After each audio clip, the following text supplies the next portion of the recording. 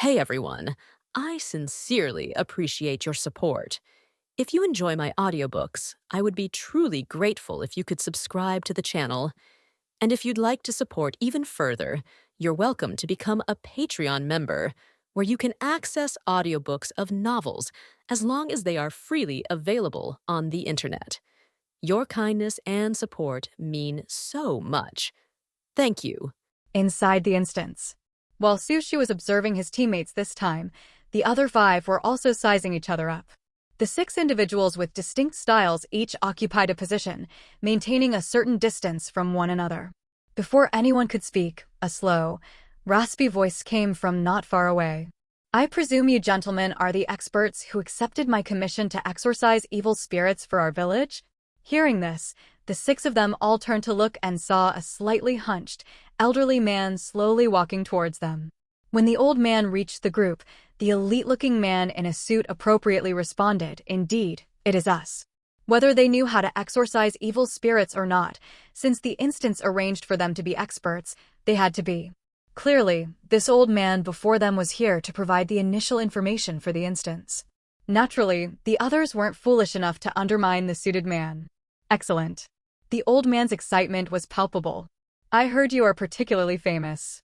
Our village is saved now." The suited man gave a slight smile. "We still need to understand the situation in more detail." "No problem, of course, no problem. Please, come with me into the village. Standing here is too conspicuous. We can talk as we walk." The old man pointed ahead. "Our village is just up ahead. All right, please lead the way." After the old man turned around, the suited man nodded to the other five and took the lead in following behind the old man. Everyone's expressions varied, but they all quickly followed suit. Sushi habitually walked at the very back. This suited man gave him a sense of familiarity. He strongly resembled the refined man from the last instance. Both were masters of the art of language. However, their temperaments differed. The refined man was gentler, while this suited man appeared more shrewd. The seven of them walked slowly along the relatively flat dirt road. Their soles occasionally crushed small, loose stones. On both sides of the road were endless wheat fields. A gentle breeze swept through, stirring up layer upon layer of green waves. The faintly bitter scent of wheat stalks and the earthy smell of soil washed over them. Sushi sniffed lightly, feeling inexplicably more relaxed. If they weren't in an instance, such natural scenery of blue skies and green grass would likely be very popular. It was a shame he didn't have his phone, otherwise he'd really want to take a few scenic photos to post on his social feed. It wasn't just Sushi. Judging by the unconsciously dazed expressions of the other players, everyone's thoughts were roughly similar. But soon, the low, raspy voice of the old man at the front pulled everyone's wandering thoughts back. "Our village is called Ningi Village. I am the village chief, surnamed Zhu. As for why we invited you experts here, it's a long story." Village Chief Zhu walked and slowly explained the situation to the players. "As you can see, our village is nestled against mountains and beside water, with a beautiful environment. In the past, quite a few people came here for tourism. But 3 years ago, a major incident occurred in the village. Before talking about this matter, I must first mention the family of Ah Wang in the village. Ah Wang is a child with a hard fate. The year he was born, his father fell to his death on a construction site. The boss dragged his feet on the compensation and eventually even ran off with the money. From then on, Ah Wang was raised single-handedly by his mother. With the family's breadwinner gone and no compensation money, life for the two of them was truly difficult. From that time on, some gossip started circulating in the village. However, Ah Wang's mother had a fiery temper. Whoever dared to gossip about her family, she would grab a kitchen knife and charge to their door. Gradually, no one dared to say anything negative to their faces anymore. Hearing this, the six players clearly sensed that Village Chief Zhu's tone not only lowered slightly, but also carried a faint tremor. Their hearts couldn't help but sink along with it. 3 years ago, Ah Wang was only 7. This boy wasn't outgoing like his parents. He was quiet since childhood, proactively helping with chores every day without his mother having to call him. If my own mischievous brat could be half as sensible as Ah Wang, I'd wake up laughing from my dreams. But who could have known that such an ordinary day would suddenly turn disastrous? That day, Wang went out to help his mother pick wild vegetables, so he wasn't home. Thankfully, he wasn't. That very day, a great fire broke out at Wang's house. The fire spread, burning several houses. Wang's mother and some elderly villagers with poor mobility who couldn't escape in time were all burned to death inside their homes. From then on, people in the village started dying. First, it was some elderly folks. Some would suddenly pass away right after returning home from visiting neighbors. Others would collapse at the table right after finishing a meal at home, with no time to even be sent to the hospital. At first, we didn't pay much attention. After all, at that age, some accidents are normal. But then things became increasingly strange. From the elderly in their 60s and 70s down to children of 7 or 8, even young people who had always been healthy began passing away one after another. Our village's total population is less than 200 people. But in just 3 short years, over 60 people in our village have died. Everyone secretly gasped upon hearing this. A small village, averaging over 20 deaths per year? The cheerful-looking man wearing a baseball cap interjected, "Didn't you report it to the police?" Of course we did. The village chief's tone was full of bitterness. When children and able-bodied young adults started having incidents later on, I reported it. But after the police came and investigated the entire village, they found nothing unusual. After that, rumors began circulating that there was something unclean in the village. But what does this have to do with Wang's family? Although the fashionable woman with curly hair phrased it as a question, she already had a suspicion in her mind. The successive deaths in the village might be related to that great fire at Wang's house. Sure enough, everyone heard village chief Zhu lower his voice, explaining softly as if avoiding something. A story came from somewhere, saying the reason Wang's house caught fire was because Wang's mother was having an affair. Wang's father in the underworld couldn't bear to watch anymore and, in his anger, started that fire to burn the adulterous couple to death. The 6 of them exchanged glances upon hearing this. The gentle girl in a long dress couldn't help but frown. "You believe that?" Village Chief Zhu sighed. "At the beginning, of course we didn't believe it, but you don't know. The first ones to die were all those who had previously gossiped about Wang's family, saying Wang brought misfortune upon his father and mother, that he was definitely a jinx, that such a harsh fate would surely bring misfortune to everyone around him in the future. The villagers all believed Wang's mother, unwilling to accept her fate, had turned into a vengeful ghost and returned to take revenge on the village." The girl in the long dress asked again, "So, village chief, do you think so too?" Village Chief Zhu didn't answer, only sighing repeatedly. Sushi thought to himself, this village chief must believe it, otherwise, he wouldn't have invited them here to exorcise evil spirits. "In short, you masters must help our village. I'll pay any amount." Village Chief Zhu pleaded earnestly. "The sooner it's resolved, the better. Ideally within 3 days." 3 days? A time-limited instance with a clear deadline? The suited man nodded with a smile. "Rest assured, Village Chief Zhu, we are professionals. I just wanted to ask, is there any particular reason for the 3-day time frame? After all, we haven't actually encountered Wang's mother yet, so we don't know the exact difficulty level. What if? There's no special reason. It's just that our village really doesn't have many people left. Most of the young folks have gone out to work, leaving only the elderly and children in the village. We can't afford to keep losing people like this." Everyone could tell that this village chief Zhu was definitely hiding some information. But if he wasn't willing to say, they couldn't exactly force him. By now, the village's outline had appeared before their eyes, growing clearer as they approached. "We're almost at the village entrance." Village Chief Zhu suddenly stopped and turned to the 6 people behind him, making a serious request. "When we arrive, I'll have to trouble you masters to pretend to be relatives from my wife's side. If any villagers ask, just say you're here to visit for a few days." Hearing this request, the players were all completely baffled. They were supposed to exorcise the evil within 3 days, and now they also had to hide their identities? What, were the villagers not welcoming of their exorcism efforts?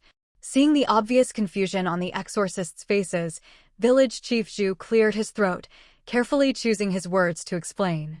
"The villagers have suffered under Wang's mother's torment for too long. They can't handle any more disturbances. It's better to wait until you masters succeed in the exorcism. Then I'll announce the good news to the villagers, and the village will definitely hold a banquet to reward you masters. Everyone understood. Didn't that just mean he was afraid they would fail and get the villagers' hopes up for nothing? Although it sounded reasonable, Sushi always felt the village chief was also hiding something on this matter. Since village chief Zhu has said so, of course we agree. The suited man accepted this explanation with a smile. The others, including Sushi, remained silent.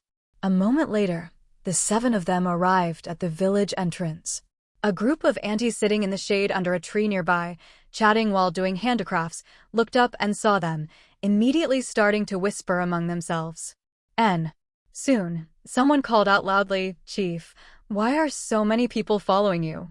Village Chief Zhu chuckled in reply. "They're all relatives from my wife's side. A bunch of youngsters, here to play for a few days. Who would have thought Suifan had such a handsome bunch of relatives? Why didn't you invite them earlier? Ahem, invite them over sooner. Come to Auntie's place another day, Auntie will kill a chicken for you." The auntie seemed to realize she had said something wrong and corrected herself just in time. Village Chief Zhu acted as if he hadn't noticed, chatted briefly for a few more sentences, then continued leading the players forward. The 6 people following showed nothing unusual on their faces, but in reality, they were all secretly pondering. Sushi observed those chattering aunties from the corner of his eye and couldn't help but mutter to himself. This didn't look like people who had suffered terribly under supernatural beings at all. The village was quite peaceful, with houses neatly arranged. Almost every household had a courtyard where chickens, ducks, and other poultry were raised. Villagers gathered in 2s and 3s, seemingly chatting about daily life. Village Chief Zhu introduced the 6 people behind him to villagers along the way. "It's getting late. Why don't you masters come to my place for dinner first? My wife should have the meal ready by now. Her cooking is quite good. After dinner, I'll arrange accommodations for you masters." Village Chief Zhu deliberately lowered his voice. The suited man cooperated by also lowering his voice. "No problem. We'll follow your arrangements, Village Chief Zhu." Among the 6 players, it could be said the suited man shouldered the burden of social interaction. Sushi felt he didn't need to say anything about himself. When there were many people, he really didn't know what to say. The young man wearing a baseball cap, the girl in the long skirt, and the woman with curly hair had at least said a word or two earlier. That gloomy-looking, tall, and thin man was just like him, not having spoken a single word. "We're here.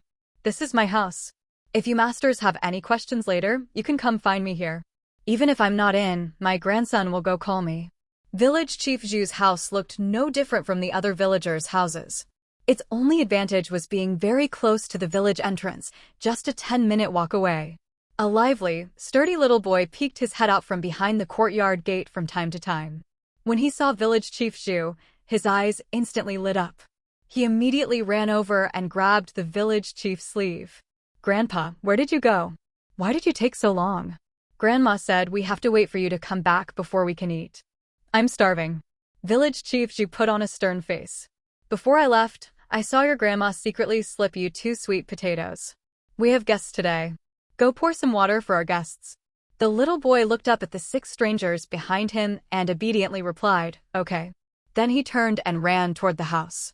"Grandma, we have guests." Village Chief Zhu looked helplessly at the running boy, then turned back apologetically. "Sorry about that. My useless son and his wife went out to work, so the child stays in the village. He's always been mischievous. If he offends you masters in any way, please go easy on him when you hit him, considering he's still young. Kids being lively is a good thing. The suited man was about to say they wouldn't mind, but when he heard the last part, he was suddenly stunned. Village Chief Zhu didn't notice his frozen expression, turning his head to shout toward the house. "Wife, hurry up and set the table. The guests are here. Coming. What's the rush? It's not like you're the one cooking." A neatly dressed auntie walked out carrying dishes.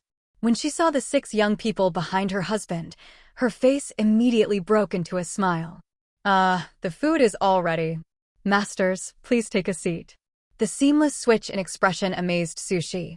The 6 were warmly invited to the table by the village chief couple, while the little boy poured each of them a glass of water. The food on the table was plentiful, clearly prepared with great effort. "Village Chief Zhu, you haven't eaten yet, right?" How can we have the nerve to eat before you? Besides, we can't let the child go hungry. Come here, little friend, eat with uncle. The suited man beckoned to the little boy. Village Chief Zhu glared sternly at his eager grandson, then shook his head. We'll eat in the kitchen later.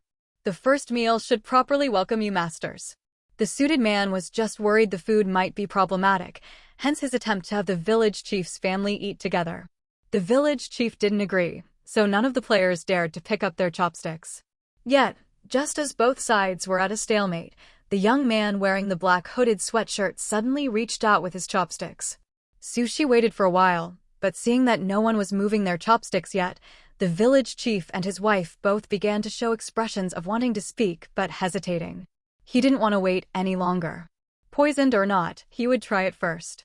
Under the gazes of the 5 other players, some shocked, some curious, some thoughtful, Sushi picked up a bite of food with his chopsticks and ate it. After seeing the hoodie-clad young man finish the bite and then take a mouthful of rice, seemingly fine, the others waited briefly before finally starting to eat one after another. With a player having tested for poison, they felt reassured. Besides, the instance lasted 3 days. They couldn't possibly go without eating for all 3 days.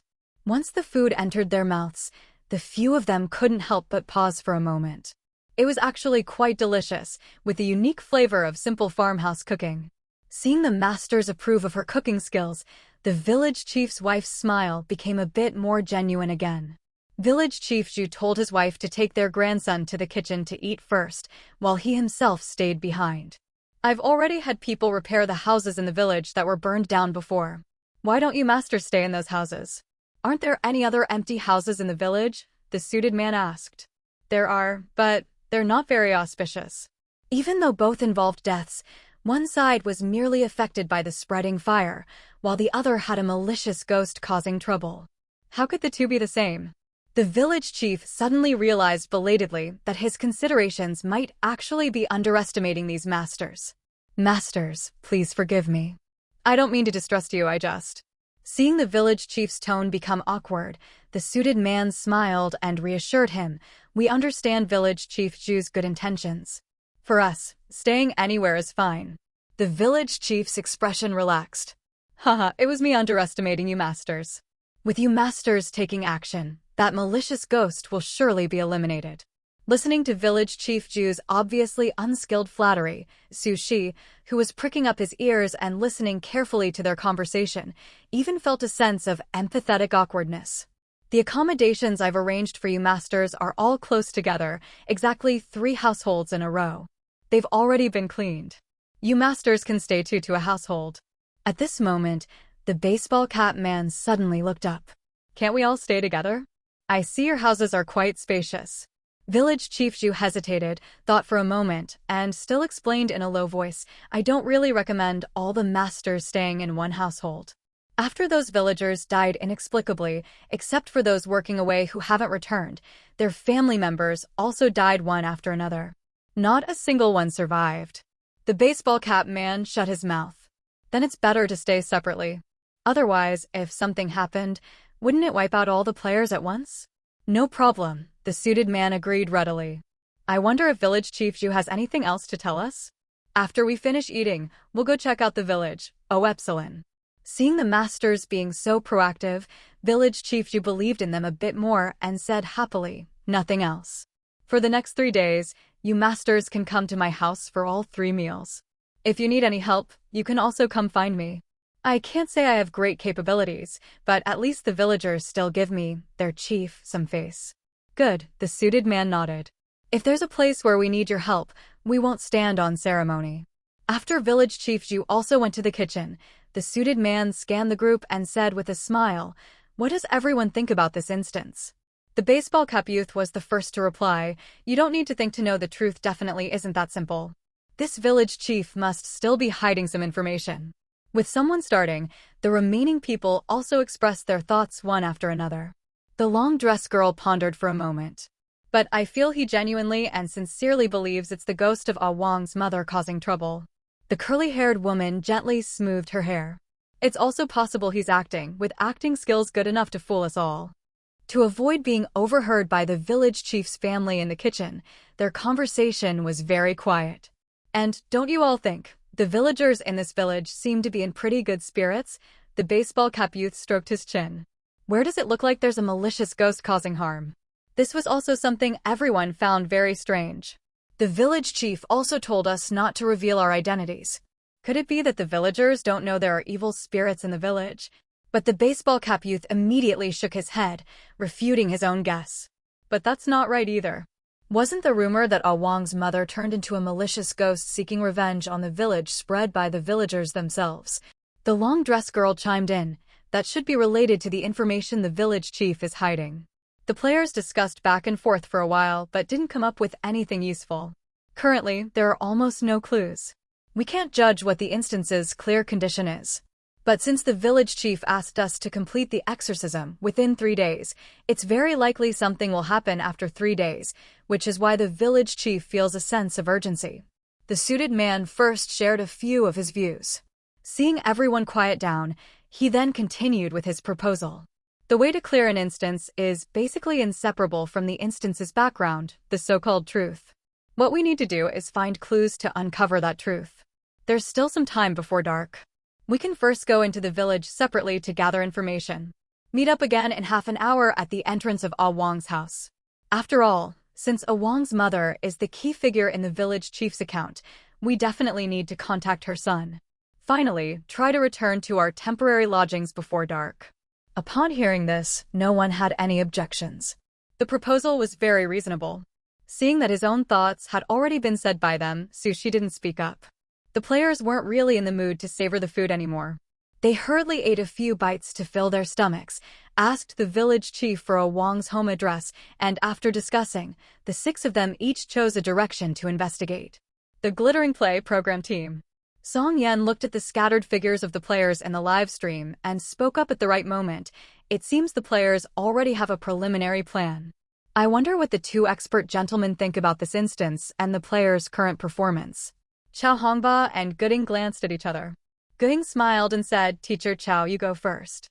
Chao Hongba nodded politely to him, then commented, "There's too little information about this instance at the moment. I can't see much yet." However, the players each have their own distinct personalities, especially the man in the suit. His social skills are good, and his leadership is also decent. And as for our live stream's featured player today, Sushi, there's even less need to mention. Before coming to this program, I specifically watched his first 3 instances. Judging from the 3rd instance, he must be proficient in certain aspects of psychology. When no other player dared to move their chopsticks, Sushi was the first to test for poison. He wasn't being reckless. He knew this table of food was most likely normal. Actually, I share the same view as the player wearing the long dress. This village chief Zhu genuinely believes that the reason people keep dying in the village is because Ah Wang's mother, after being burned to death, came back for revenge. Words can lie, but eyes cannot. When he was telling the players about the Ah Wang family's experience, his eyes unconsciously looked upward, indicating he was in a state of recollection. When he mentioned the tragic fate of the Ah Wang family, his gaze lowered again, and his brows slightly furrowed, representing sympathy and pity. And when he mentioned Ah Wang's mother, his pupils involuntarily dilated, his eyebrows raised and drew together, and his mouth opened slightly, showing a narrow and flat lip shape. Clearly, his facial muscles were displaying a state of tension. His emotions are indeed genuine. At this point, Chao Hongba paused. I've just given a shallow analysis from the perspective of micro-expression psychology, and I won't go deeper into specifics. Presumably, Sushi also made the judgment that the food was non-toxic based on the village chief's subsequent micro-expressions. After all, a person who sincerely wants to invite experts to exorcise evil spirits has no reason to poison someone before they've even seen the evil. Moreover, the feeling Sushi gives me is completely different from the other players. The other 5 all show a bit of nervousness to varying degrees, even if they hide it well. Their tense cheek muscles, frequent clenching of fists, and occasional lip pressing, these subtle actions still expose their unease. However, Sushi not only has a calm expression and steady eyes, showing no signs of tension or fear at all, but his body is also relaxed, his movements steady. His composure and calmness when tasting the food clearly indicate extreme confidence in his own judgment. Obviously, this player named Sushi is someone with very strong psychological resilience and sufficient confidence in his own abilities. Song Yen promptly chimed in. Thank you, Mr. Chow, for your analysis. It seems you hold Sushi in very high regard. Chow Hongbao nodded. Yes. He is the only person I've encountered so far who doesn't seem to be struggling to survive in a dangerous instance, but rather seems to be just walking through the instance for a visit. Even when encountering danger, it only brings him a bit of excitement. The above was what he had gleaned from Sushi's first 3 instances. The other party truly gave him a feeling of being nonchalant about the instances. The first instance goes without saying. In the second instance, he only acted at the very last moment each time. The third instance even involved precise manipulation of people's minds, effortlessly causing the deaths of 3 players who had offended him. Nonsense, that's 248. Although your analysis is good, and your praise is even better, sorry, we still have to scold you. Knowing full well how awesome Sushi is, the program team still deliberately poisoned him. Despicable. Watching the scolding live stream comments, Chow Hongbao couldn't help but sigh inwardly. He didn't know what this idiotic program team was thinking. Such an outstanding player would be a new hope in any country, yet the higher-ups actually didn't intervene. Unaware of Chow Hongbao's thoughts, Song Yen shifted her gaze to Gooding. I wonder what Mr. Ge thinks?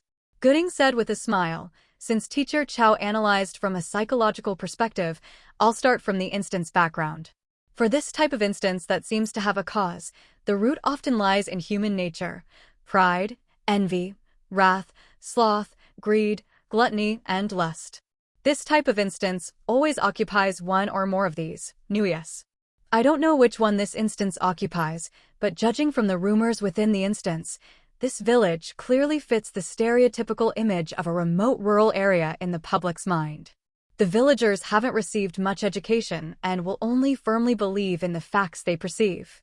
And this kind of ignorance and foolishness is also what most easily leads to many tragedies. I won't comment excessively on the players' performances.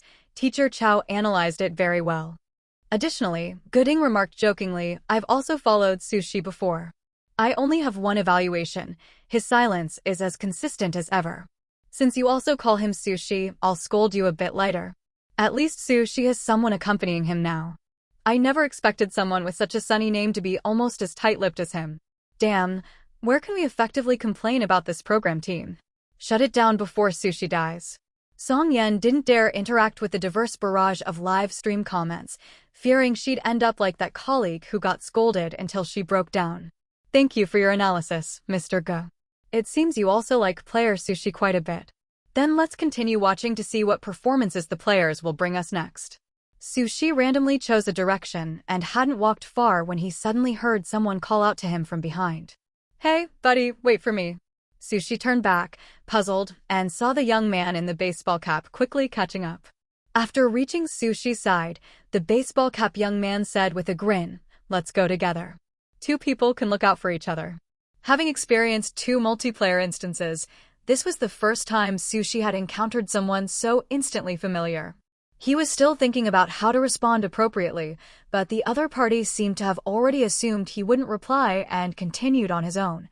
The guy in the suit is too shrewd, that tall, skinny guy is too gloomy, and I'm not really suited to team up with the 2 girls. That only leaves you, buddy, as the easiest to get along with. Even though you don't talk much, it's fine, I love to talk. If the baseball cap guy could see the live stream comments, he would definitely find that most of them were sending him question marks. Sushi is easy to get along with? Are you serious? The 3 who previously thought he was easy to get along with now have grass growing over their graves. Sushi Not sure how to reply, so just reply with After all, his intuition told him this person wasn't as friendly as he appeared. The baseball cap young man seemed completely unfazed by Sushi's aloofness. Just as he said, he could talk to himself. Buddy, which instance is this for you? This is my 6th. I wonder if there are any items in this instance. This instance doesn't look simple. The map is bigger than any instance I've experienced before. Sushi ignored his chatter and slightly turned his head to look somewhere. He hadn't expected to walk right into the villagers' crop fields. The baseball cap young man noticed Sushi intently staring in a certain direction and followed his gaze. It was a patch of exceptionally vibrant wheat. Golden wheat ears swayed slightly in the breeze. It would have been a perfectly normal scene, but amidst a field of green wheat ears, it stood out as utterly incongruous. How come only this patch is ripe? The baseball cap young man said with slight surprise. Looking around, he spotted a few villagers gathered on a ridge not far away and walked over in that direction. He planned to go investigate. Sushi followed behind him without hesitation. Any strange occurrence within an instance was a clue for them. This year's harvest looks like it should be pretty good, but it still can't compare to that plot of land. Be content. You don't even look into how that land was obtained. I'm just saying, it's not like we'd actually do something like that. I'm not that keen on living forever. It's been half a month now, hasn't the chief agreed yet? That fellow, you know him. Too nice for his own good. He doesn't even look at how our village has been ruined. If you ask me. Sushi and the baseball cap young man had both planned to keep listening, but one of the villagers, sharp-eyed, noticed the two strangers and immediately interrupted the conversation. Before that villager finished his sentence, Sushi and the other were left feeling a bit frustrated. The villager's talk clearly contained some key information. Who are you? The villager who had noticed them first asked, frowning. The baseball cap young man was not the least bit intimidated by the cold expression. We're relatives of Auntie Tsuefin. We had some free time and came to visit for a few days. Relatives of Tsuefin? I haven't heard of that. Unfazed by the blatant doubt, the baseball cap young man replied coolly, we only just arrived today. If you don't believe us, you can go ask Auntie Tsuefin. We don't know any of you. What reason would we have to lie? Seeing the two young men so calm and unconcerned, the villagers started to believe them. After all, everyone is from the same village. A quick question would reveal the truth, so there was no point in pretending. The villagers' wariness relaxed considerably, their expressions softening. The only villager who had spoken continued, so what are you here for? We just finished dinner at Andy's and went out for a walk to help digest and to take in Ningi Village's scenery. We didn't expect to see a ripe wheat field over there. The baseball cap young man pointed toward the direction of the golden stalks. The rest of the wheat is green. That patch is different. We were curious and wanted to ask about it. Another villager's tone turned strange. Didn't Auntie Tsuefin tell you? The baseball cap young man looked puzzled. Tell us what?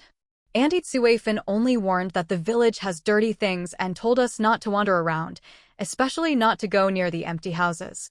But that's superstition from an old era. We must speak of science. And what does that have to do with the wheat? Science?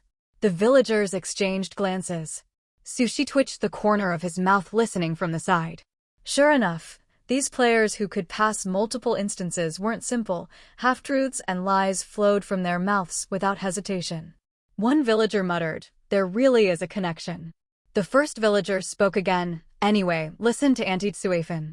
For these 3 days, don't wander around, don't go out at night, and if you hear knocking, ignore it. Alpha and BS. After giving that warning, the villagers prepared to leave. The baseball cap young man hurried after them. Hey, you still haven't told me what's going on with that wheat. But the villagers clearly didn't intend to say more. After advising, finish your walk and head back early. Don't loiter here. They left. Watching their backs, the confusion on the baseball cap young man's face faded and was replaced by a contemplative look. Although they still didn't fully understand what was up with the wheat field, they had gained extra clues from the villagers' words. He instinctively turned to discuss it with his companion, only to see the other heading toward the anomalous wheat patch, pause, then immediately follow. Sushi walked to the clearly problematic field and bent down to inspect it carefully. When he had heard, you don't even look into how that land was obtained, a vague idea had formed, and sure enough it didn't take long for him to notice something wrong. The soil of that plot was dark and carried a heavy, rusty, metallic stench. The baseball cap young man who had followed him soon smelled the pungent odor as well. Look at the color and smell. Could this wheat have been watered with human blood? The baseball cap young man blurted out in astonishment. Judging by how strong the smell is, even if they didn't water it every day, they'd at least have to do it every few days. So that was why the villagers were unwilling to speak freely. Sushi looked up at the sky. Although it had not been half an hour yet, it would take them some time to walk back. Let's go back and meet up with them. It's still quite a walk to Wang's house from here, the baseball cap young man said, also thinking of returning. Sushi nodded. The two began retracing their path. Wang's house was near the end of the village, not far from their temporary lodgings. Su Shi and the baseball cap young man did not approach Wang's home directly, since according to what they'd heard, that house was arguably the source of the trouble. They were the first to arrive. Before long, the long-dressed girl and the curly-haired woman walked over, looking like they'd teamed up after following behind. A few minutes later, the suited man and the tall, skinny guy arrived from different directions. The six of them regrouped. The suited man was the first to share what he had learned. I went to the village entrance and chatted with the aunties. The recent deaths in the village happened half a month ago. 3 people died. The exact causes are unknown. The aunties seemed a bit superstitious, but they all agreed those 3 deaths were caused by Wang's mother. Unexpectedly, the tall, skinny guy, who had been silent the whole time, suddenly spoke up. I went to the cemetery. The most recent date on the tombstones is from 2 months ago, and there's only one. Hiss. Now everyone understood why the tall, skinny guy had chosen his turn to speak. Those 3 people who died half a month ago had no graves? Are all the mysteriously dead villagers without graves, or is it just these 3? The baseball cap young man asked curiously. The tall, skinny guy answered calmly, some tombstones list unknown as the cause of death. I counted, they number 63. Meaning those 63 were probably the villagers who had mysteriously died over the past 3 years. So those 3 had particularly unusual causes of death, the long-dressed girl guessed, frowning. If the 3 had special causes of death that differed from the previous 63, why are the aunties so certain it was all Wang's mother? The curly-haired woman toyed with her hair, puzzled.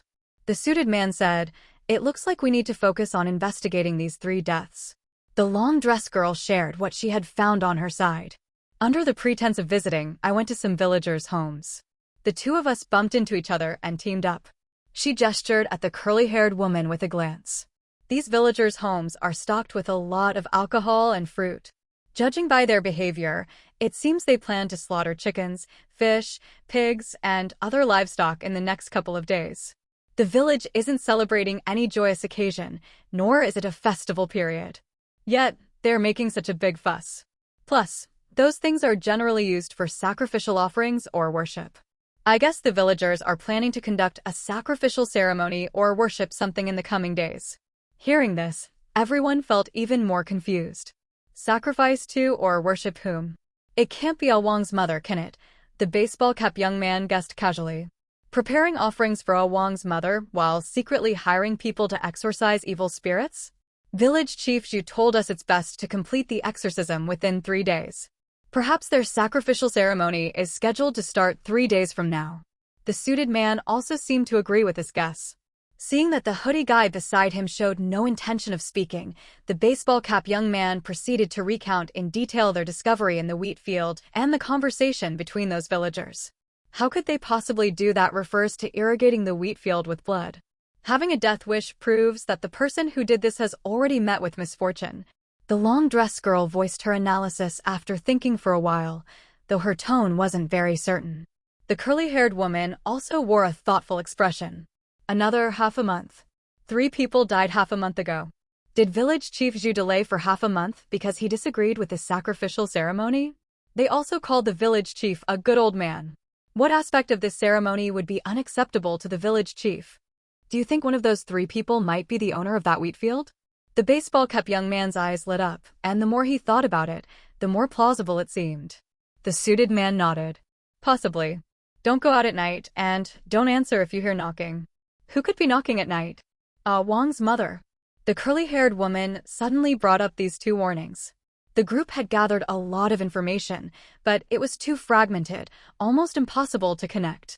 After discussing for a while, they still couldn't find any deeper leads. The suited man interrupted their exchange. It's getting late. We should go to Wang's house first. Try to return to our respective lodgings before dark. Since villagers had explicitly warned them not to go out at night, they naturally wouldn't recklessly take the risk, at least not for now. The 6 of them headed towards Wang's house. According to Village Chief Zhu, after the fire back then, Wang's house was basically burned down. However, Wang stubbornly refused to move out. Having no other choice, the chief asked a few kind-hearted villagers who weren't gossips to help rebuild it. They could tell that compared to other villagers' houses, this one in front of them was indeed relatively new and looked perfectly normal. The fading glow of the sunset even cast a hazy, dreamlike quality over the entire structure when it touched the eaves. It didn't look like a place haunted by supernatural beings at all. The suited man stepped forward and gently knocked on the courtyard gate. Not long after, a boy opened the gate just a crack. If Ah Wang was 7 3 years ago, he should be 10 now. However, looking at the boy who revealed only a small part of his body through the crack, his frame was clearly malnourished, thin, and frail. He was even shorter than the village chief's grandson. "Who are you?" The boy's expression was full of wariness, and the caution in his words was obvious to everyone. The suited man tried his best to make his expression appear friendly. "We are relatives of village Chief Zhu." But as soon as he finished his first sentence, the courtyard gate was ruthlessly shut in his face. The suited man. He knocked on the gate again, but there was no further movement from inside. Letting out a soft sigh, the suited man turned around and said, "It seems we're destined to be turned away today." The long-dressed girl suggested, "We should head back to our lodgings first. It's almost dark." The others agreed. If Ah Wang refused to open the door, they couldn't just stand there indefinitely. The 3 houses village Chief Zhu had assigned to them were not far away, spaced at a certain distance from each other. The 2 women, needless to say, would naturally share one house. Among the remaining 4 men, the baseball cap young man stepped next to Su Shi. "I'll stay with this guy here." Su Shi glanced at him but said nothing. To him, it didn't matter who he shared a room with. Seeing the baseball cap young man proactively teaming up with the quietest hoodie-wearing guy in the group, the suited man turned and asked the last person, "Then we'll share one?" "AOES. Whatever." The tall, skinny guy nodded casually. Su Shi and his assigned roommate chose the house on the far left.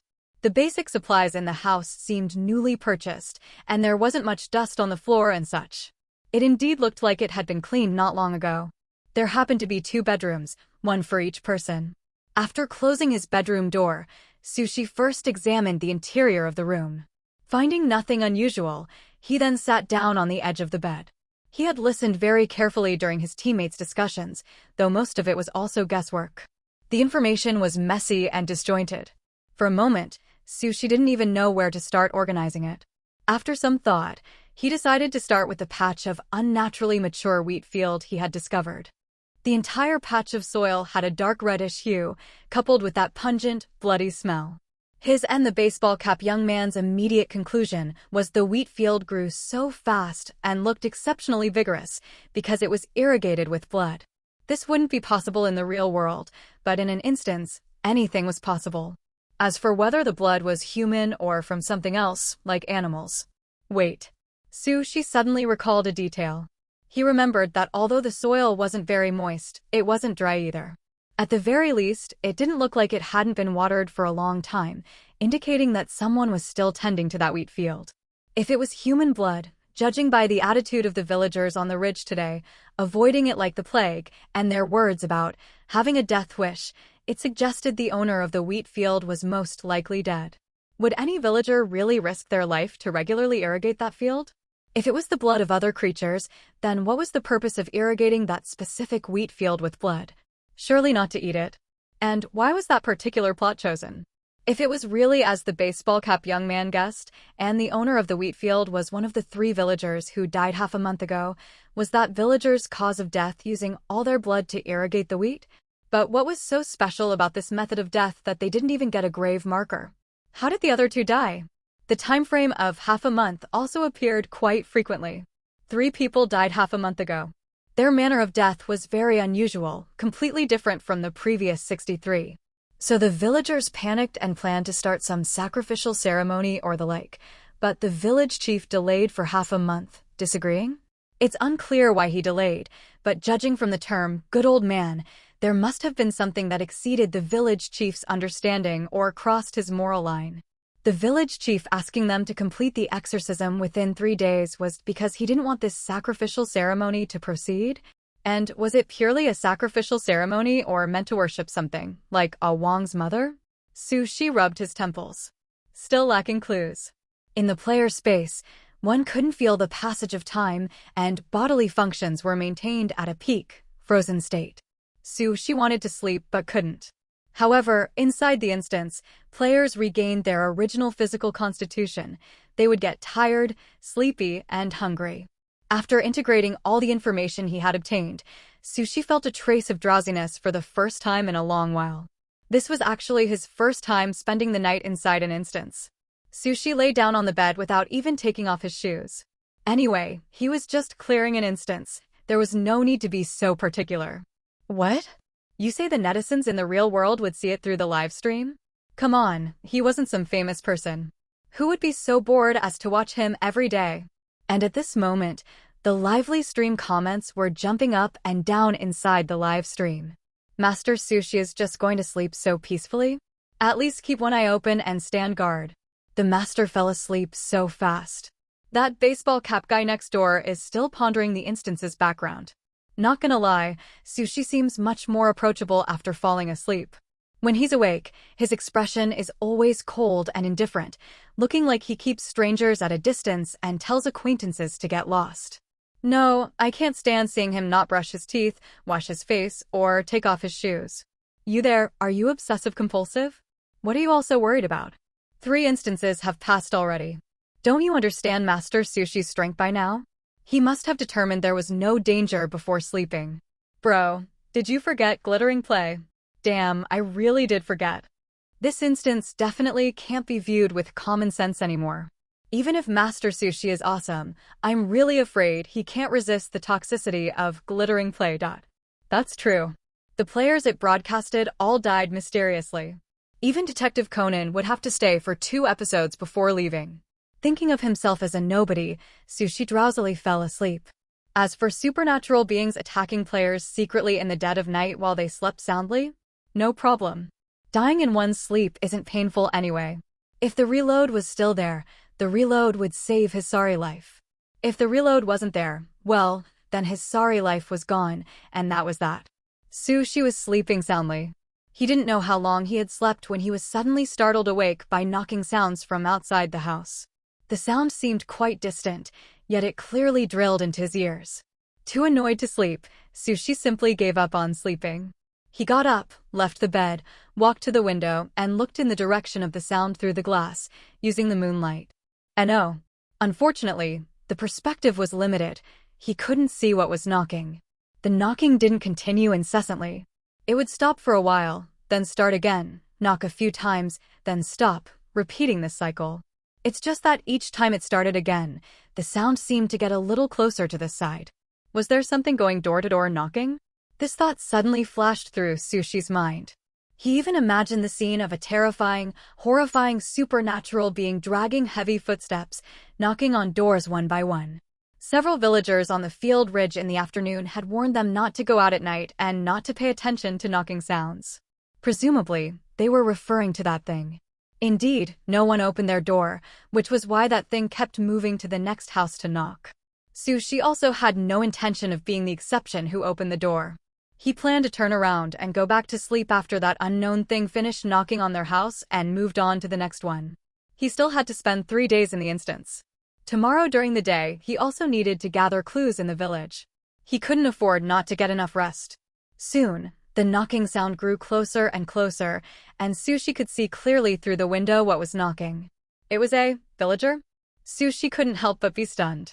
It wasn't the ghostly monster he imagined, nor did it have any horrifying appearance. It was just an ordinary, plain villager. In a short while, that villager had finished knocking on the houses of the 2 players next door and arrived in front of their house. Bang, bang, bang. The villager kept knocking on the door. Just as Sushi thought it would leave after a few more knocks, the villager gradually started using more force. Bang, bang, bang. Bang, bang, bang. As the villager's actions became increasingly violent, the door was also being slapped, trembling more and more. Sushi frowned. When he walked out of the room and entered the main hall, he saw the baseball cap young man was already there. The other was looking warily at the door being knocked on, his expression grave.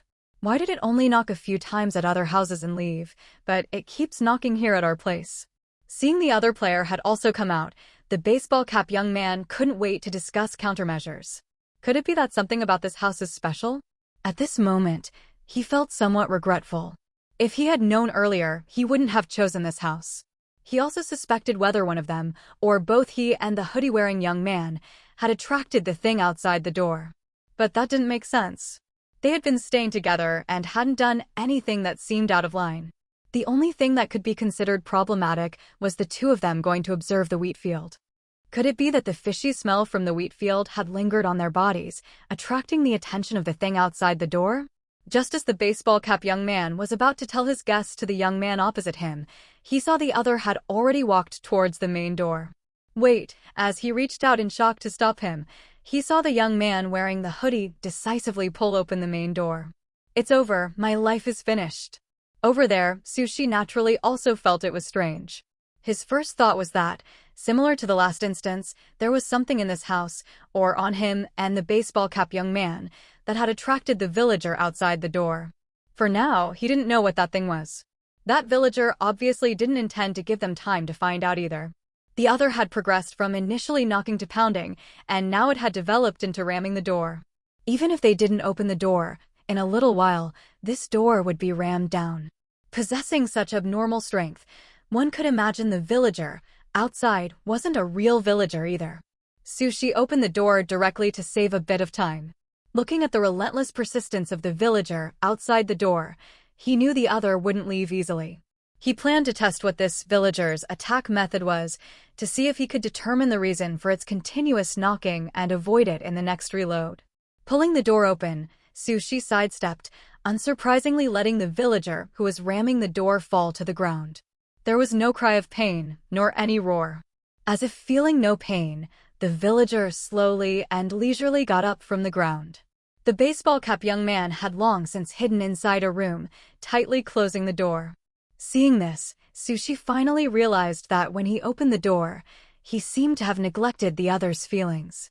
He suddenly remembered again that in the last instance, when he was ramming the wall in the underground passage to kill himself, he probably hadn't said a word to his teammates either. So, in the eyes of the others, it looked like a perfectly normal person suddenly went crazy, ramming the wall and killing himself, cringing hard enough to dig a hole with his toes. After a moment of silence, Sushi quickly comforted himself. It's fine. I reloaded. No one remembers, no one cares. Contrary to Sushi's expectations, the villager did not attack him. The other party looked like a man in his 50s or 60s. Apart from his face being a bit pale and his clothes a bit dirty, there was nothing about him that seemed remotely supernatural. But Sushi didn't dare let his guard down. The old man stood in place, staring fixedly at him. 2 seconds later, he opened his mouth, his voice hoarse, and asked, "Do you have gold?" Gold? Sushi was completely baffled. What kind of question was that? And the old man just stared at him unblinkingly, looking like he wouldn't give up until he got an answer. Sushi didn't know what to answer either. After thinking for a moment, he simply asked in return, "Why are you asking that? Do you have gold?" "None of your business whether I do or not." "Do you have gold?" No matter what Sushi replied, the old man only repeated this one question.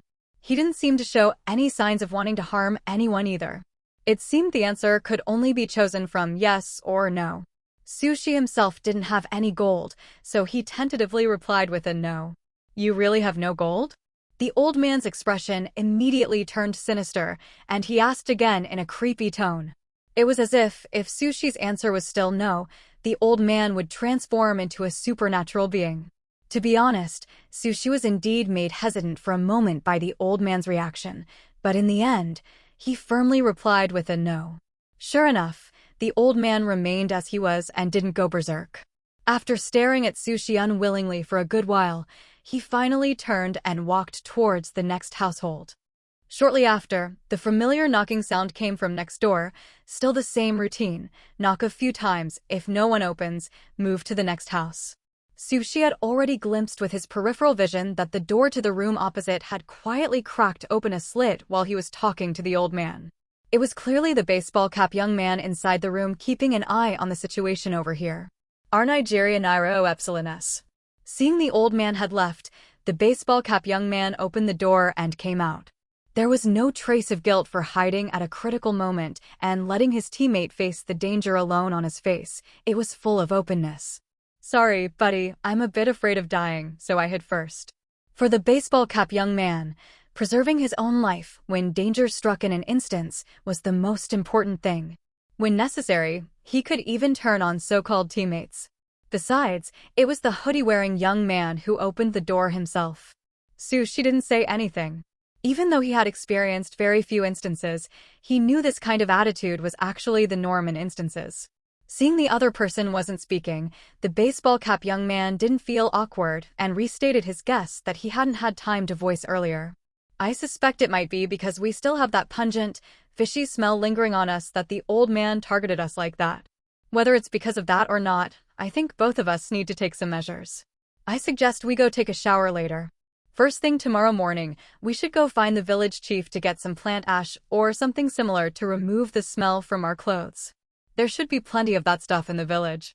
Seeing this person's thoughts aligned almost exactly with his own, and that he had even considered how to remedy the situation, which sounded very reasonable, Sushi didn't argue. He closed the door and was about to head back to his room to take a shower when he heard the baseball cap young man behind him ask in a hesitant tone, "Buddy, you have a life-saving item, right?" Sushi's steps halted. He turned his head to look at the young man who seemed purely curious. "I just saw you open the door so decisively." Without some confidence, who would dare be that brave? The baseball cap young man said with a smile. "So?" Sushi raised an eyebrow slightly. "What do you want to say?" The hoodie-wearing young man before him clearly didn't look very old, but those eyes, as calm as the deep sea, seemed as if they could see right through a person. The baseball cap young man's heart instinctively tightened. He pretended to have just realized something and immediately apologized, his face wearing an appropriately contrite expression. "Sorry, I was out of line. I shouldn't have asked such a boundary-crossing question." Sushi made an ambiguous sound, turned around, and went back to his room. The remaining baseball cap young man stood in place for a while before leaving. What's this baseball cap guy's deal? I can understand him hiding in the room. It's human nature at a life-and-death moment. But he actually chased after to ask Master Sushi if he had a life-saving item afterwards. This kid clearly isn't a good person. He doesn't think Master Sushi has an item on him and wants to scheme to take it, does he? The prophet above, you're getting the knife. I know Master Sushi has an item on him, but I'm not sure if it's the life-saving kind. The fact that Sushi dared to open the door directly must mean he observed some other detail, knowing opening it wasn't dangerous. Look, the old man just asked a question, got an answer, and left. Speaking of which, it's strange. Why did that old man linger at Sushi's door for so long, looking like he wouldn't give up until the door was knocked open? Could it really be because they got contaminated with the smell from the wheat field? I don't think so. That's too far-fetched. They weren't there for long, and that little bit of smell probably evaporated clean on the way to Wang's house. Not necessarily. This is the world inside an instance. Isn't defying common sense normal? How come none of you are saying it's the show crew poisoning them? Don't forget how the previous players died. Damn, that makes sense. Those previous players were indeed always inexplicably targeted by the supernatural beings. I vote for the show crew. It must be the show crew making their move. Stupid show crew, come out and take the blame. Song Yen, Chao Hongba, and Guiying looked at each other, bewildered by the suddenly aggressive live stream comments. Even these three started wondering in their hearts if the show crew's mysterious influence was really starting to take effect. As for commentary? Analysis? Forget it. What were they supposed to comment on in this situation? Early, the next morning, the six of them gathered at the village chief's house for breakfast. At the table, the suited man subtly glanced at the hoodie-wearing young man and the baseball cap young man sitting diagonally across from him. Something knocked on the door last night, but it left after a few knocks. As soon as he said this, everyone's eating slowed down. The long-dressed girl and the curly-haired woman exchanged a look. Our door was knocked on too. It also left after a few knocks. The baseball cap young man glanced at Sushi, who was eating breakfast unhurriedly, and briefly recounted last night's events. Regarding the hoodie-wearing young man's bold action, the others were both surprised and had formed some speculations, but they didn't show it. It's hard to say if you were affected by that smell. Logically, smells naturally evaporate, and you didn't stay by the wheat field for a long time either. The suited man thought for a moment and still held a reserved opinion on this possibility. But an old man who only asks, "Do you have gold?" Obviously, The villagers know this old man goes door to door knocking at night, and they should be clear about his identity. Let's continue gathering information separately this morning. I'll go find out about the identities of the 3 people who died half a month ago and the old man from last night. After the suited man stated his plan, the 2 girls also indicated they would go ask the villagers about the tribute offerings again. Then this guy and I will go take another look at the wheat field later. The baseball cap young man took a bite of cornbread, speaking with his mouth full. We need to figure out if last night's abnormality was caused by that smell. Finally, the tall, skinny guy spoke concisely. I'll go follow Ah Wong. Everyone subconsciously looked at him. Wow, this guy really doesn't follow the usual path. First, he went straight to the cemetery, and now he's going straight for the instance boss's child. Although Ah Wong's mother might not be the final boss, anyone who can make the entire village fear her probably isn't simple. However, the tall, skinny man seemed oblivious to the other's subtle glances, quietly drinking his porridge, appearing aloof and gloomy. All right, that's decided then. We'll meet at the village chief's house at noon.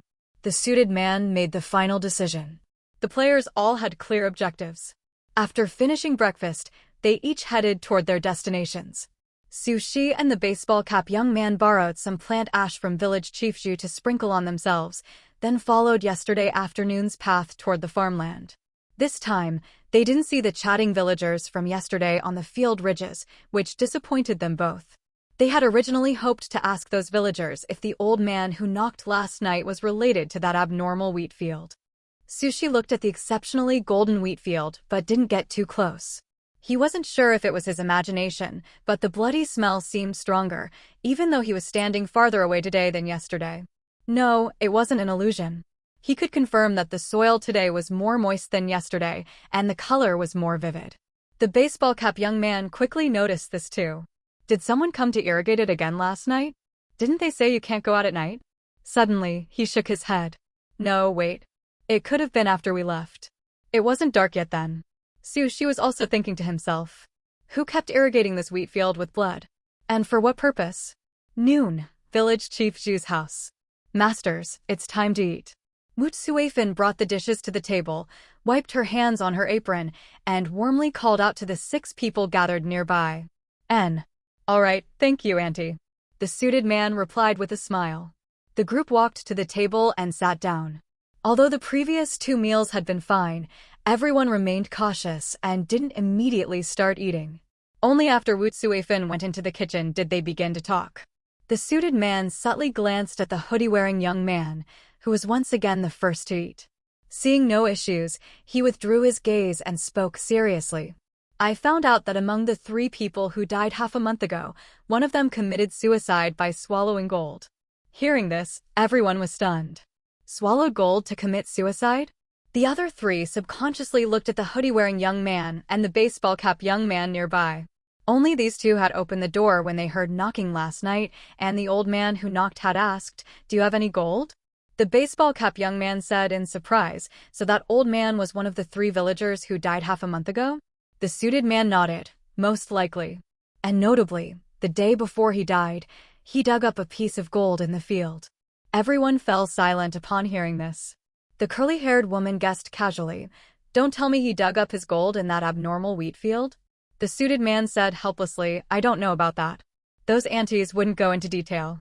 The curly-haired woman glanced out of the corner of her eye at the hoodie-wearing young man, who was eating just fine after having the food. She then picked up a bite of food with her chopsticks. Suddenly remembering something, she said quietly, "No wonder there's no tombstone." So that's the reason. A villager who died by swallowing gold half a month ago was now going door to door at night asking if people had gold.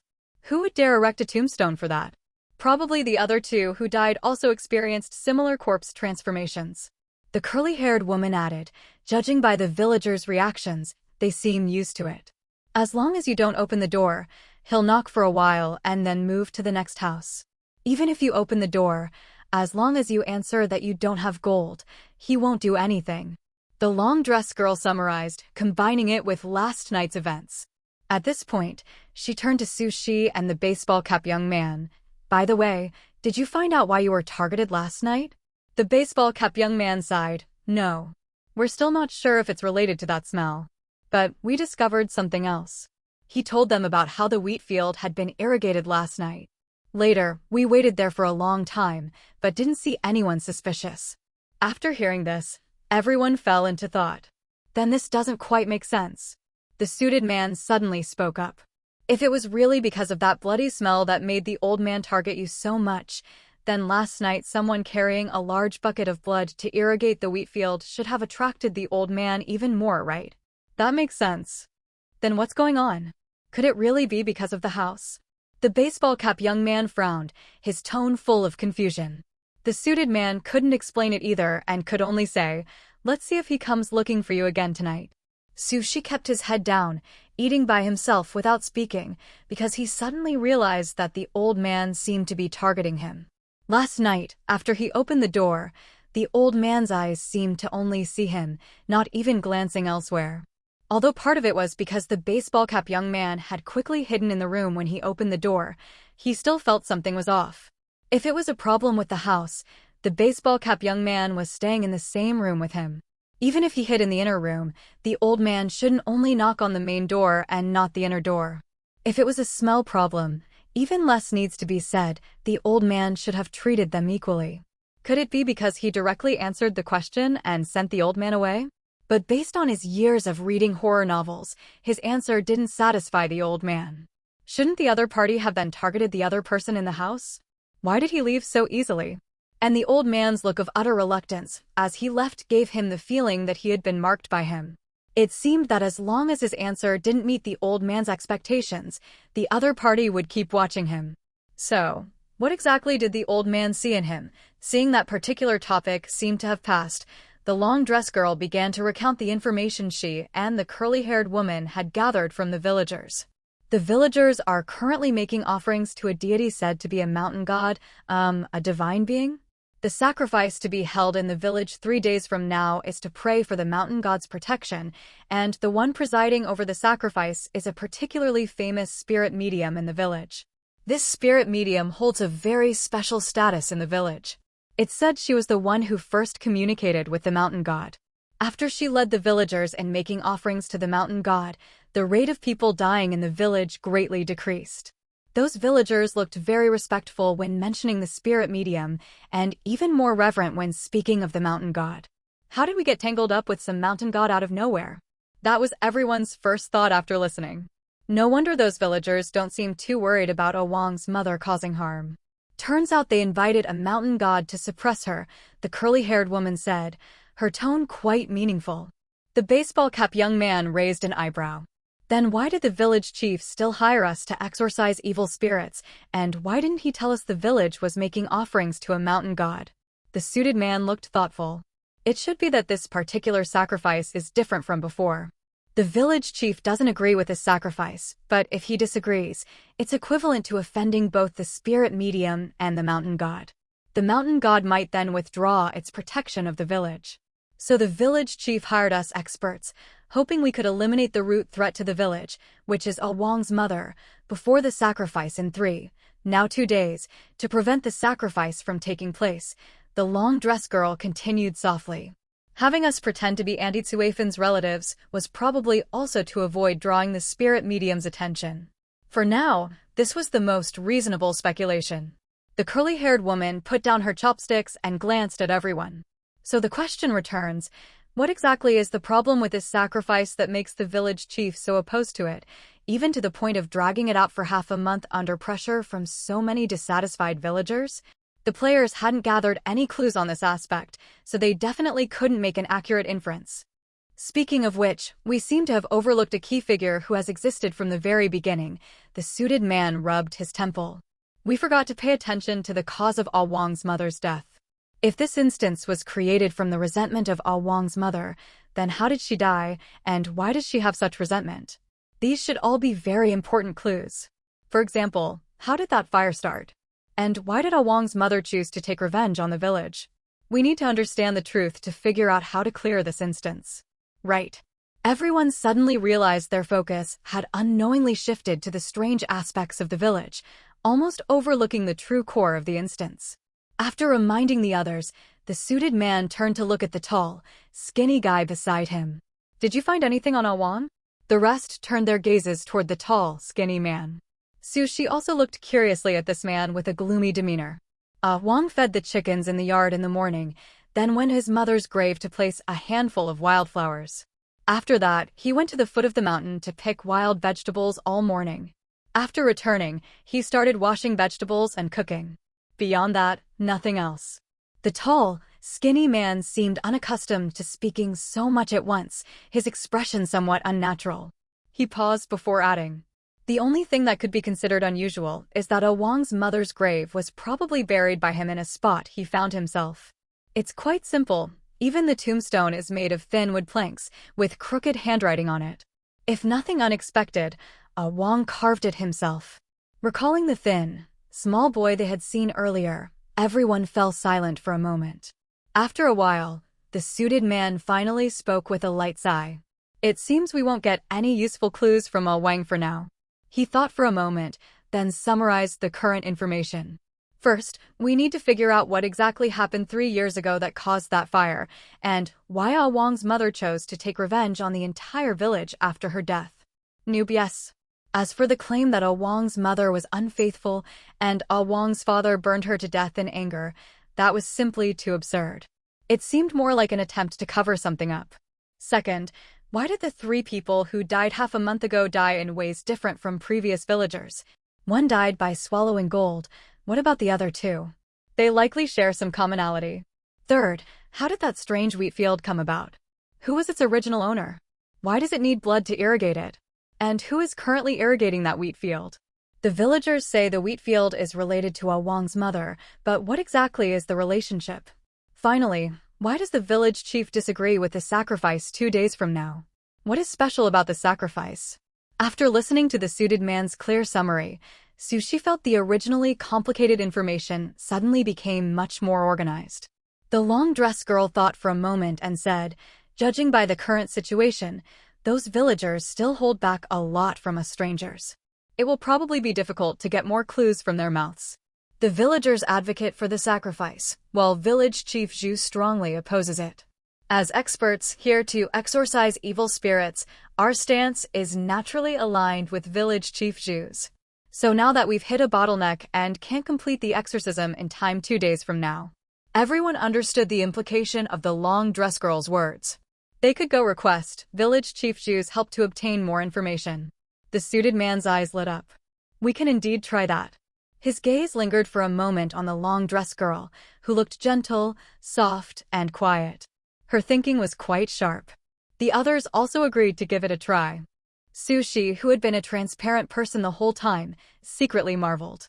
Why did he feel like his teammates in multiplayer instances were getting more and more impressive each time? After finishing lunch, everyone went to the kitchen. Village Chief Zhu wasn't there now. Since he had said earlier that if needed, they could have his grandson go find him, the group went to the kitchen to ask the boy to go find his grandfather. The boy, whose body was sturdy like a little bull calf, agreed under his grandmother's urging. However, after leaving the kitchen, he didn't immediately run off to find Village Chief Zhu. Instead, he stood in front of the players, looking at them awkwardly and fidgeting. The suited man smiled impassively and asked, "What's wrong, little friend? Do you also not know where your grandfather is?" The boy shook his head, then nodded. "No, I know where Grandpa is, it's just, are you the master's grandpa hired to eliminate Auntie Mei-chan?" Auntie Mei-chan? Everyone instantly caught the key term. The suited man smiled, but didn't answer directly. "Why do you ask?" The boy scratched the back of his head and stammered, can you please save Wang?" Without a doubt, this boy clearly knew something as well. Compared to the shrewd and slippery village chief Zhu, this naive and unworldly child before them was obviously much easier to extract information from. In the flash of a thought, the suited man had already changed his earlier idea. He subtly gave the long-dressed girl a meaningful look, signaling her to be the one to talk with this boy. Perhaps it was because he appeared too domineering, and coupled with a child's sharp intuition, no matter how friendly he tried to act, it would only make people feel he had ulterior motives. The experience of being shut out by Wang gave the suited man a bit of self-awareness. He was good at verbal sparring with adults, but dealing with children, he might genuinely not be very good at it. But the long-dressed girl was the complete opposite of him. Her image was graceful, her temperament gentle. Just softening her voice a little made it easy for people to let down their guard. She was the perfect choice to coax information from the boy. The long-dressed girl naturally understood the suited man's intention. She stepped forward, bent slightly at the waist, a gentle smile appearing on her face as she softened her voice and asked, "Little friend, what's your name?" Sure enough, seeing that it was a gentle and pretty older sister asking him, the boy's expression unconsciously relaxed. "My name is Jiyu," the boy answered. "Jiyu, that's a very handsome name. Can you tell this older sister what happened to Awang? How did you think to ask us for help?" Jiyu hesitated for a moment, but as if he remembered something, that trace of hesitation vanished. "I secretly overheard my grandpa and grandma talking. They said that in the sacrifice 2 days from now, Spirit Medium Grandma wants to use Awang as an offering to the mountain god." The players were shocked, exchanging glances. This village actually used live human sacrifices? Jiyu continued sadly, sharing what he knew. Spirit Medium Grandma said that if they don't do this, the mountain god will no longer protect the village. But Awang is my good friend. I don't want him to be used as an offering. The long-dressed girl asked softly, in past village sacrifices, has there ever been this kind of situation requiring a human offering? Jiyu shook his head. This is the first time. Spirit Medium Grandma said Awang is the reincarnation of a heavenly calamity star descending upon our village. Sooner or later, he'll bring disaster to the villagers. As long as they offer him to the mountain god, they can not only completely destroy Auntie Mei-chan, but also bless the village with favorable weather and peace for years to come. Su-shi, standing at the back, couldn't help but think upon hearing this. So this is the reason the village chief strongly opposes this sacrifice? Because he can't bear to let Awang become an offering? At that moment, he heard Jiyu cautiously ask, "Sister, can you please not destroy Auntie Mei-chan?" Everyone was stunned again. The long-dressed girl tentatively spoke, "But your grandpa and the villagers all say it's Auntie Mei-chan causing trouble in the village." Jiyu pouted. Auntie Mei-chan was clearly really nice. Every time I went to play with Awang, she would make delicious food for me. And I even made a wish to Auntie Mei-chan and nothing happened at all. They're just lying. It's definitely not Auntie Mei-chan harming people. A Nigeria Nairabedas. Making a wish? Why were there more and more questions? Why would you make a wish to Auntie Mei-chan? Jiyu answered without much hesitation. Those uncles and aunties all said not to make wishes to Auntie Mei-chan, or something bad would happen. But I did it, and nothing happened at all. The baseball-cap young man couldn't help but exclaim with admiration, "Kid, you've got guts." The long-dressed girl asked a few more questions, including the big fire 3 years ago, the specific details about Awang's mother's deeds, the old man knocking on doors at midnight, and the abnormal wheat fields. Unfortunately, Jiyu didn't know much about those things. It seemed village chief Jiyu and the villagers had intentionally kept the children from knowing. It's definitely not Auntie Mei-chan harming people. Please don't hurt Auntie Mei-chan, okay? Jiyu is still begging the players to spare Awang's mother by the end. Oh, right, and Awang too. The long-dressed girl comforted him with a smile, reassuring him, "Don't worry. We, your older brothers and sisters, will definitely investigate the truth first before making any decisions. If it has nothing to do with Auntie Mei-chan, we naturally won't take action. We'll also think of a way to handle Awang's situation. Besides, even if it really was Awang's mother's doing, they couldn't do anything to her for now anyway." As for Awang, having come this far, it went without saying that they were determined to stop this live human sacrifice. After hearing the master's guarantee, Jiyu became much happier. He turned and wanted to run toward the courtyard gate. "Then I'll go help you call my grandpa back." "Little friend, wait." The suited man immediately called out to stop him. Jiyu looked back at him, puzzled. The suited man smiled and said, "No need to call your grandpa. We'll wait for him to come back tonight before talking to him. Do you know where Spirit Medium Grandma lives? And where does the village usually make offerings to the mountain god?" Although Jiyu didn't understand why the masters didn't want him to find his grandpa anymore, he obediently stopped and told them Spirit Medium Grandma's residence and the location of the mountain god temple. "Good, we understand. Little friend, you should first." Just as the suited man was about to send Jiyu away, he heard a male voice suddenly interject from behind. "Little friend, in these past 3 years, have you ever seen Auntie Mei-chan?" The other 5 people were stunned upon hearing this. What kind of underworld question was this? When they turned to look, They discovered this question was actually asked by the hoodie-wearing young man who had barely spoken at all. Just moments ago, Sushi suddenly realized something they hadn't paid much attention to before. What exactly did Ah Wang's mother turn into after her death? There didn't seem to be a concrete image at all. Village Chief Zhu only briefly mentioned it was a ghost causing trouble, but couldn't provide more specific details. However, after he asked, he also realized his phrasing might be a bit off. Asking a child under 10 if he had seen a dead person, that seemed a bit scary. Fortunately, Ji was rather thick-skinned. Perhaps it was also because he believed in his heart that Auntie Mei-chan wouldn't harm him, so he wasn't scared. He thought seriously for a while before shaking his head. No. When I made my wish, Auntie Mei-chan didn't appear.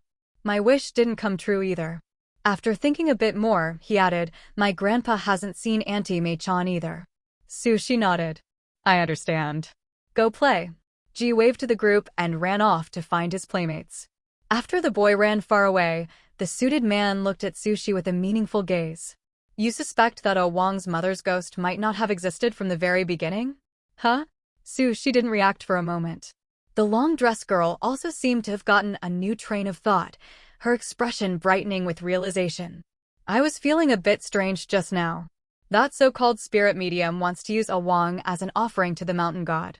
No matter what, Ah Wang's mother wouldn't just stand by and watch her son be used as an offering, right? But for half a month, nothing has happened in the village. The curly-haired woman crossed her arms and offered a different perspective. It's also possible she was suppressed by the mountain god, wanting to act but unable to. Moreover, Ah Wang's mother, having transformed into a vengeful ghost, might not necessarily retain her reason or emotions. If she had no emotions, she wouldn't target specific people for revenge. She'd just kill randomly. But Village Chief Zhu said earlier that the first to die were those villagers who gossiped about Ah Wang's family, the baseball cap young man retorted. Village Chief Zhu and the villagers all say the continuous deaths in the village over the past 3 years stem from Ah Wang's mother's revenge. But has anyone actually seen Ah Wang's mother appear with their own eyes? The long-dressed girl's counter-question left everyone stumped. In fact, upon careful recollection, even Village Chief Zhu didn't know exactly how those villagers were killed by Ah Wang's mother, let alone having witnessed her himself. Judging from the current situation, Village Chief Zhu opposes the living sacrifice, which is why he hired them to exorcise the evil, aiming to protect Ah Wang. So, Village Chief Zhu definitely hopes they act as quickly as possible. In Village Chief Zhu's eyes, they are experts. Logically, telling them more about Ah Wang's mother should help them complete the exorcism faster. Yet, apart from explaining Ah Wang's family background, Village Chief Zhu provided almost no other information, which is clearly abnormal. Village Chief Zhu probably doesn't know the inside story either, the long-dressed girl said calmly. This village gives me the feeling that whenever something happens, they just pin it on Ah Wang's mother. Someone dies, it's Ah Wang's mother's doing. The wheat field mutates, still Ah Wang's mother's doing. Something bad happens, it must be because someone made a wish to Ah Wang's mother. And the cause of the fire at Ah Wang's house 3 years ago, why Ah Wang's mother harbors such intense vengeful feelings towards the village, Village Chief Zhu couldn't explain any of it. I suspect the villagers' deaths might have another mastermind behind them, and Ah Wang's mother is just a scapegoat. The baseball cap young man remembered the question he asked Village Chief Zhu at the beginning. I recall Village Chief Zhu said they reported it to the police, but the police searched the entire village and found nothing unusual. At this moment, the suited man, who had been listening to their discussion, suddenly interrupted them. Don't forget there are other supernatural forces in the village. The curly-haired woman quickly followed up. The spirit medium and the mountain god. The suited man nodded lightly. Exactly. Our focus next can be on these two. Su Shi, forced into silence on the side, never expected that his simple question about Ah Wang's mother's vengeful ghost image would lead these smart people to deduce so much information. He hadn't been suspicious before, but after hearing the other's analysis, he too became suspicious. So, when those villagers said the abnormal wheat field was related to Ah Wang's mother, they thought the original owner of the field made a wish to her? The baseball cap young man was still hung up on the wheat field matter. The long-dressed girl said, probably yes. What about the old man who knocked on the door last night? Could he also have made a wish to Wang's mother and then died from swallowing gold? The curly-haired woman extrapolated, making a casual guess. In the villager's eyes, that would likely be the truth, the long-dressed girl stated calmly. They're really dumping every pot on Wang's mother's head. The baseball cap young man clicked his tongue. He now also believed Wang's mother was just a scapegoat for the real mastermind. The suited man looked up at the high-hanging sun. The blinding light made him instinctively squint. Not sure if the villagers have a napping habit. We'd better go find the spirit medium or visit the mountain god temple while there are fewer people around. The spirit medium holds a rather special status in the village. Her every move draws the villagers' attention. Rashly going to find her could easily alert the enemy, and her danger level is also unknown. Who knows what is enshrined in the mountain god temple? It might very well be something akin to an evil god, its danger level equally unknown. After some discussion, everyone decided to go check out the mountain god temple first. On a rugged mountain path, the six of them trudged along the dirt road with difficulty. Why was the mountain god temple built here? Isn't it exhausting for the villagers every time they come for sacrifices? The baseball cap young man had decent stamina, but even he couldn't stand taking a few steps only to stumble over another uneven mud pit. Nigerian Nairobi. The suited man walked at the front, occasionally observing their position. The long-dressed girl and the curly-haired woman supported each other, carefully navigating around the gravel that could easily twist an ankle. Sushi followed behind. Perhaps because he spent half a day climbing a mountain in the last instance, this time he actually felt much more relaxed. The tall, skinny guy walked at the very back, seeming to be in the best condition. According to Zhuyu, the mountain god temple was built halfway up the mountain behind the village. Apart from the annual sacrifice when the spirit medium would organize all the villagers to come offer tributes to the mountain god and pray for its continued protection of the village, usually no one would come to disturb the mountain god. As the spirit medium said, the mountain god preferred tranquility. They walked for about half an hour before finally seeing the outline of the mountain god temple. After another 10 minutes or so, the group finally arrived in front of the mountain god temple. Sushi curiously examined the mountain god temple before him. The temple wasn't very large, with red walls and gray tiles. Bronze bells hanging under the eaves emitted clear, crisp ding-dong sounds as the breeze brushed past them. The six stood before the door, no one moving for a moment. The baseball cap young man looked up at the three simple, large characters on the plaque reading Mountain God Temple and asked in a low voice, "Wouldn't it be too reckless for us to just go in like this?" The suited man's tone was quite calm. Taking risks is part of the instance. Listening to the villagers, they said during sacrifices they need to keep their heads bowed the entire time as a sign of respect for the mountain god. Later, when we go in, everyone should keep their heads down, don't look directly at the statue, the long-dressed girl said.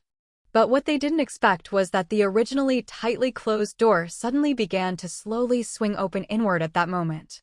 The creaking sound from the wooden door made their heartbeats suddenly accelerate, and they instinctively took a few steps back. However, contrary to their expectations, there was no terrifying scene inside the door. Instead, there stood an expressionless, middle-aged woman. Her gaze was cold as she looked at them. It was she who had opened the temple door. "Who are you? What are you doing here? Don't you know the mountain god prefers tranquility?" The suited man reacted quickly, immediately putting on an awkward expression to explain. "We're tourists visiting Ningi village. I wonder if you know Auntie Tsuefin? We're her relatives. We heard the mountain god temple here is very efficacious, so we wanted to come and pay our respects. We're really very sorry. If we've disturbed the mountain god, we'll leave right away." Perhaps hearing a specific word, the middle-aged woman's expression softened considerably. Her gaze swept over the group, finally settling on the second-to-last person. "Person blessed by the mountain god, you have finally come." The middle-aged woman before them, who could stay in the mountain god temple without any hesitation, was undoubtedly the special spirit medium, without even needing to guess. None of them expected their luck to be so peculiar. They had deliberately avoided the villagers to visit the mountain god temple, yet they ran directly into the spirit medium. But a person favored by the mountain god? The other five followed the spirit medium's gaze. Feeling the stares from all sides, Sushi's brain short-circuited. "Huh? Him? You are deeply favored by the mountain god. I naturally will not stop you, the spirit medium said to Sushi, then turned her gaze to the other 5. And considering your sincere intentions, I'll make an exception this time and let you all enter together. With that, the spirit medium stepped aside, clearing the doorway for them. Through the wide-open doors, they could clearly see a statue of the mountain god standing in the center. Its eyes were slightly lowered, as if watching them, or perhaps overlooking the mortal world. Wisps of incense smoke curled up from the incense burner, adding a touch of solemnity and reverence to the statue. Judging by appearance alone, this mountain god truly seemed like a benevolent deity protecting the area. But Sushi felt targeted. Now he was certain. That old man who knocked on the door was really coming for him. He now strongly suspected that the reason the other party was so fixated on him might be precisely because of this so-called favor of the mountain god. Sushi took the lead and walked inside. He wanted to see for himself what this mountain god really was. A person favored by the mountain god? No, more accurately, a person screwed over by glittering play. The favor of the mountain god, what good is that anyway? Probably just makes you die faster. This instance seems a bit bland aside from the old man knocking at midnight. The only obvious danger so far is that old man, and he was easily dealt with by Master Sushi. It feels a bit weird, but I have this constant feeling of dread, afraid Master Sushi might suddenly drop dead at any moment. First targeted by supernatural beings knocking on the door, now inexplicably favored by the mountain god. Glittering play, you're not even trying to hide it anymore. It would tilde envy. First to taste the food, first to open the door for the knocking old man, first to enter the mountain god temple. Bro, take it easy. If you're not worried, I am. Walking back to the village, unlike the trip there, the atmosphere among the 6 was somewhat subdued. Sushi recalled the moment when the spirit medium asked them to offer incense. In a daze, a voice, both androgynous and aloof, seemed to echo beside his ear. Make a wish to me, become my follower. I shall grant you exceptional abilities and an immortal life. At that moment, in his hazy state of mind, Sushi almost agreed. However, when he heard the words immortal life, his heart jolted. Immortal? How immortal? More unkillable than his reload ability? His mind inexplicably cleared, and Sushi cautiously replied with a single word, screw off. He thought the voice would get angry, maybe strike him with lightning for his blasphemy, or tell the spirit medium he disrespected the mountain god. In short, he was sure he'd have to reload here for the first time. And then, nothing happened. The voice seemed to have actually been scolded away by him. Sushi's feelings were a bit complicated. This mountain god gave him a feeling of, well, being rather weak? After all, what kind of mountain god tries to forcibly recruit a follower by having the follower make a wish themselves? As he was lost in these random thoughts, a figure quickly walked up beside him. The baseball cap young man asked with a smile, Bro, how did you suddenly become a follower of the mountain god? He made no attempt to hide the probing intent in his words. Don't know. Sushi wanted to know too. Then when you offered incense, did you make a wish? The baseball cap young man lowered his voice, inquiring quietly. The players' expressions varied after they left the mountain god temple. After some discussion, they discovered that during the incense offering, several of them had been tempted by an androgynous voice, though the content of the temptation differed for each. As for whether anyone was tempted into making a wish, only the players themselves knew. Sushi, no. The baseball cap young man let out an "oh" upon hearing the answer, then fell back a step and slowly followed behind. The brim of his cap shaded his eyes, making his expression momentarily hard to read. The long-dressed girl suddenly spoke up, breaking the quiet atmosphere. The old man who knocked on the door and committed suicide by swallowing gold, and that abnormal wheat field, might both be related to this mountain god. The curly-haired woman seemed to be spacing out. Hearing this, she suppressed her annoyance and added, I think it might be the result of making a wish to the mountain god. But after saying this, the look of annoyance in her eyes unconsciously grew stronger. At least we've gained something. Leaving aside the so-called mountain god, the spirit medium seems to be just an ordinary person, the suited man said calmly, his expression unreadable. He kept replaying the middle-aged woman's every move in his mind. No matter how he looked at it, he couldn't find anything particularly special. If stopping the sacrifice is really the way to clear this instance, targeting the spirit medium directly should be easier. None of them, like the baseball cap young man, went to ask the hoodie-wearing young man about the mountain god's favor. Since he already said he didn't know, they naturally wouldn't pester him further. Putting everything else aside, no one thought this favor was a good thing. When the six returned to Village Chief Zhu's house, they saw Village Chief Zhu, who hadn't been there at noon, standing by the well in the courtyard, seemingly doing something. The suited man stepped forward and asked, "Village Chief Zhu, what are you doing?" Village Chief Zhu turned and saw the invited masters. He immediately replied, "Oh, the impeller is broken. I'm checking it." Seeing the strange expressions on their faces, he couldn't help but ask curiously, did the masters encounter something? Could it be? As if thinking of something bad, his voice lowered considerably. Is Wang's mother difficult to deal with? The suited man pretended to be tired and rubbed his temples. It is indeed a bit tricky. We need a bit more time. Sorry to trouble the masters, Village Chief Zhu sighed softly. In his view, it was normal for it to be tricky. After all, killing over 60 villagers in 3 years definitely qualified as a vengeful ghost. The suited man seized the opportunity to ask about the spirit medium and the mountain god. I heard your village, under the guidance of a spirit medium, worships a mountain god, and it seems quite efficacious. Why not ask him to help you deal with Wang's mother? So the masters already know. Village Chief Zhu was stunned for a moment, then his expression turned bitter. Sigh, I didn't mean to deliberately hide it from you masters. It's just that the mountain god has indeed brought protection to our village. Yet, I went and invited other masters to exorcise the evil. In the end, it's not very appropriate. That's why I asked you masters to pretend to be my wife's relatives. The content Village Chief Zhu subsequently disclosed was largely consistent with what the players had guessed. In fact, during the first year of these 3 years, over 40 people died in Ningyi village. In the second year, the spirit medium communicated with the mountain god, and the death toll in the village greatly decreased. Until half a month ago, 3 villagers in the village died in a very strange manner, completely different from before. The spirit medium said Wang's mother's power had increased again, and the mountain god was almost unable to suppress her anymore. Those ordinary offerings could no longer provide effective power to the mountain god. If they wanted to request the mountain god to completely eliminate Wang's mother, they needed to hold a special ritual involving a living sacrifice. Logically, living sacrifices could include livestock like chickens, ducks, geese, and pigs, but how could those animals compare to the spiritual nature of humans? Although the villagers all revered the mountain god and the spirit medium, and also wanted to completely eliminate Wang's mother, no one was willing to offer their own child to the mountain god. That's when someone mentioned Wang, who was considered an unlucky star that brought misfortune to his parents, and whose mother was still causing trouble in the village. Speaking up to this point, Village Chief Zhu couldn't help but feel a bit angry, yet also somewhat helpless.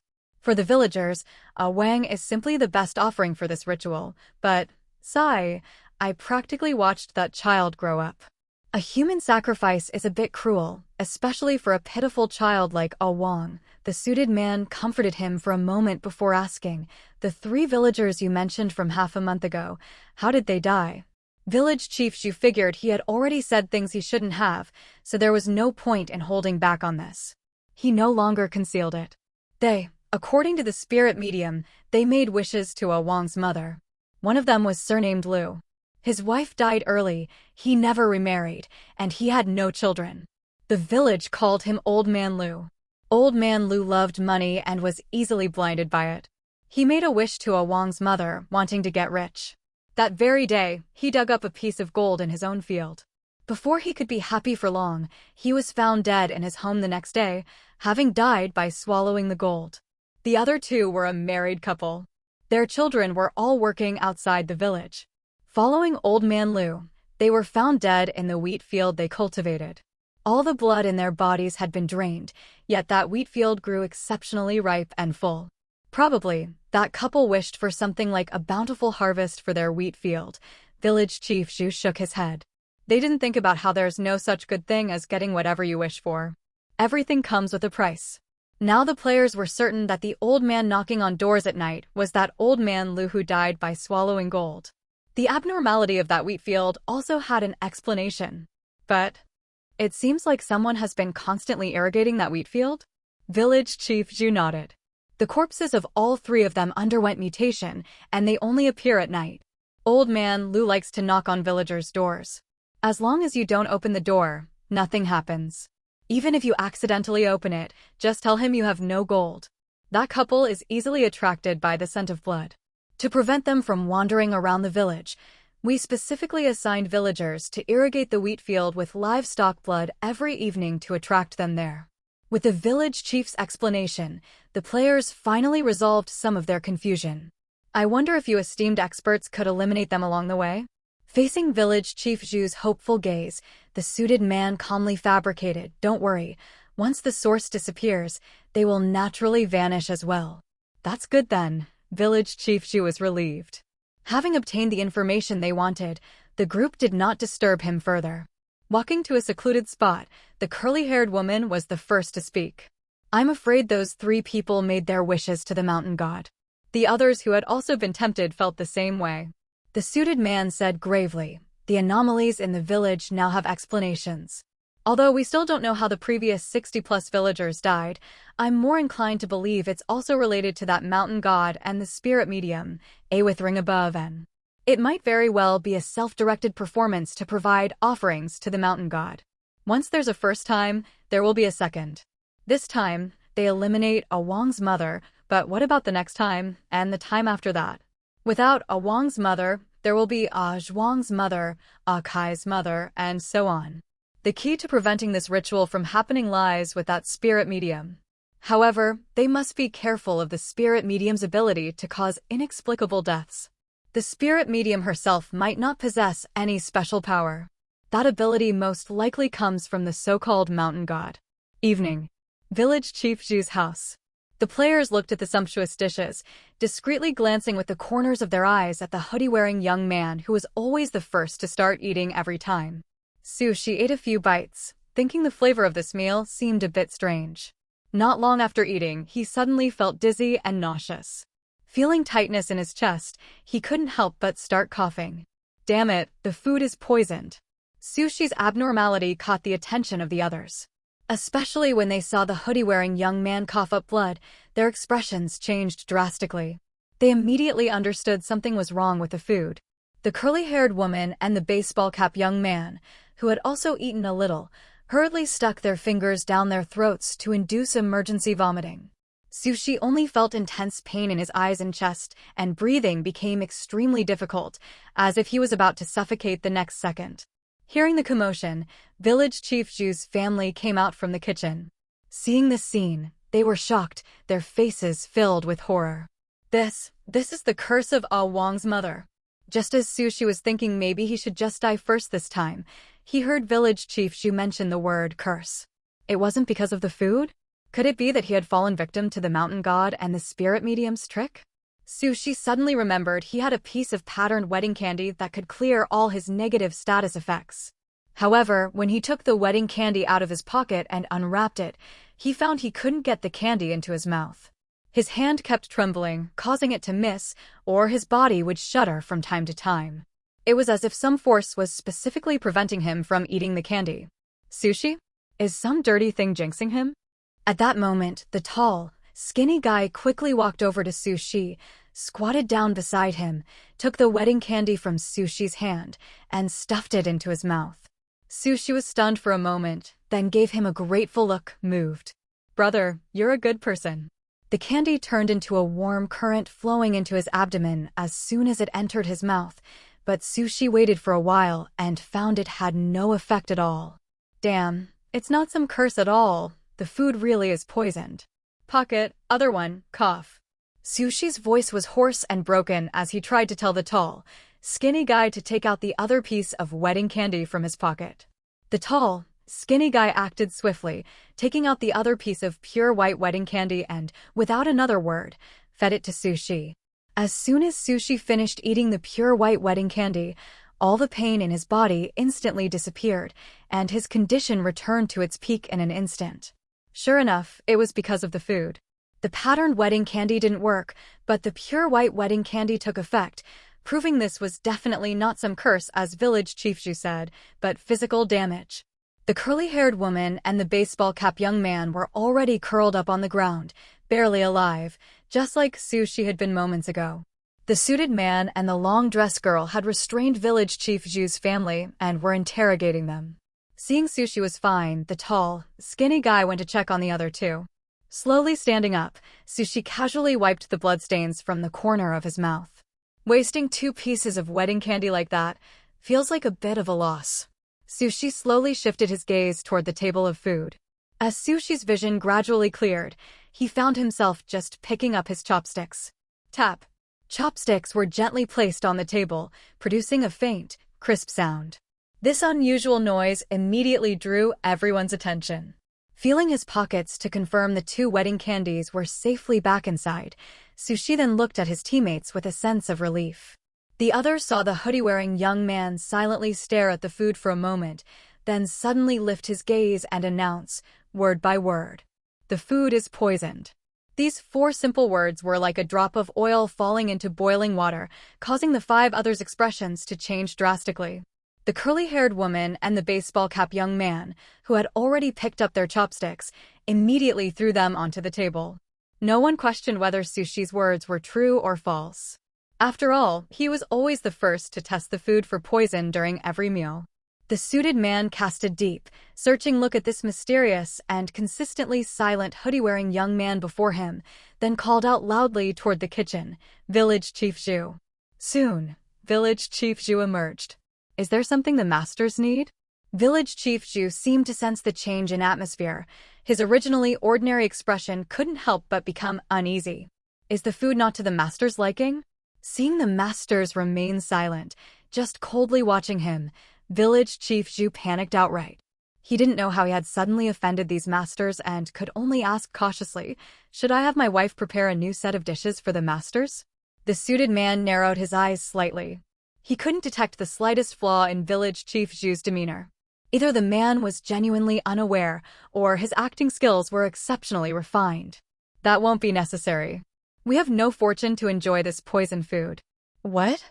The players watched Village Chief Zhu's every move warily, ready to restrain him the moment he showed any sign of abnormality.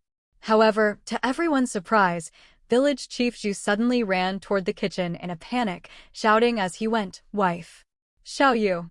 Stop eating!" The remaining few exchanged surprised glances, then followed. In the kitchen, a small table was set up beside the stove. Wu Suifan was serving rice, and Zhu Yu was pouring himself soup. Clearly, neither had started eating yet. "Nu." Hearing the frightened shouts of their husband/grandfather, they both stopped their actions in confusion. "What's going on?" Wu Suifan looked at the panting Village Chief Zhu in bewilderment, unable to understand what was happening. "Don't eat. The masters say this food has been poisoned." Seeing that his wife and grandson hadn't yet started their meal, Village Chief Zhu's expression relaxed abruptly. "What?" Wu Suifan and Zhu were startled. The players who had followed in were also confused by the scene. Wasn't it Village Chief Zhu and his family who poisoned the food? "That's impossible," Wu Suifan said incredulously. "I made all this food myself. I watched it the entire time. How could it be poisoned?" Village Chief Zhu's brows were tightly furrowed.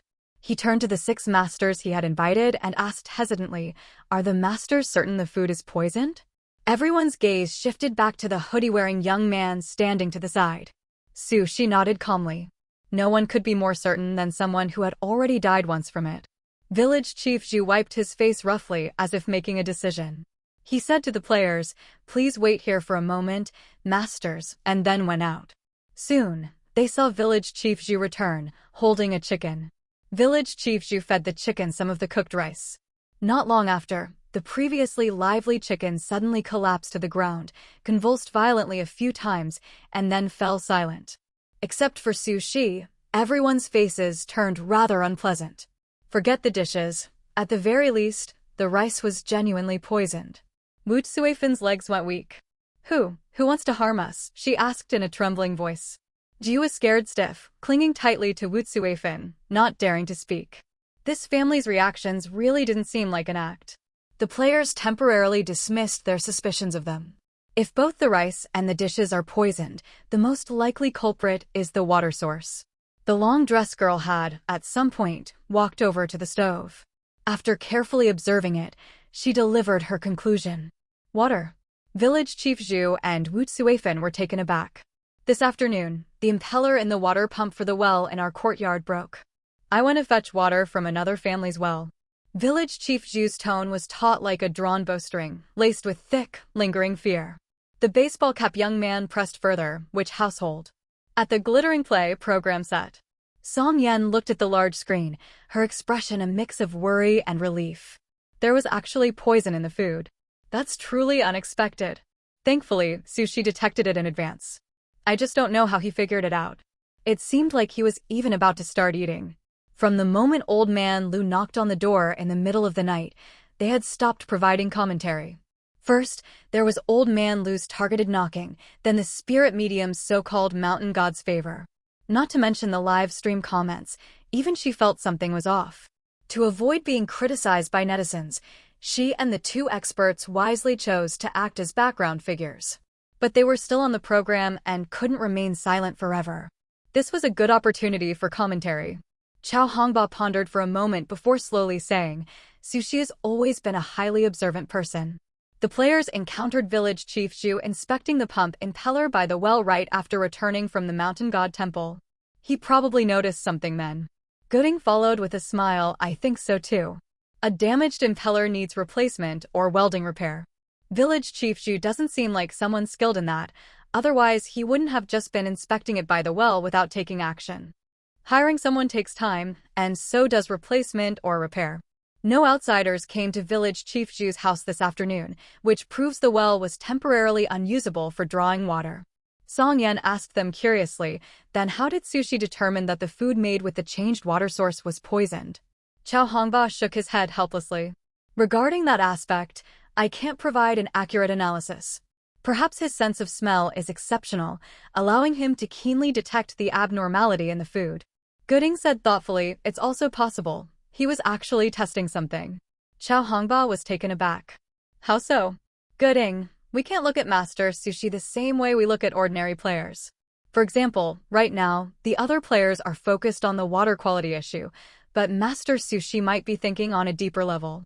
Don't forget the over 60 people who died in Ningyi village over the past 3 years. We still don't know the exact manner of their deaths. Chao Hongba's eyes suddenly lit up. Teacher Go, are you saying Sushi suspects those villagers' deaths are related to the water quality? Yes, Master Sushi likely had this suspicion very early on. After all, for something to silently cause the deaths of many villagers, poisoning via water quality is one possible method. However, with strange wheat fields one moment, an old man knocking on doors in the middle of the night the next, and even a bizarre mountain god, the village had too many supernatural events. This is why he temporarily suppressed that speculation in his heart. Chao Hongba pondered carefully for a moment, looking slightly hesitant. Wouldn't that be a bit far-fetched? If you said he could deduce, from that table of poisoned food, the possibility that the villagers might have died inexplicably due to water poisoning, I would find that quite reasonable. But to have had such a suspicion all along. Gooding didn't continue to argue but directly countered, then why did he choose to be the first to try the food every single time? This. Chao Hongba was immediately left speechless. Indeed, something as thankless and risky as testing for poison, without some degree of confidence, no player would dare to do it. Professor Chao, what we're live streaming right now isn't some ordinary player. Think about his first instance. When Gooding first heard that a player had cleared a solo instance in under 3 minutes, he instinctively assumed it was just a gimmick fabricated by marketing accounts to attract traffic. However, after witnessing the recording of that live stream with his own eyes, his skepticism vanished instantly, replaced by boundless shock. I believe most of the netizens watching, including us here, must have wondered, why did Master Sushi seem to gather almost no clues, yet still clear the instance directly? Gooding smiled slightly. It's precisely because his thought process operates on a different level than ours. To use an analogy, a kindergarten child needs to count on their fingers to calculate single-digit addition or subtraction, but any upper-grade student can glance at it and know the answer. What might be just an ordinary decoration or extremely commonplace small talk to us could, in his view, be a crucial clue. That's the gap between him and us. Although he wasn't clear on exactly how Sushi detected the poison in the food, it was obvious the other party had accurately determined the food was indeed poisoned through some means. Hearing this, Chao Hongba also recalled that video that could be called a miracle. Gradually, he was persuaded by Gu Ying's words. Yes, if he hadn't suspected something all along, who would be so bold as to be the first to test for poison every single time, and even be able to discern whether the food was poisoned or not? In the real world, if villagers kept dying continuously in the same manner, people's first thought would be that some kind of infectious disease was raging, or perhaps a large-scale poisoning incident. Ruling out disease, to carry out poisoning, the water source becomes a feasible and relatively low-difficulty method.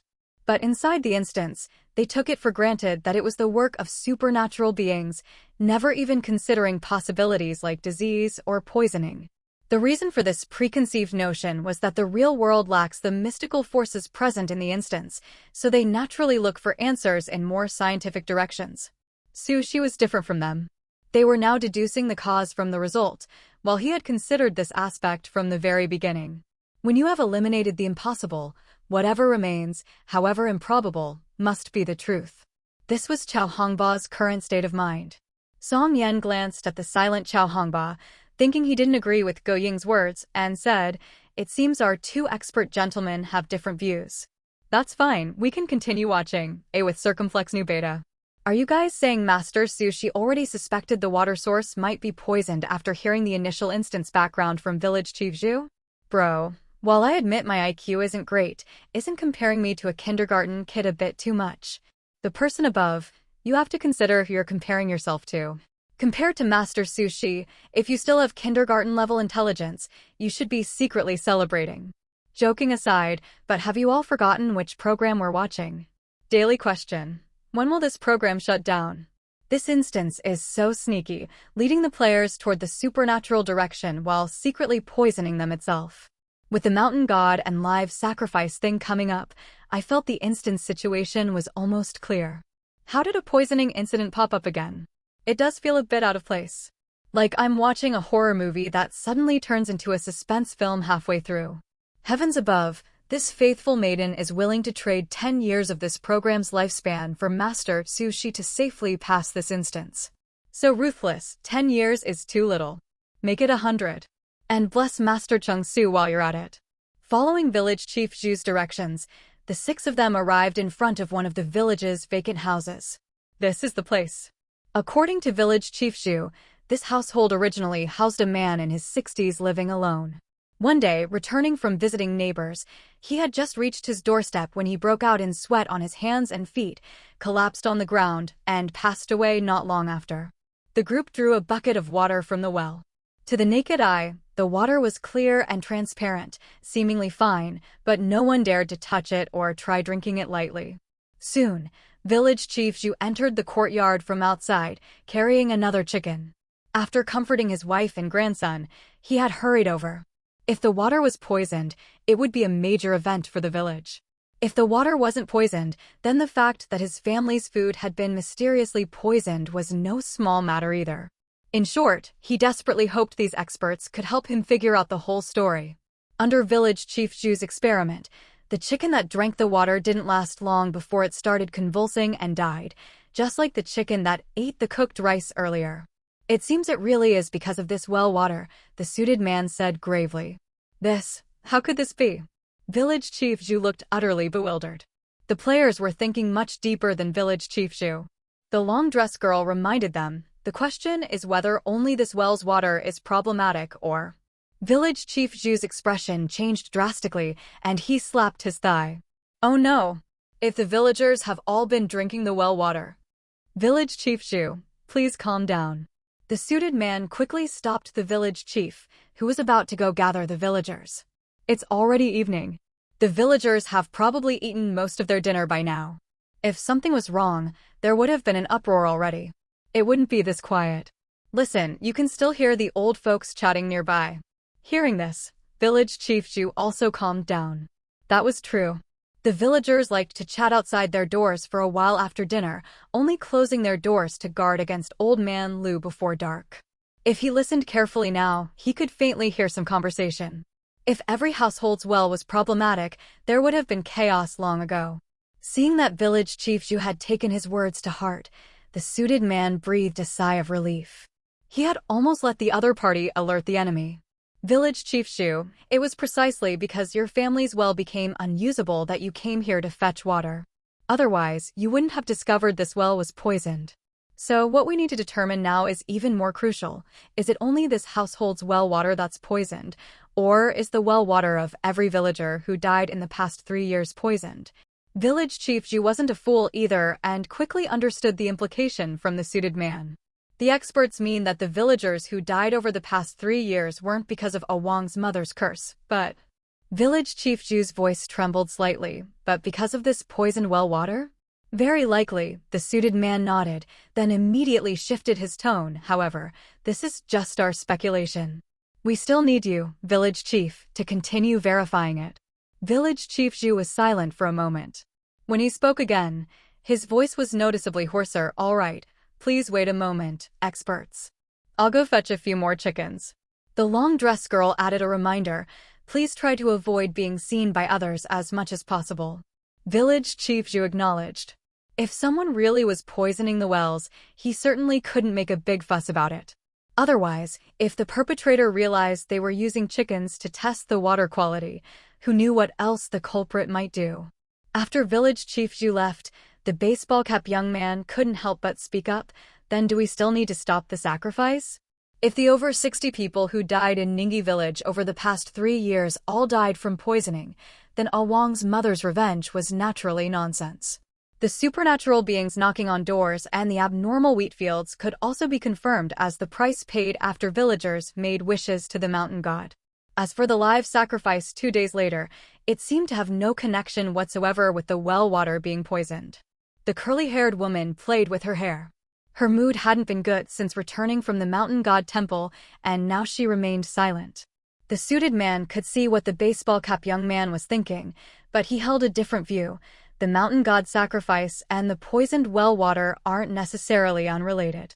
Don't forget we previously speculated about the possibility of someone staging it themselves.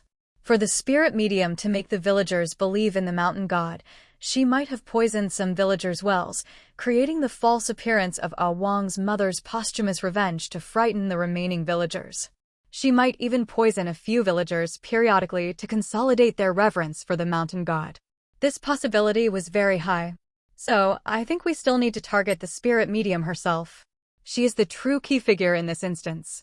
Sushi was listening intently to his teammate's analysis when he suddenly felt someone watching him from the side.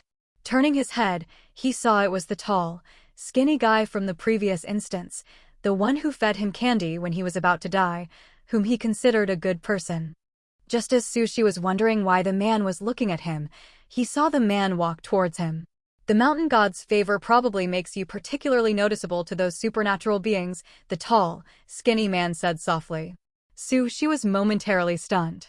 Seeing that the man seemed to have come over specifically to remind him of this, he said, I understand. Thank you for the reminder. With diuresis. Actually, he had been thinking the same thing.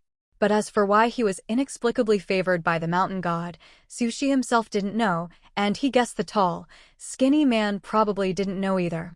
Two masters who don't like to talk are actually conversing. Where's the prophet from earlier who said receiving the mountain god's favor would make you die faster? Quick, eliminate them. Looking at Master Sushi's completely unchanged expression, it's obvious he already knew. It would be abnormal if Sushi didn't know. I've followed Master Chang Su through several instances. Honestly, I'm a bit emotional. A sunny name, a gloomy temperament, but with a personality that's outwardly cold yet inwardly warm. LOL, so the personality strings together the name and the temperament, right? The 6 of them waited for a while and soon saw Village Chief Zhu return, carrying 2 chickens in each hand. Under Village Chief Zhu's lead, they tested the well water from 2 more households of deceased villagers. The result was that this well water was indeed poisoned too. Who in the world could be so heartless? Village Chief Zhu cried out in anguish. Originally thinking it was an evil spirit causing trouble, it turned out someone was deliberately poisoning people. Seeing that it was getting late, The suited man could only comfort village chief Zhu a few times, instructing him not to publicize this matter for now to avoid alerting the perpetrator before sending him back. Suddenly shifting from exorcism to detective work, the danger level seemed to drop considerably, but no one dared to be careless. After agreeing to probe the spirit medium the next day, everyone returned to their respective lodgings before night completely fell. Sushi was about to enter his room when he heard the sound of the baseball cap young man closing his door just ahead of him. His footsteps paused for a moment. Since they returned from the mountain god temple, both the baseball cap young man and the curly-haired woman had become much quieter. Sushi closed his door, no longer dwelling on these two's unusual behavior, and instead began pondering another matter. Did this instance harbor some unknown malice towards him? Otherwise, he really couldn't understand why he, perfectly fine, would suddenly receive the mountain god's favor. Out of 6 players, it couldn't just be that his luck was the worst and it randomly landed on him, right? If the reason the old man knocking on the door was particularly fixated on him was due to the mountain god's favor, then what was the reason he absolutely couldn't get the wedding candies? It was as if some invisible force was influencing him. Could it be that the God Hunt game had finally discovered he was a bug and was starting to eliminate him? Surely not. Yet, the more Sushi thought about it, the more he felt it was indeed the God Hunt game targeting him. What else could it be? Aside from having the reload ability, he was just an ordinary player. So this day had finally come. Sushi wasn't too surprised by this. After all, dying and reloading was indeed overpowered. If there were no usage limits, he'd be practically immortal within instances. Straight up invincible. No matter how he thought about it, he didn't believe the God Hunt game would allow such a massive bug to run rampant through instances. However, he wasn't sure how many more times he could reload anyway, and now the God Hunt game had slapped him with a misfortune-like buff. Sushi suddenly had the illusion that his days were numbered. Thinking about it further, he felt this sensation wasn't wrong. The misfortune buff might accelerate the consumption of his reload uses, and consuming reload uses would accelerate his death rate. By the day his reload uses were completely exhausted, he probably wouldn't be far from true death either. Lying on the bed, Sushi's heart held little fear. He was even considering that since he was already marked by the God Hunt game, why should he meticulously calculate his death count in each instance? He'd die sooner or later anyway. As for the possibility that reload uses might be unlimited, then he had even less reason to conserve them. Patting his head, Sushi felt enlightened. Although he'd been given a misfortune buff, thinking about it this way, it wasn't really different from before. What is Master Sushi thinking about? His expression is so serious. Probably thinking about how to clear the instance. The live stream comments had no idea their master was actually pondering the source of that mysterious force on him, and that his thoughts had consequently become even more radical. If they could find out, they would absolutely grab Sushi by the ears and shout, "No. It's all the glittering play targeting you." The next morning, the 6 people gathered one after another, ready to head to the village chief's house. Sushi followed behind the others and quietly yawned. The knocking sounds had started last night during the same time period as the night before. The old man was just as persistent, cornering him to ask if he had any gold. Perhaps influenced by it, he dreamed at night that he was running ahead holding a stack of gold, with the old man chasing after him frantically, shouting as he ran, "You have gold. You have gold." Absurd. Sushi was just about to shake his head to throw this preposterous dream to the back of his mind when some commotion suddenly erupted up ahead. He immediately stepped forward to check the situation. He saw the curly-haired woman, who had been walking ahead, now curled up on the ground, clutching her chest and breathing with difficulty. Seeing the other person struggling to breathe, Sushi's first thought was, poisoned. Apart from not coughing up blood, the symptoms were exactly the same as when he ate the poisoned food in the previous run. The words Sushi blurted out couldn't help but make the expressions of the other 4 turn grave. Although they didn't know how the hoodie-wearing young man could be so sure that the curly-haired woman's condition was due to poisoning and not some other factor, since he was the first to judge the food was poisoned, he must have some means in this regard. Let's take her to village Chief Zhu first. The long-dressed girl was just about to go help the curly-haired woman when the tall, skinny guy had already picked her up first. Let's go. The group hurried towards the direction of the village chief's house. Village Chief Zhu's family had been greatly frightened by yesterday's poison food. This morning, they specifically went to borrow well water from another villager's house and caught a chicken to test for poison. Only after seeing there was no problem did they dare to eat. A with Graven. Seeing the experts who had exposed the poisoned food last night arrive, just as they were about to reassure the experts to enjoy breakfast, they saw the curly-haired woman being carried in the arms of the tall, skinny guy, looking on the verge of death. What happened? Wu Tsuifan asked in surprise. The long-dressed girl explained at an extremely fast pace. Poisoned. Does your village have a health station or any kind of medical facility? Village Chief Zhu hurriedly nodded. Yes. I'll take you to Xiaogao right now. Along the way, thanks to Village Chief Zhu's introduction, the players learned who Xiaogao was. Ningyi village was relatively small, and most of the able-bodied young adults in the village had gone out to work, so the medical conditions weren't that developed either. There was only one young man named Gao Zhuang who had studied at a clinic in the town for a few years before returning to the village to become a barefoot doctor. Usually, the villagers went to him when they were sick. After walking for about 10 minutes, a small clinic appeared before everyone's eyes. Village Chief Zhu shouted loudly, "Xiaogao, come out quickly, someone's been poisoned." A moment later, a thin young man walked out of the clinic. He quickly pulled open the main door. Bring the person in first. The tall, skinny guy went in first, carrying the curly-haired woman. Sushi walked last and couldn't help but glance at the young man named Gao Zhuang, who was neither tall nor strong in reality. The clinic wasn't very big, and standing with 8 people inside made it quite crowded. Gao Zhuang checked the curly-haired woman's condition, then hesitated and looked at Village Chief Zhu. Chief, this is Auntie Mei Chan's curse. Where is it? Village Chief Zhu was just about to say where is it a curse, when he was interrupted by the suited man. He asked Gao Zhuang, is there really no way to save her? Take another look. Gao Zhuang shook his head. This is the same symptom as those people before. I can't see what the problem is. Rather than coming to me, you should go find the spirit medium. She can communicate with the mountain god. Maybe she has a way.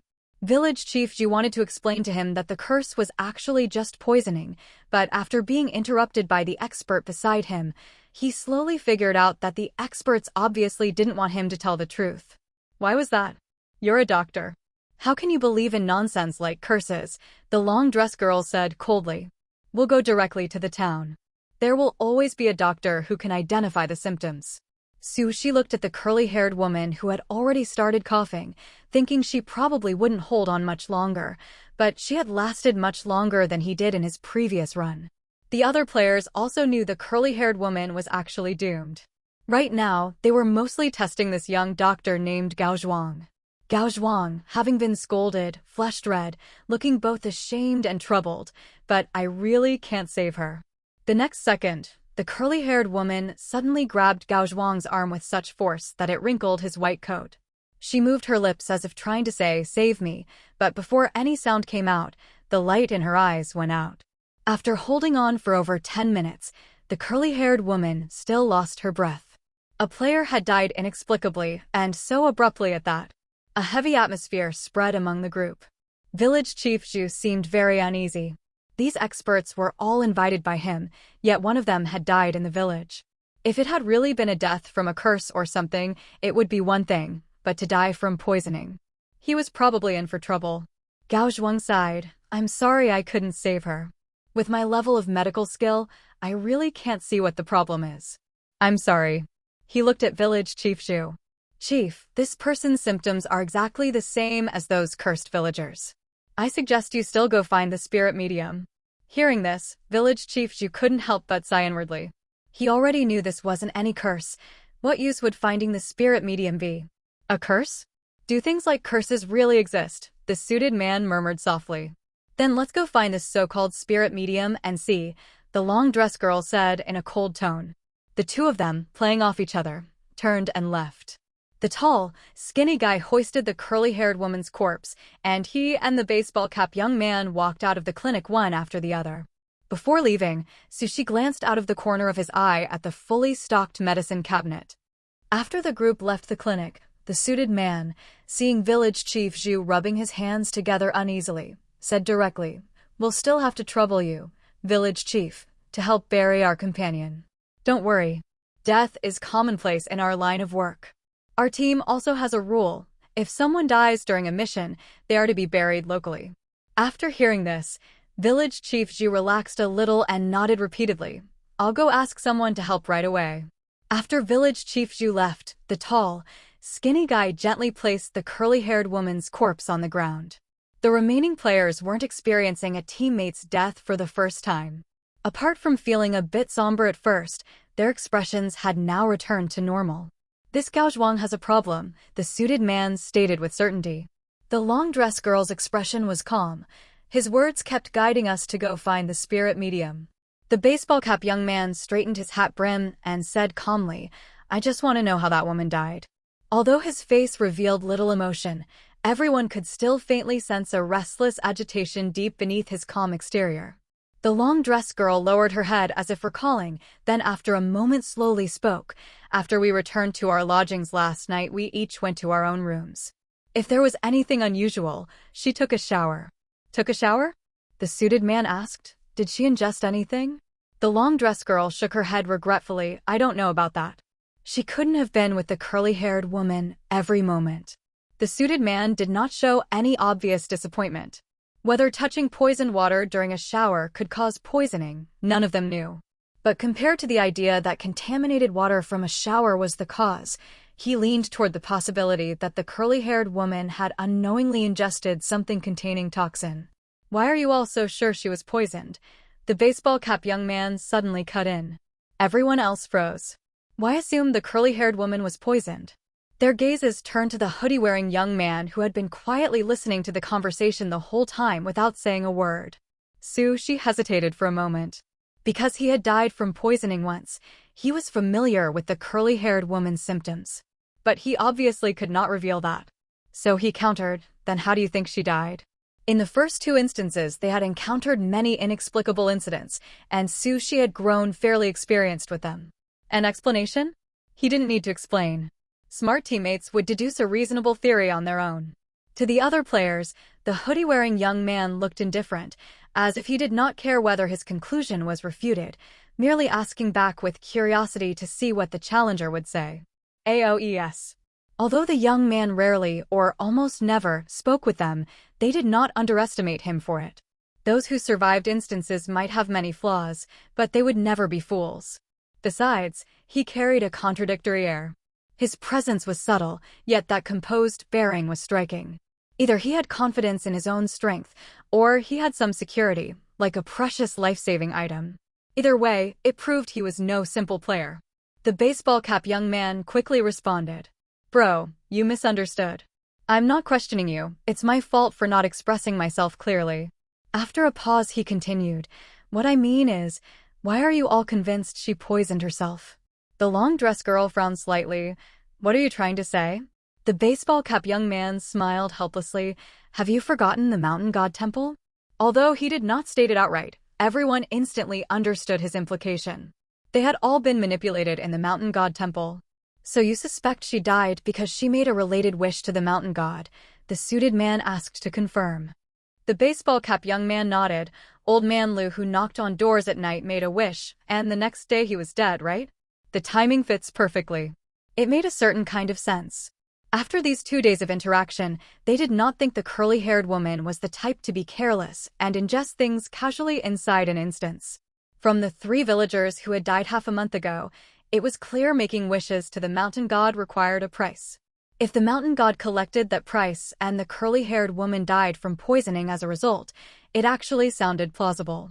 We could borrow a chicken from Village Chief Zhu's house again and test whether contact with the poisoned well water causes poisoning, the long-dressed girl suggested. The suited man directly rejected her suggestion. The exact cause of this player's death isn't really important right now. What we need to focus on is the spirit medium and that doctor named Gao Zhuang. It's already the 2nd day, time is running out. Hearing that, everyone instinctively felt a sense of urgency. Sushi recalled the medicine cabinet he had last glimpsed before leaving the clinic. Poisoned well water and a doctor with medicines. Where did the poison come from? Could it have been provided by this doctor? Maybe the doctor was the one who poisoned them? Although there was no evidence, there was no harm in guessing. In instances you had to boldly speculate and carefully verify. Clearly everyone thought the same. otherwise they wouldn't have found Gao Zhuang suspicious. Besides, Gao Zhuang had been subtly guiding them to find the spirit medium from time to time. Everything about it felt wrong. They stood there for about 20 minutes before Village Chief Zhu arrived with several villagers carrying a stretcher. After Village Chief Zhu and the villagers performed a simple burial for the curly-haired woman, it was already noon. With Village Chief Zhu's assurances, the group finally managed to eat again. Their food had been poisoned last night, they had been busy testing the water quality, and this morning they didn't even have time for breakfast before the curly-haired woman had her accident. By their count, they had missed 2 meals. In the player space, they did not feel hunger, but inside an instance, players experienced physiological states, just like in the real world. Even without an appetite, everyone ate a little to fill their stomachs. The suited man asked Village Chief Zhu for some information about Gao Zhuang. Gao Zhuang usually stayed at the clinic during the day, went home around 5 in the evening, and never remained until dark. He always made sure to lock the clinic door before leaving. Although Village Chief Zhu did not want to believe Gao Zhuang would do such a thing as poison people, he still brought them the clinic's spare key when he learned the experts suspected Gao Zhuang and intended to search the clinic. It was worth noting that in the afternoon a villager had come to speak to the players, saying something on behalf of the spirit medium. The gist was that all the players had been cursed by Ah Wang's mother, and that if they wanted to lift the curse they should go to the mountain god temple that night to see the spirit medium. Looks like it's connected to the spirit medium. The 5 temporarily gathered at the long-dressed girl's residence, and the other 4 agreed with her observation. One of them had just died, and the spirit medium had immediately reached out. There was no way it was a coincidence. There are no coincidences in instances. The curly-haired woman's death must involve the spirit medium. And Gao Zhuang, who kept hinting they should see the spirit medium. It was possible these two were in cahoots. They had even told them to go to the mountain god temple at night. The time and place both looked suspicious. At least we know the spirit medium will be at the mountain god temple tonight, and Gao Zhuang won't be staying overnight at the clinic. The suited man glanced around at everyone. For efficiency, I suggest we split into 2 teams. One team searches the spirit medium's residence, the other searches the clinic. Sushi never expected he'd be teamed up with the tall, skinny guy. He had thought he would still be with the baseball cap young man, but the other had proactively chosen to team up with the long-dressed girl to investigate the spirit medium's residence. The suited man also chose to join them. That left him and the tall, skinny guy, who naturally became a team to investigate the clinic. Both quiet people tacitly accepted this arrangement.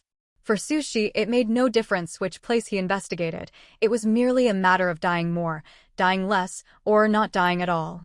The tall, skinny guy was purely indifferent, or perhaps he was indeed more interested in the clinic. Even though it was daytime, no one planned to waste time. What if the spirit medium was also at the mountain god temple during the day? Watching the 3 figures recede into the distance, the tall, skinny guy turned to look at Sushi and suggested, since Gao Zhuang is at the clinic during the day, we can go check out his place now. Sushi naturally had no reason to disagree. After asking Village Chief Zhu for Gao Zhuang's address, the two headed in that direction. Walking along, Sushi felt a bit unaccustomed to the change.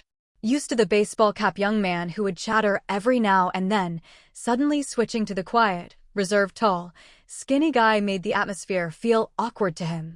Wait a minute, huh? Sushi's footsteps subconsciously halted. The tall, skinny guy beside him also stopped. Not far ahead of them, a thin, small figure was trudging slowly forward, carrying a basket of grass on his back. It was Ah Wang. This direction. It leads to his mother's grave. The tall, skinny guy had tailed Ah Wang once before and was basically familiar with his routes. Should we follow? The tall, skinny guy asked as if it were just an offhand question, but Sushi couldn't help but glance at him. The way he was staring intently at Ah Wang's retreating back clearly showed he very much wanted to follow. Let's go. Sushi thought for a moment and agreed. Come to think of it, they had paid almost no attention to this boy. Especially after they started suspecting the spirit medium, one could say they had completely ignored him. Although he didn't understand why the tall, skinny guy wanted to follow him again, it would just cost a bit of time. As long as they finished investigating Gao Zhuang's house before 5 o'clock, it was fine. A withering above knew. The two followed Ah Wang all the way to a remote hillside. The first thing that caught Sushi's eye was a lonely, small mound of earth. A wooden plank stood upright on the mound, bearing crooked, crudely carved marks. This was probably the tombstone Wang had carved for his mother with his own hands. Just as the tall, skinny guy had said before, it looked simple and crude. They simply watched as Wang gently crouched down, took the basket of grass off his back, pulled out handfuls of colorful wildflowers from it, and carefully replaced the flowers in front of the grave whose colors had already begun to fade. After finishing this task, he silently stared blankly at the grave. Witnessing the scene, Sushi couldn't help but feel a surge of complex emotions. Losing his father right after birth, his mother perishing in a sea of fire when he was 7, fending for himself alone at such a young age, and then the villagers wanting to sacrifice him to the mountain god.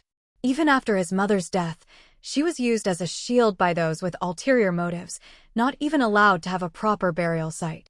Sushi found it strange that this instance wasn't actually driven by the resentment of Wang's mother. Failing that, having Wang be the mastermind behind the scenes would also make sense. Just enduring those rumors and slander would be enough to make this boy turn dark. But based on the current clues, the village's plight clearly had nothing to do with this mother and son pair. Just as Sushi was thinking that this instance was nothing like the trope of the horror novels he'd read, the tall, skinny guy, who had been standing quietly beside him, suddenly bent down and picked a few dandelions. Wang was hanging his head, lost in thought, when a touch of white suddenly appeared amidst the colorful wildflowers before him. He froze for a moment, then looked up in confusion. The tall, skinny guy didn't offer any words of comfort or ask any questions. He seemed to be simply offering a token of his own regard. Sushi stood still for a few seconds, then finally imitated the tall, skinny guy's actions, picking 2 dandelions and placing them before that crude tombstone. His parents had divorced and remarried when he was in elementary school.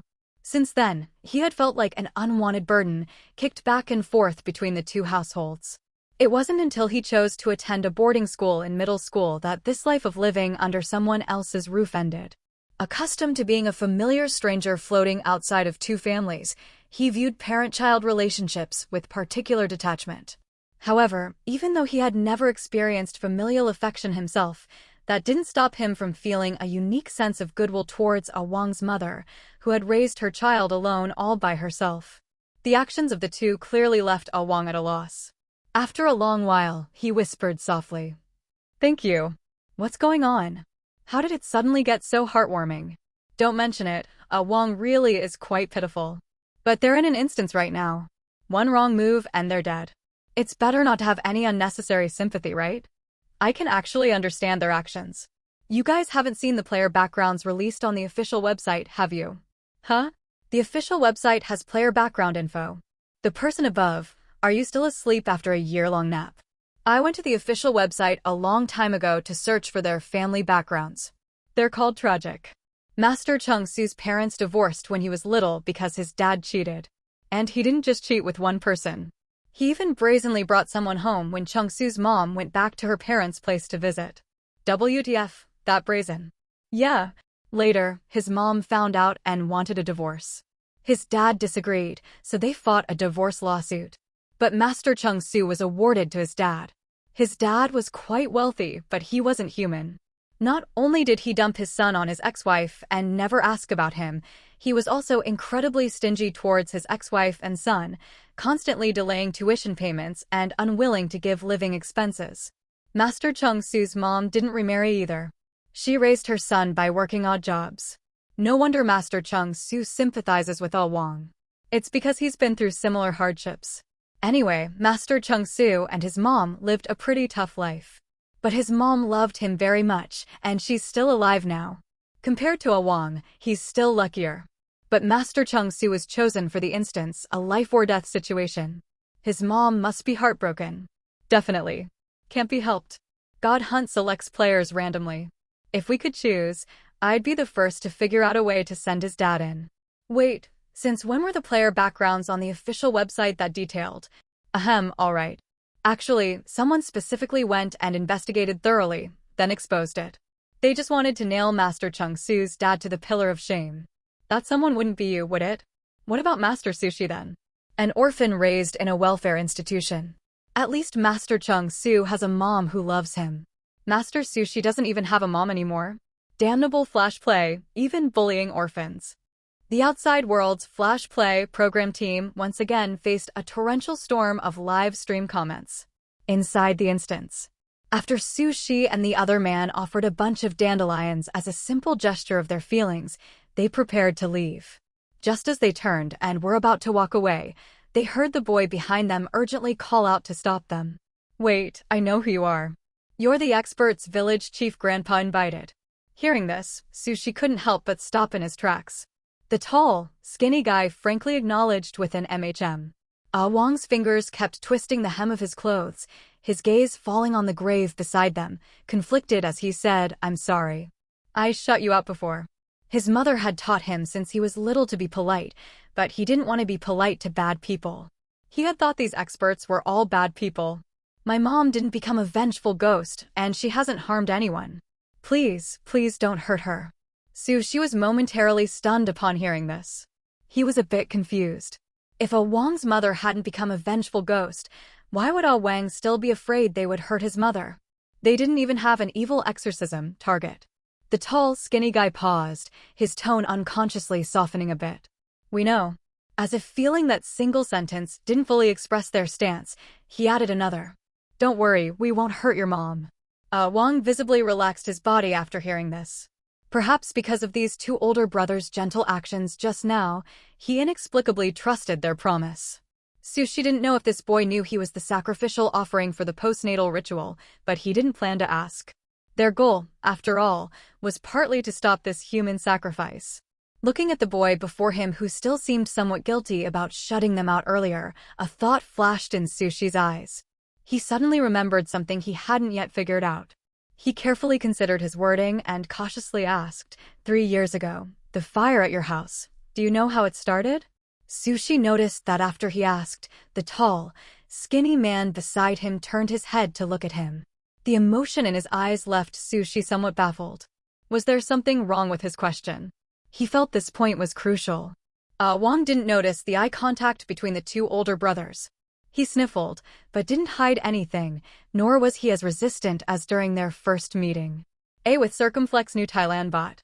The police uncle said it was caused by aging electrical wires, but they didn't believe it. They all said Dad burned Mom to death. The "they" here, without needing to ask, clearly referred to those villagers. She was somewhat surprised. So, when the big fire broke out 3 years ago, the village had also reported it to the police, but Village Chief Zhu had never mentioned this to them. Learning this important piece of information once again highlighted the innocence of Wang's mother. Wang knew the cause of his family's fire, but didn't know much about the village's death incidents. He also held a hostile attitude towards the so-called spirit medium and mountain god. Having obtained a hidden piece of information from Wang, the two didn't linger any longer. After bidding farewell to the boy, they headed towards Gao Zhuang's house. On the way, the silent atmosphere was as usual. But Sushi didn't feel awkward anymore, because he was recalling the conversation he just had with Wang. The reason they were shut out by Wang during their first visit was because Wang learned of their expert identity, thought they were there to hurt his mother, and thus resisted them. However, when they entered the village chief had asked them to pretend to be Wu Tsuifen's relatives. Logically, Wang shouldn't have known their true identity. But Sushi quickly thought of Village Chief Zhu's grandson Zhu. From Zhu's words, it was clear the two boys had a very good relationship. If Yu told Wang, that would make sense. There was also a rather contradictory point in Wang's words. He claimed his mother wasn't a vengeful ghost, but also pleaded with them not to hurt his mother. Could he then assume that Wang's mother's ghost actually did exist? Sushi subconsciously rubbed the goosebumps on his arm. He had a truly inexplicable fear of these things you couldn't see or touch. Finally, why did Village Chief Zhu hide the true circumstances of the fire from them? They had already dismissed their suspicions of Village Chief Zhu, but now he felt doubts about the man rising again. At this time, most villagers were probably taking their afternoon nap. There were almost no people along the way. After walking for about half an hour, the two arrived in front of a 2-story building. Unsurprisingly, the door was tightly locked. She hadn't learned lockpicking. He was just about to go see if there were any windows or the like when he saw the tall, skinny man take a syringe from his coat pocket. The other man observed the old-fashioned lock on the door, used the needle to fiddle with the keyhole a few times, and after a while, the lock opened. Sushi glanced at that syringe. It still contains some kind of liquid. Anything that could be brought into the instance could only be a prop. But he wasn't interested in inquiring about other people's private items, so he just pretended he didn't see it. The two successfully entered the house. Sushi had only taken a few steps inside before stopping. It wasn't because he encountered any danger, but because the things arranged on the first floor surprised him greatly. Funeral wreaths, incense and candles, paper effigies. Seeing those familiar funeral items, Sushi even thought he had returned to the funeral shop from the second instance. Wasn't Gao Zhuang a doctor? Why were there these funeral items in his house? Judging by the quantity, there were even quite a lot. The tall, skinny man was clearly also taken aback. The two went to check the second floor. The second floor was a normal living space, with nothing unusual. After carefully searching the entire house, aside from the strange funeral items on the first floor, everywhere else was quite ordinary. It wasn't far from Gao Zhuang's time to get off work. The two didn't find anything more and could only leave for now. Exiting the house, the tall, skinny man deftly relocked the door. To avoid bumping into Gao Zhuang, they deliberately took a detour. The sky was gradually darkening. Usually, by this time, the players would have long returned to their temporary lodgings. But tonight, they had no choice but to act during the night. The villagers probably didn't go out at night for fear of Old Man Lu knocking. They hadn't yet figured out Old Man Lu's attack method, but because his behavior pattern was singular and fixed, he seemed easy to deal with. But she wasn't clear what would happen if they weren't in their rooms at night and came face to face with Old Man Lu. However, since the spirit medium had invited them to go to the mountain god temple at night, didn't that indicate Old Man Lu's threat level wasn't that high? Surely the spirit medium's real purpose wasn't just to trick them into going out. If that really was the case, then they'd just have to die once. Gao Zhuang's house was about a 20-minute walk from the clinic. Before the sky turned completely dark, the two reached the clinic. Gao Zhuang had already gotten off work long ago. The clinic inside was dim and dark, without a single glimmer of light. She didn't hesitate. He took out the spare key village chief Zhu had given him and opened the clinic's main door. The layout inside was the same as during the day, unchanged, only now it seemed exceptionally quiet. The tall, skinny man headed straight for the consultation desk. Sushi, meanwhile, started flipping through the various medicine boxes on the cabinets. After checking all the cabinets one by one, Sushi fell into deep thought. He discovered many medicines were already expired, yet they were still placed on the cabinets, and most of them were chloride-based medications. At this time, the tall, skinny man had also finished examining the materials on the consultation desk. After reorganizing those materials, he came to Sushi's side. I looked at the treatment records. This Gao Zhuang prescribed medications for patients that almost all contained cyanide-based drugs. Sushi also told him about his own discovery. At this point, things were quite clear. The toxin in the well most likely originated from those chloride-based medications on the cabinets, and Gao Zhuang was also prescribing cyanide-based drugs to the villagers. No wonder those villagers died one after another. If they didn't die, who would? Being able to reach this conclusion so quickly was also because they already knew the villagers died from poisoning. Gao Zhuang, having access to medications, clearly possessed the means for such poisoning. The only thing that puzzled them was, why would he poison the villagers and deliberately prescribe harmful drugs to them? What benefit did killing those villagers bring Gao Zhuang? The tall, skinny man said in a low voice, "Let's go. We'll go meet up with the others." The mastermind behind the scenes had been found. What roles the spirit medium and the mountain god played in this instance would depend on the other team's progress. Sushi acknowledged with a sound. These brain-taxing problems, for now, he still needed to discuss with his clever teammates. Though, to be accurate, he was more of a listener. Pulling open the clinic's main door, before Sushi could even step out, suddenly a heavy, unidentified object slammed into him. Accompanied by the sound of something shattering, a strong, heavy smell of blood assaulted his nostrils. Sushi instinctively reached out to touch his clothes. A sticky liquid instantly soaked his palm. Roar! While Sushi was stunned by the impact, an extremely withered, dried-up corpse pounced on him from around the corner, knocking him to the ground. It opened its mouth and went straight for his carotid artery. In just a few short seconds, the situation changed drastically. She only felt a sharp pain in his neck. The strength of the dried corpse pressing down on him was absurdly great, firmly restraining him. Before his consciousness blurred, he saw the tall, skinny man holding a syringe, stabbing it straight into the dried corpse's body. Ugh. Sushi stood behind the door, still holding the door-opening pose. He raised his hand and touched his neck. It was the first time he had been killed by having his blood sucked. At this moment, in Sushi's live stream. Master, you absolutely must not open the door. Why? What's going on? What's going on? Is there something outside the door? No way. Isn't our perspective supposed to be following the players? Go check out the baseball cap guy's live stream and you'll know. I'm back. Damn, that guy actually set up an ambush outside. I watched the whole thing, let me explain. I didn't understand the encrypted talk between the baseball cap guy and the guy in the suit, don't know what they plotted. But they each used chicken blood to lure a dried corpse. The couple that died in the fields. There's a dried corpse outside the door that the baseball cap guy lured over.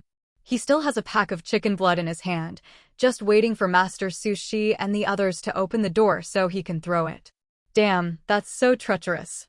WTF, why would they want to harm Master Sushi and the others? No idea about that. The suited guy wouldn't have lured the other one to the long dress girl, would he? Yep, you guessed it. Reward: 1 dried corpse. Not joking, the 2 people in the clinic are in serious danger now. The live stream comments, now understanding the specifics, were all worried. Mainly because it seemed the 2 masters were completely unprepared, having no idea a player had lured a dried corpse to ambush them right outside the clinic. Just as the comments were anxiously spamming "Don't open the door," already picturing the scene of the 2 masters being ambushed by the dried corpse upon opening it, they saw the young man in the black hoodie on the screen pause for a moment while holding the doorknob, then turn to ask the other tall, skinny man, "Does this clinic have a back door?" The clinic was divided into 2 parts. One was the outer area with the consultation desk and medicine cabinet. The other was a small bed for examinations, separated by a curtain. During the day, none of the players had gone behind the curtain, so Sushi didn't know if the clinic had a back door. Although a bit puzzled, the tall, skinny man went in to check and quickly came back out. Yes, there is. Why? Not thinking the hoodie-wearing young man would ask about a back door for no reason, a possibility flashed through his mind. He couldn't help but ask, "You suspect there's danger outside the door, Nui?" Sushi gave a slight nod. He hadn't expected this person to be so perceptive. But remembering how the other had swiftly jabbed the syringe into the dried corpse after he was pounced on, he wasn't that surprised anymore. This person was clearly someone with quick reactions too. Too bad the dried corpse had been even faster, he hadn't been saved in time. But he wasn't just suspecting, he had genuinely died once. Judging by the fact that he was drenched in blood the moment he opened the door, it was obvious someone was deliberately waiting for them outside. He just didn't know who that person, or those people were. Gao Zhuang, who was killing to silence them? Villagers who discovered their identities? Or Village Chief Zhu, whose stance was unclear? Could it be the spirit medium? After all, it was the spirit medium who invited them out at night. But would the spirit medium's methods be so, physical? Shouldn't she be hiding in the shadows, muttering incantations to curse them? Running through all the suspects in his mind, but still unable to pinpoint a specific target, Sushi silently complained to himself before temporarily giving up. Whoever it was, he'd find out in a moment. Sushi explained his plan to the tall, skinny man. He needed the others' cooperation. The plan was simple. He would attract attention at the front door, while the tall, skinny man quietly slipped out the back door to counter-ambush the person hiding in the dark. As for why he wasn't the one going to catch them, he was afraid he couldn't win in a fight. "I'm pretty good at fighting." That's what the tall, skinny man had said himself. The question was whether someone was also waiting at the back door. The tall, skinny man stood by the back door, syringe in hand. On the surface, he was asking the hoodie-wearing young man if he suspected danger outside, but in reality, he had already seen that the other was certain there was a problem. Among the players he had encountered, the aura of mystery around this young man was unique, so he chose to trust his judgment. Gripping the syringe tightly, he carefully opened the back door. The night outside was peaceful, the night breeze blowing and bringing a slight chill. No immediate danger. She waited a little longer after the man left. He took a deep breath. Next, it would depend on his reaction speed. Gripping the handle, he gently pressed down. The moment the door opened, perhaps because he was prepared, Sushi's eyes were exceptionally sharp this time, spotting the blood pack being thrown through the air. Unfortunately, before he could even clearly see who was hiding in the dark, his hand had already reacted first, slamming the door shut again with a thud and locking it. The blood pack hit the door with a heavy thump. The next second, a tremendous force slammed against the door. She hastily retreated several steps before turning and running towards the back door. Now, with the blood on the front door attracting the dried corpse, he could go catch up with the tall, skinny man. To avoid getting too close and being noticed by the dried corpse, Sushi took a wide detour before circling back near the clinic, finally spotting his familiar teammate behind a tree. The moment he saw him, he couldn't help but ask, "How did it go?" The tall, skinny man looked like he had been in a chase, breathing slightly heavily. It was that player wearing the baseball cap. He was very alert. He ran off right after throwing the blood pack. He had given up the chase after a while. Their purpose was to gather clues under cover of night, and making too much noise wasn't wise. Moreover, the other had clearly planned his escape route.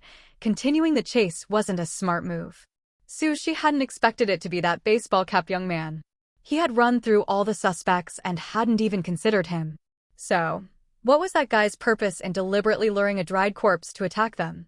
Just wanting to kill them? The tall, skinny man was also pondering a similar question. Leaving aside the baseball cap young man's motive for now, the dried corpse he lured was probably the villager who died in their own wheat field after making a wish to the mountain god. Village chief Zhu said it was a couple. Now one of them was at the clinic. Where was the other one? Exchanging a glance, the two wordlessly decided to go find the suited man and the long-dressed girl. However, they didn't expect to run into a player on their way to the spirit medium's residence. The long-dressed girl saw them from afar and jogged over. The moment the three met, the long-dressed girl asked, "Did the man wearing the baseball cap lure the other corpse to your place?" The tall, skinny man nodded. Before they could even ask, the long-dressed girl calmly explained the situation. Midway, the baseball cap guy found an excuse to leave the group. "When the corpse attacked us, the guy in the suit tried to stab me in the back. Those two are probably in cahoots." The suited man was responsible for killing the long-dressed girl, and the baseball cap young man was responsible for ambushing Sushi and the other. Clear division of labor. But when did these two secretly team up? Right, the baseball cap guy ran off. What about the suited man? Curious, Sushi voiced his question, only to hear the long-dressed girl say nonchalantly, "I killed him." Gasp. The long-dressed girl looked unquestionably like the gentle and graceful type, speaking softly and with a gentle temperament. But her decisive personality made Sushi realize you can't judge a book by its cover. The three of them exchanged the clues they had each gathered once more. The point that the barefoot doctor, Gao Zhuang, from the village was the mastermind behind the deaths of over 60 people in Ningyi village within 3 years was basically confirmed. His motive was another matter for now. Regarding the spirit medium, the long-dressed girl only offered a faint summary. She's probably a fraud with no real skills. It was just unknown where the so-called mountain god had come from. At this point, everyone was clear that Gao Zhuang and the spirit medium definitely had some kind of connection. One deliberately poisoned the villagers to death and then claimed they were cursed by Wang's mother, while the other summoned some nonsense mountain god to suppress the evildoing of Wang's mother. The two were clearly working together. Although there were still a few lingering questions, they had roughly figured out most of the truth about this instance. Now they needed to think about how to clear it. The story of Wang's mother committing evil and seeking revenge was artificially fabricated. Naturally, they would try to stop the sacrificial ceremony the day after tomorrow. But how to stop it? There were only a few of them. They couldn't possibly oppose the entire village. Unless they revealed that Gao Zhuang was the real culprit. We need to consider a few points. The spirit medium holds a very special position in the village. The villagers clearly trust her a lot. Even village chief Zhu had to have us, experts, disguise our identities when he hired us. The long-dressed girl wasn't optimistic about this approach. Although proving Gao Zhuang is the poisoner could shatter the spirit medium's mysterious facade, we shouldn't underestimate the ignorance of these villagers. And we didn't catch Gao Zhuang in the act of poisoning. Everything right now is just our speculation. She understood her concerns. After all, they were outsiders who had just arrived 2 days ago. Apart from Village Chief Shu, the villagers didn't trust them much. If handled poorly, they might even be falsely accused. You say the well water is poisoned? I could just as easily say you're the ones who poisoned it to frame me. The above scenario could very well happen. Even with Village Chief Zhu's guarantee, they might not necessarily. Wait a minute. Why did they have to confront Gao Zhuang and the others themselves? She suddenly saw the blind spot. In the last instance, he and the high ponytailed woman ultimately resolved the anomaly by calling a special hotline. For this instance, they could just call the police directly. Yes, if it really was Wang's mother's doing, calling the police would be useless. But Gao Zhuang was human, committing physical murder. If the police couldn't handle supernatural events, could they really not handle a barefoot doctor and a fraudulent spirit medium? Anyway, he could reload. Trying wouldn't cost him anything. We can call the police. Sushi stated his idea without the slightest hesitation. The other two were stunned for a moment, but quickly caught on. Right. Since the village had called the police before, that meant this instance had police. They could totally try calling the police, providing evidence to have the police arrest them. However, a new problem emerged. This instance hadn't provided them with electronic devices like phones. Let's find Village Chief Zhu tomorrow morning, the tall, skinny guy suddenly suggested. Village Chief Zhu was the only one who knew the well water was poisoned. Persuading him to call the police could work too. Sushi and the long dress girl had no objections to this. Even if that didn't work, they could use force to borrow his phone to call the police. After agreeing, the three of them prepared to return to their respective lodgings. The baseball cap young man had fled and his whereabouts were unknown. Sushi didn't know if he would try to cause more trouble for them. They'd cross that bridge when they came to it. If they couldn't handle it, he'd just reload. On their way back, a figure lunged agilely at Sushi from the shadows. Holy crap! Sushi's first thought was that the baseball cap young man he'd just been thinking about was ambushing him. But upon closer look, a familiar withered body came into view. He couldn't help but have a question mark pop up in his mind. Shouldn't this thing be currently lunging at the clinic door right now? Perhaps because he'd been pounced on once before, Sushi reflexively dodged the dried corpse's attack this time. Before the dried corpse could continue its assault, the long dress girl pulled out a brick from who knows where and smashed it hard against the dried corpse's head.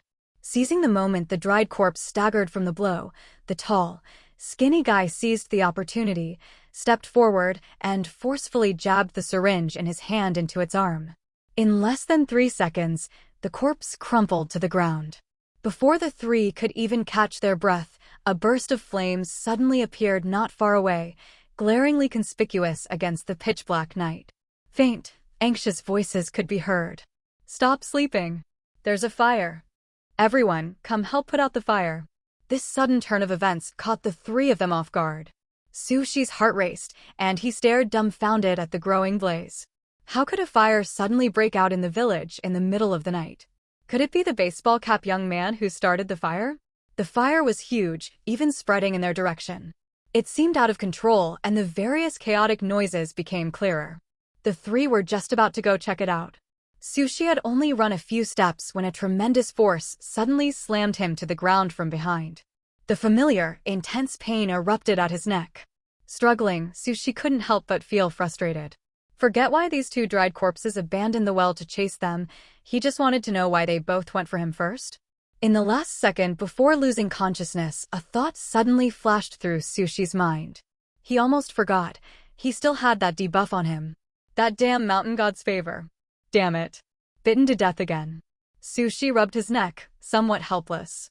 He hadn't returned to the moment just before the second dried corpse's ambush, but to the time right after they had just finished making plans and were about to return to their lodgings. This proved the reload judged that, even if he could dodge the second dried corpse's ambush, he still couldn't survive. Before the ambush, they were heading towards the fire. After dealing with the second dried corpse, they would definitely still go over there, so he most likely would die there again.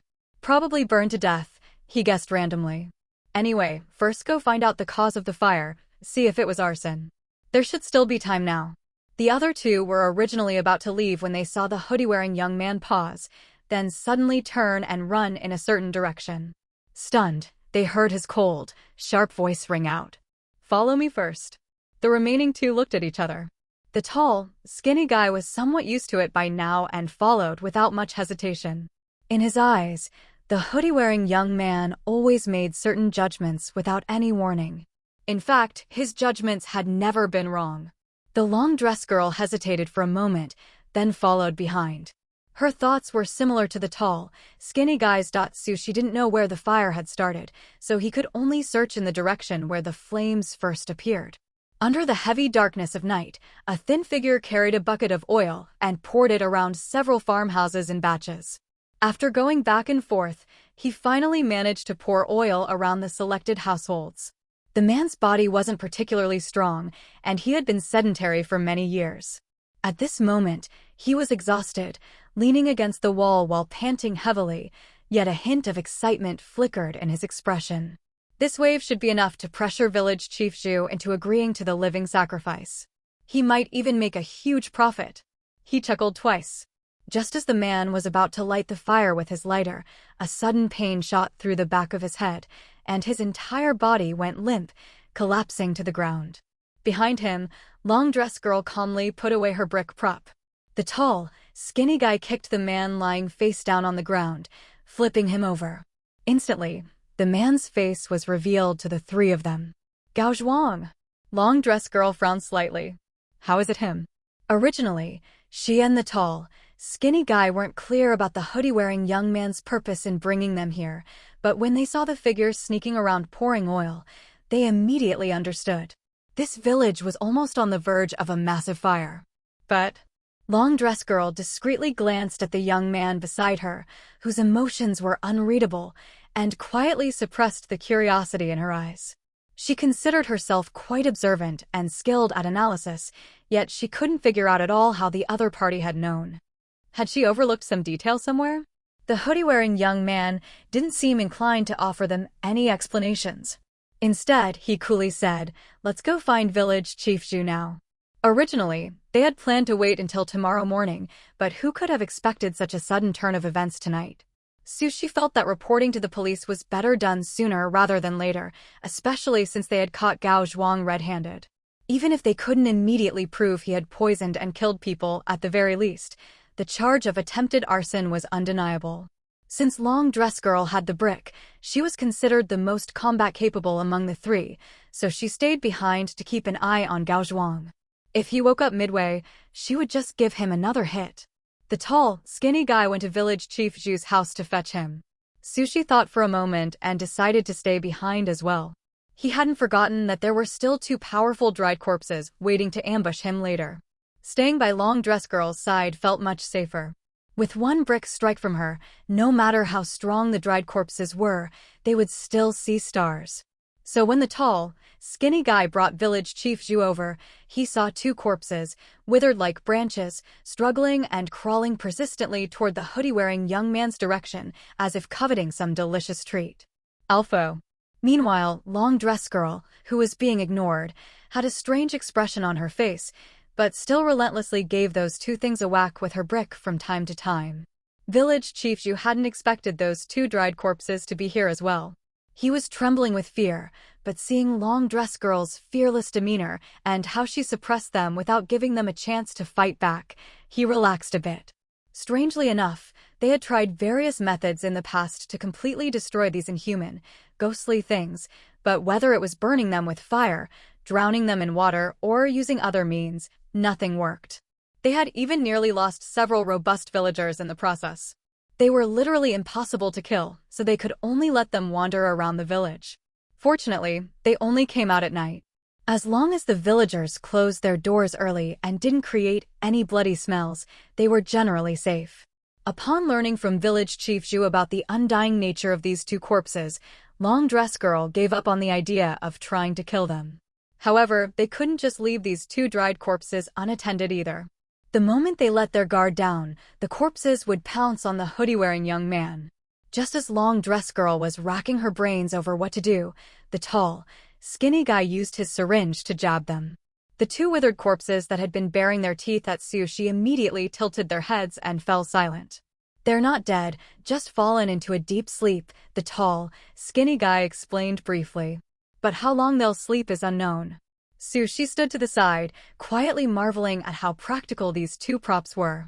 One could deliver an unreasonable hard stun, and the other could force a target to fall asleep. Thinking of his own 2 wedding candies, his eager heart cooled down.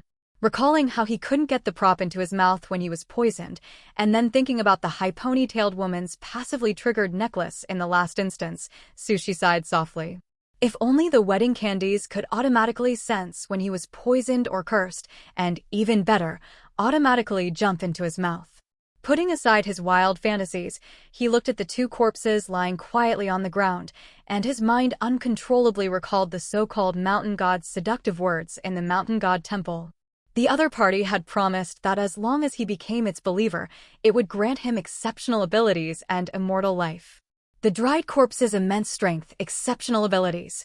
The dried corpse's immortality, immortal life. Damn, you have to admit, it actually matches up. Sushi couldn't help but feel fortunate. Thankfully, his will had been firm back then. With the threat gone, the 3 of them recounted the whole story to Village Chief Zhu. Ignoring Village Chief Zhu's shock and disbelief, Long Dress Girl waved the brick in her hand, her expression still gentle. "Village Chief Zhu, please call the police quickly."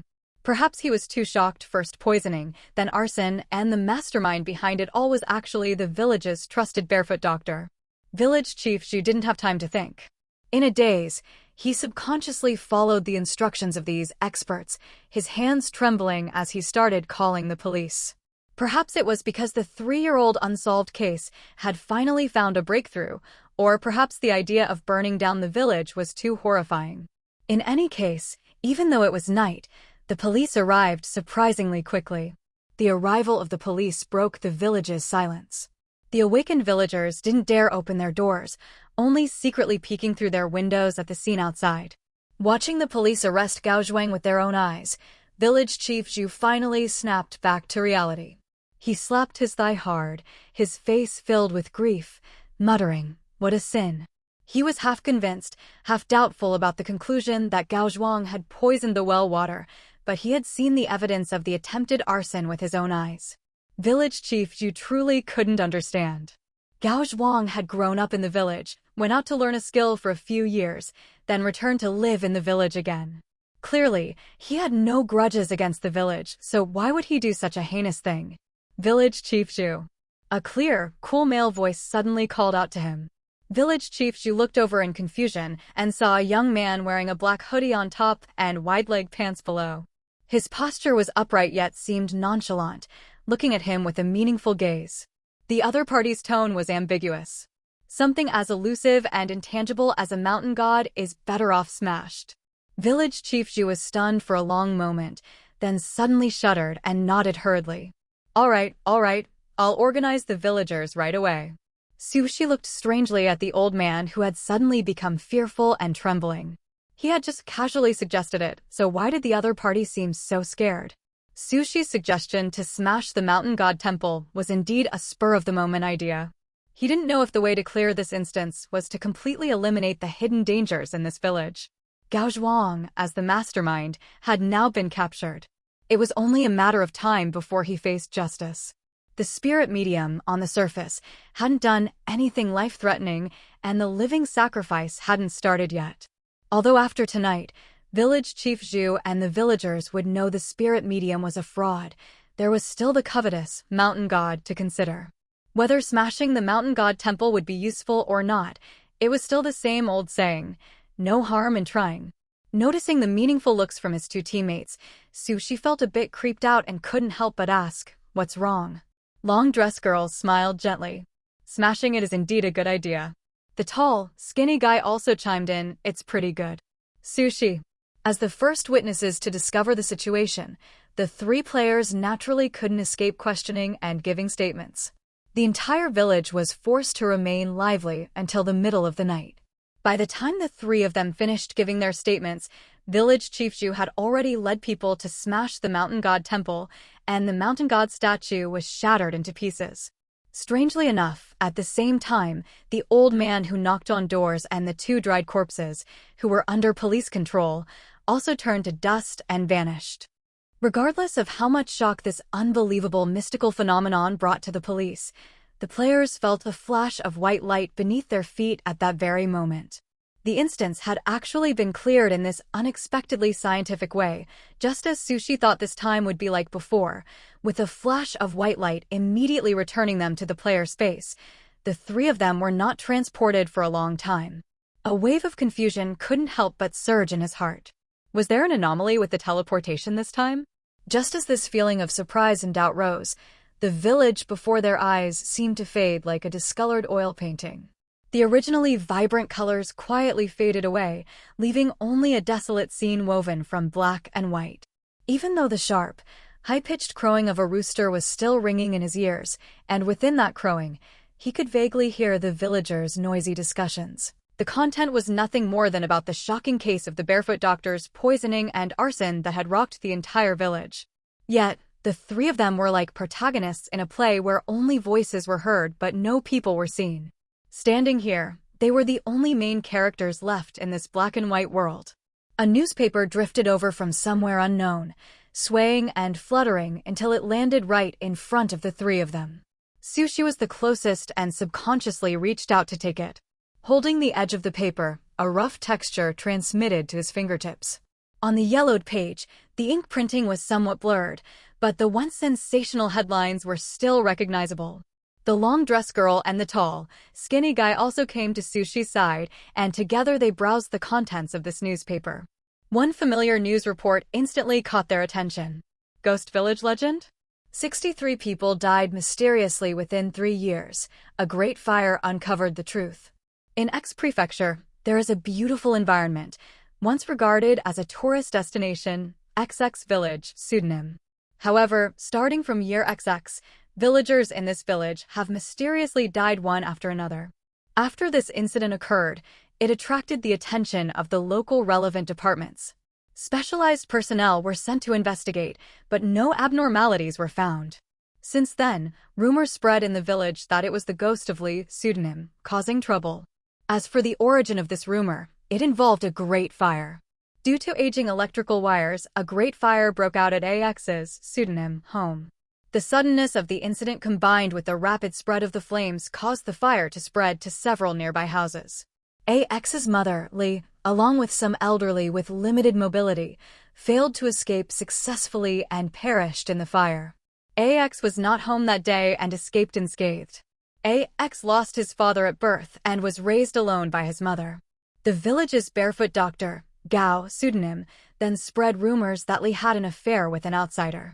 Unhappy after AX's father's death, she burned Lee to death. The villagers' deaths were all due to Lee's curse. In a panic, the spirit medium Ma, pseudonym, claimed to have communicated with the mountain god, who could suppress the troublesome Lee, on the condition that the villagers offer monthly tributes to her. Until one night 3 years later, another great fire broke out in XX Village. Except for AX, none of the 86 villagers survived. After in-depth investigation by the relevant departments, part of the truth was finally uncovered. It turned out that besides treating villagers, the Barefoot Doctor Gao also sold some funeral supplies. To make money, Gao poured chloride-based medications into the well. Villagers who drank the well water would soon die. When villagers came to him for treatment, he would also prescribe some cyanide-based drugs. People who took the medicine would also die mysteriously. From this, it can be seen that the mountain god matter was also fabricated out of thin air, created by Ma. Gao set the fire alone late at night for unknown purposes. Unfortunately, only a 10-year-old child remained in the entire village. More information was buried along with this great fire. For a moment of greed, using the supernatural to make money with human lives, ultimately harming others and oneself, triggering a huge tragedy. Just as the three finished browsing this news report, before they could even exchange words, their vision blurred. Opening their eyes again, Sushi had already returned to the golden-hued player's face. Perhaps because he had experienced a bit too much in this instance, taking a bit longer, he now looked up at the endless flight of stairs and actually felt a sense of long absence. The familiar safe environment made Sushi's spirit relax involuntarily. He lazily flopped down onto the ground, not wanting to move at all. The content of that final newspaper could be said to have briefly summarized all the clues the players gathered within the instance, also revealing part of the truth of the instance. But in reality, many details were not reported. RS. He didn't know if the police hadn't fully uncovered them, or if they had but concealed certain information, like the matters of live sacrifice and the mountain god. The newspaper never mentioned live human sacrifice at all, and also called the so-called mountain god fabricated. However, he didn't think so. 3 years ago, Wang's home had a great fire due to aging electrical wires. Then, Gao Zhuang fabricated rumors about Wang's mother seeking revenge, poisoning people just to make money from his side business. The spirit medium probably discovered what Gao Zhuang was doing. Not only did she not expose him, but she also colluded with Gao Zhuang, claiming to have communicated with a mountain god who could protect the village, collecting tributes from the villagers. The two acted in concert, putting on a show, fooling the villagers for 3 whole years. Until one day, a villager made a wish to the mountain god and turned into a monster that was neither human nor ghost. Gao Zhuang once again shifted the blame onto Wang's mother's head. But even if the blame was shifted, the facts wouldn't change. Sushi guessed the mountain god might have truly been randomly fabricated by the spirit medium at first. It's just neither she nor Gao Zhuang expected it to become real. In a panic, they thought of live sacrifice. He wasn't clear if the purpose of the live sacrifice was to appease the mountain god or something else. In any case, this ritual was not successful. Because the night before the sacrifice, Gao Zhuang set fire to the entire village. As for why Gao Zhuang set the fire, he actually had a vague guess about that point too. The spirit medium proposed live sacrifice, but village chief Zhu disagreed. The matter of sacrificing to the mountain god couldn't be delayed repeatedly. To pressure village chief Zhu, the best method was to create another supernatural incident to pressure him. They just didn't expect Gao Zhuang to set the fire. He guessed Gao Zhuang probably intended to mimic the Great Fire at Wang's home 3 years ago. However, something went wrong, and the fire got out of control. And what surprised him was that the true ending of the instance was actually that the entire village had no survivors except Wang. If you asked if he was shocked, of course he was. Sushi suddenly, inexplicably, thought of Wang's contradictory words. Never mind. The instance was already cleared. Delving deeper had no meaning anyway. He had pretty much pieced it together, about 80 or 90% correct. Scratching his head, his thoughts turned to this instance's teammates. He was tricked by the baseball cap young man. Angry or not, he had long been prepared that future instances might not necessarily be as harmonious as the second one. Looking at it from another angle, he even felt the other guy's brain was indeed sharp.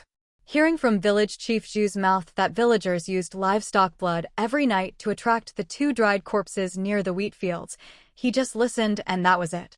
However, the baseball cap young man and the suited man could think of using that point to screw others over. Lesson learned.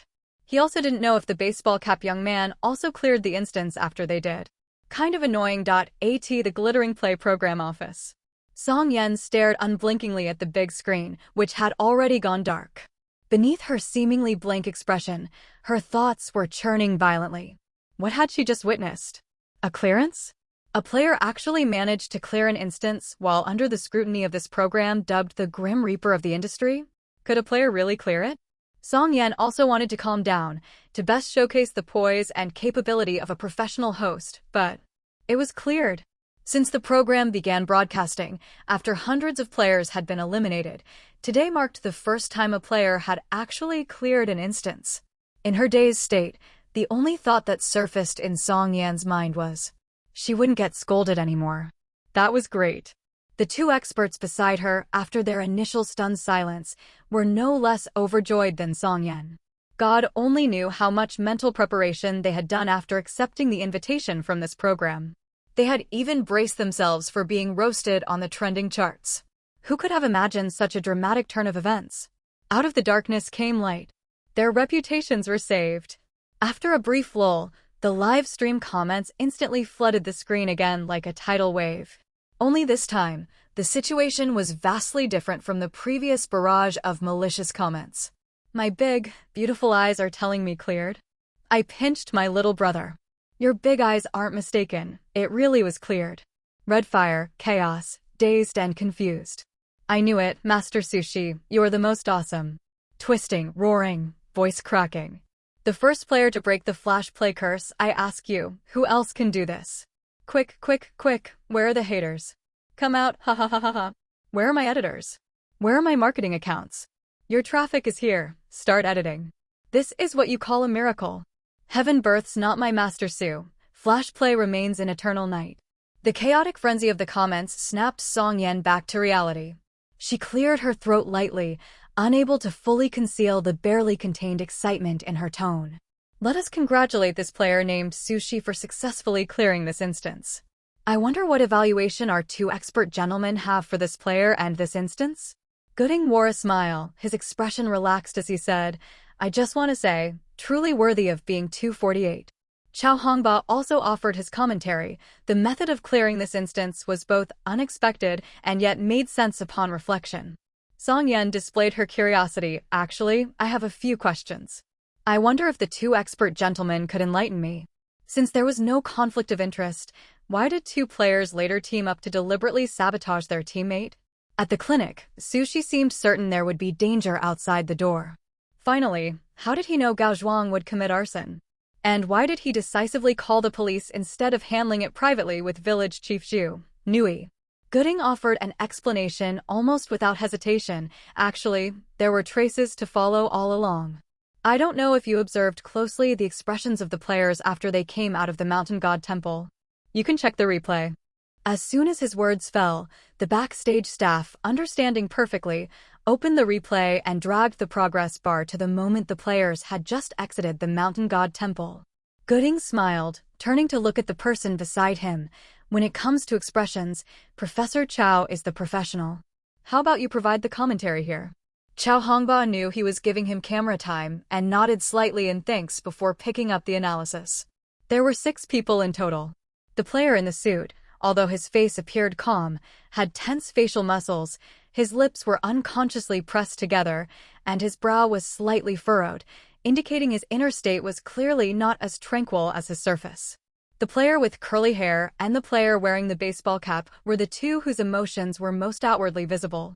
Their unsettled, restless demeanor was probably apparent to everyone. As for the remaining 3, the player in the long dress, the player with the gloomy aura, and our live stream subject, Sushi, their expressions were much steadier. Their eyes were focused, their gaze abstracted, indicating they were pondering something. Ever since the players returned from the mountain god temple, the curly-haired player's mood had been very low. Before that, she had been quite proactive in analyzing clues, yet in the subsequent discussions, she rarely spoke up again. After the curly-haired player died from poisoning, the baseball cap player's emotions were clearly becoming harder to control, his entire body radiating anxiety and unease. Chao Hongba stopped here and didn't continue, glancing sideways at Gooding. Receiving the cue, Gooding calmly took over. Thank you, Professor Chao, for analyzing the players' micro-expressions for us. I believe after hearing Professor Chao's words just now, everyone has some ideas. This mountain god can bewitch people's hearts. Clearly, 3 of the 6 players fell under its influence. Originally, the suited man and the baseball cap young man were holding steady, but the unexpected death of the curly-haired woman made them panic. I leaned towards the idea that the curly-haired woman's death actually had nothing to do with the well water, but was related to the wish she made after being bewitched by the mountain god. Clearly, these 2 other bewitched players thought the same. There's another very interesting point later. When the players split up to act, the baseball cap young man, who usually liked to act alongside Master Sushi, proactively chose to team up with the long dress girl. The suited man also joined them without hesitation. From this point on, the baseball cap young man probably already had a plan in mind. The suited man noticed his unusual behavior, and the 2 reached a cooperation. Making a wish to the mountain god comes with a price. I guess their reason for doing this was to eliminate that price. Song Yen had a sudden realization, so that's how it was. Gooding smiled and continued. The second question. Don't be fooled by Master Sushi seeming to have nothing to do with the word cautious, but he is definitely not a reckless person. Master Sushi might not have known for sure if there was danger outside. He was probably just testing the waters casually. However, from earlier, we could see Master Sushi actually knows a bit of psychology. He should have detected the oddities in the baseball cap young man's words. I think he had actually already seen through the baseball cap young man's scheme. If it were truly just a casual test, he should have waited for the tall, skinny guy to return, or also left directly from the back door, instead of deliberately opening the door to lure the baseball cap young man. Song Yen asked curiously, then how did Master Sushi see through that player's trick?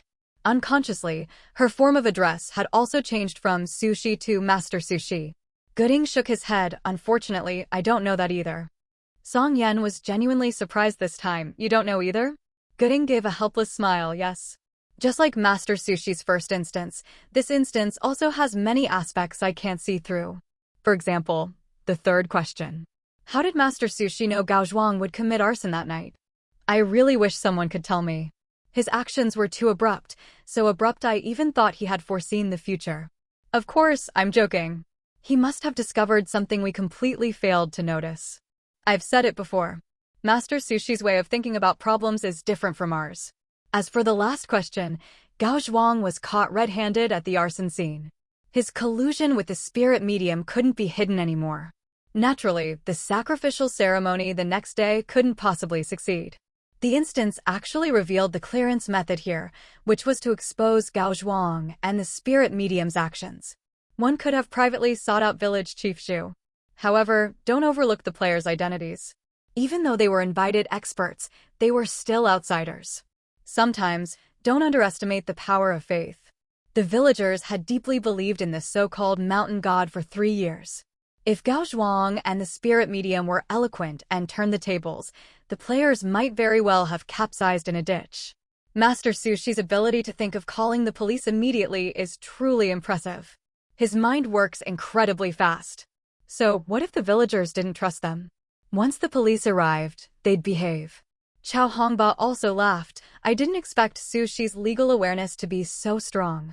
If it were me, I'd only think of ways to make the villagers believe privately. Who knows how much effort that would take? Song Yen deliberately sighed with feeling. No wonder Mr. Ge holds Master Sushi in such high regard. I also want to say, truly worthy of being 248. Were there other questionable points in this instance? Of course there were. But those weren't things that could be discussed publicly. After all, the ground they stood on still bore the name, Glittering Play. Discussion thread, discussion, can't believe the curse of Flash Play could actually be broken one day. Trending. 1L, OP as a native of J Province, I can say I deeply loathe this stupid show that is God knows how many J Province players. Every day I hope everyone, including those who support the show's continuation, gets selected for the God Hunt. I never thought in my lifetime I'd actually see the stupid show that kills whoever it targets finally take a hit. 2L, also from J Province, who understands the pain of finally finding a player you like only for them all to be killed off by that stupid Flash Play. 3L, you guys don't actually believe it's just a simple metaphysical issue, do you? Flash Play definitely has something shady going on behind the scenes. Maybe they're even colluding with the God Hunt. 4L, isn't it said that Flash Play has some powerful backing? 5L, can any backing be more powerful than the entire country? 6L, regardless of whether Flash Play is man-made or metaphysical, at least someone has finally ended its 100-kill streak. I knew someone who could speedrun a solo instance wouldn't be simple. 4L, to be honest, this instance seemed both difficult and not. As long as the players didn't go to the Mountain God Temple, they could avoid the Mountain God's temptation. The curly-haired woman wouldn't have died, and the suited man and the baseball cap young man wouldn't have failed in their schemes, one getting killed in retaliation and the other dying from the backlash. The tricky part was determining whether the food was poisoned. One wrong move and the whole team could have been wiped out. 5L. The person upstairs thinks the players wanted to go to the Mountain God Temple. They all went to gather clues. Even if the temple had nothing, they'd still have to check it out. Otherwise, they'd miss key clues and be done for. 6L. The poisoned food was indeed too insidious. The problem was the original food was fine, but the village chief's well happened to break, causing his wife to use a different water source for cooking. It's hard to say the instance wasn't intentional about that. 7L. When Sushi said the food was poisoned, I'm not exaggerating when I say a chill shot up from the soles of my feet. The players all spoke with the village chief who checked the well, but only he keenly connected it to the food being problematic. 8L. Wait? That baseball cap guy died too? 9L.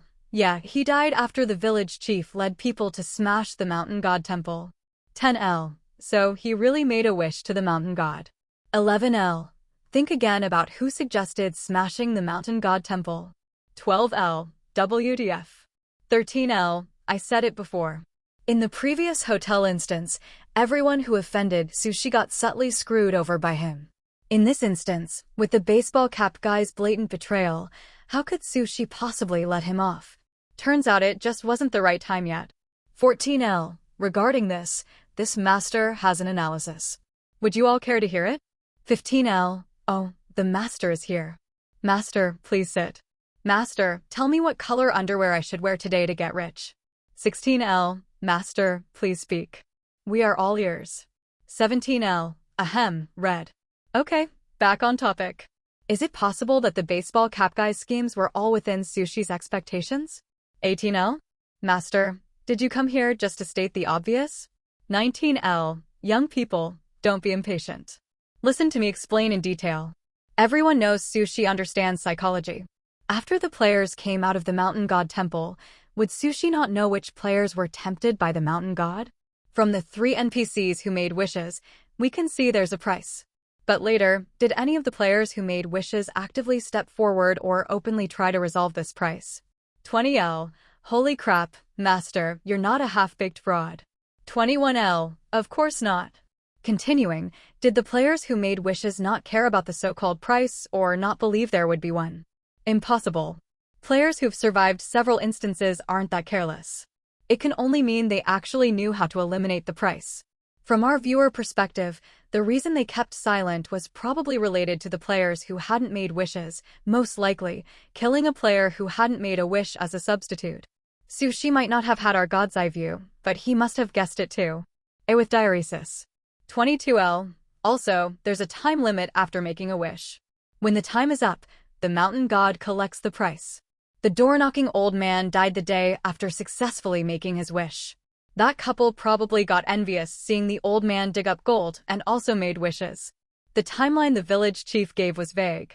I've reasonably deduced the sequence. The door-knocking old man made a wish one day and dug up gold in the field that same day. Then, after the old man dug up the gold, the couple also made wishes, so they also died the next day. That's why the village chief said they were found after the old man. 23L, and the curly-haired woman also died early the next morning. I bet you're wondering why the suited man and the baseball cap guy were fine. The players made wishes simultaneously, so there was probably some order. The curly-haired woman was unlucky and was first. Her death bought time for the other two, but it also made them anxious, since the next to die would be one of them. 24L, the baseball cap guy couldn't sit still first, so after the curly-haired woman's death, he was the first to test the waters.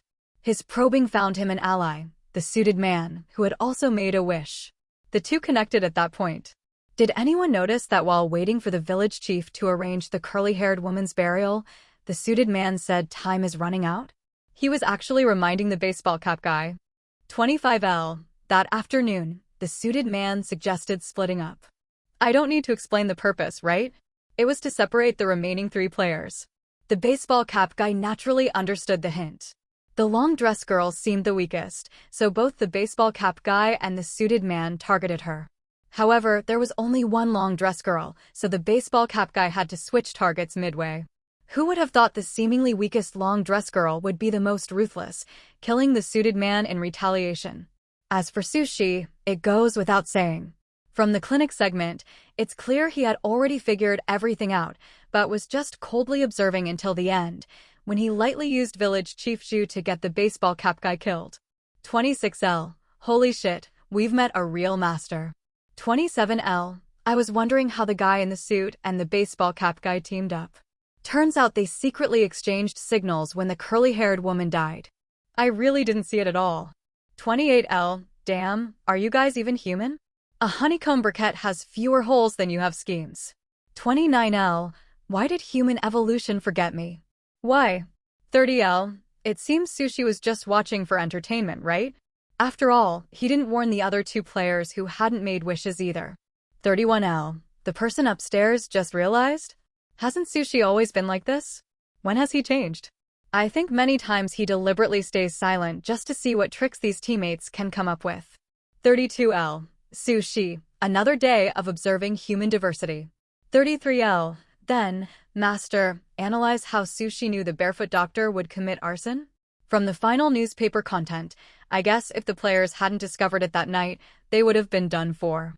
34L. Put that question and the birthday instance together into the world's unsolved mysteries. This master doesn't know either. 35L. Even Flash Play's debuff can be ignored. How OP is that? Feels like this person really isn't on the same level as the other players. 36L. It's only been 4 instances, don't jump to conclusions. There's still a lot of uncertainty in the future. Ji-young took the large meal he had specially ordered from the delivery person at the door. As he headed back to his room, he noticed his own mother offering incense to the Bodhisattva Guanyin. Yao Yingxiang also saw her son, or more accurately, she saw the takeout in his hand. I've told you countless times, you brat, that outside food isn't sanitary. If you want to eat something, learn to cook it yourself. Ji-young retorted helplessly, I don't eat it every day. I just felt like treating myself today. Yao Yingxiang said with annoyance, you'll be happy when you get diarrhea. Fine, go on.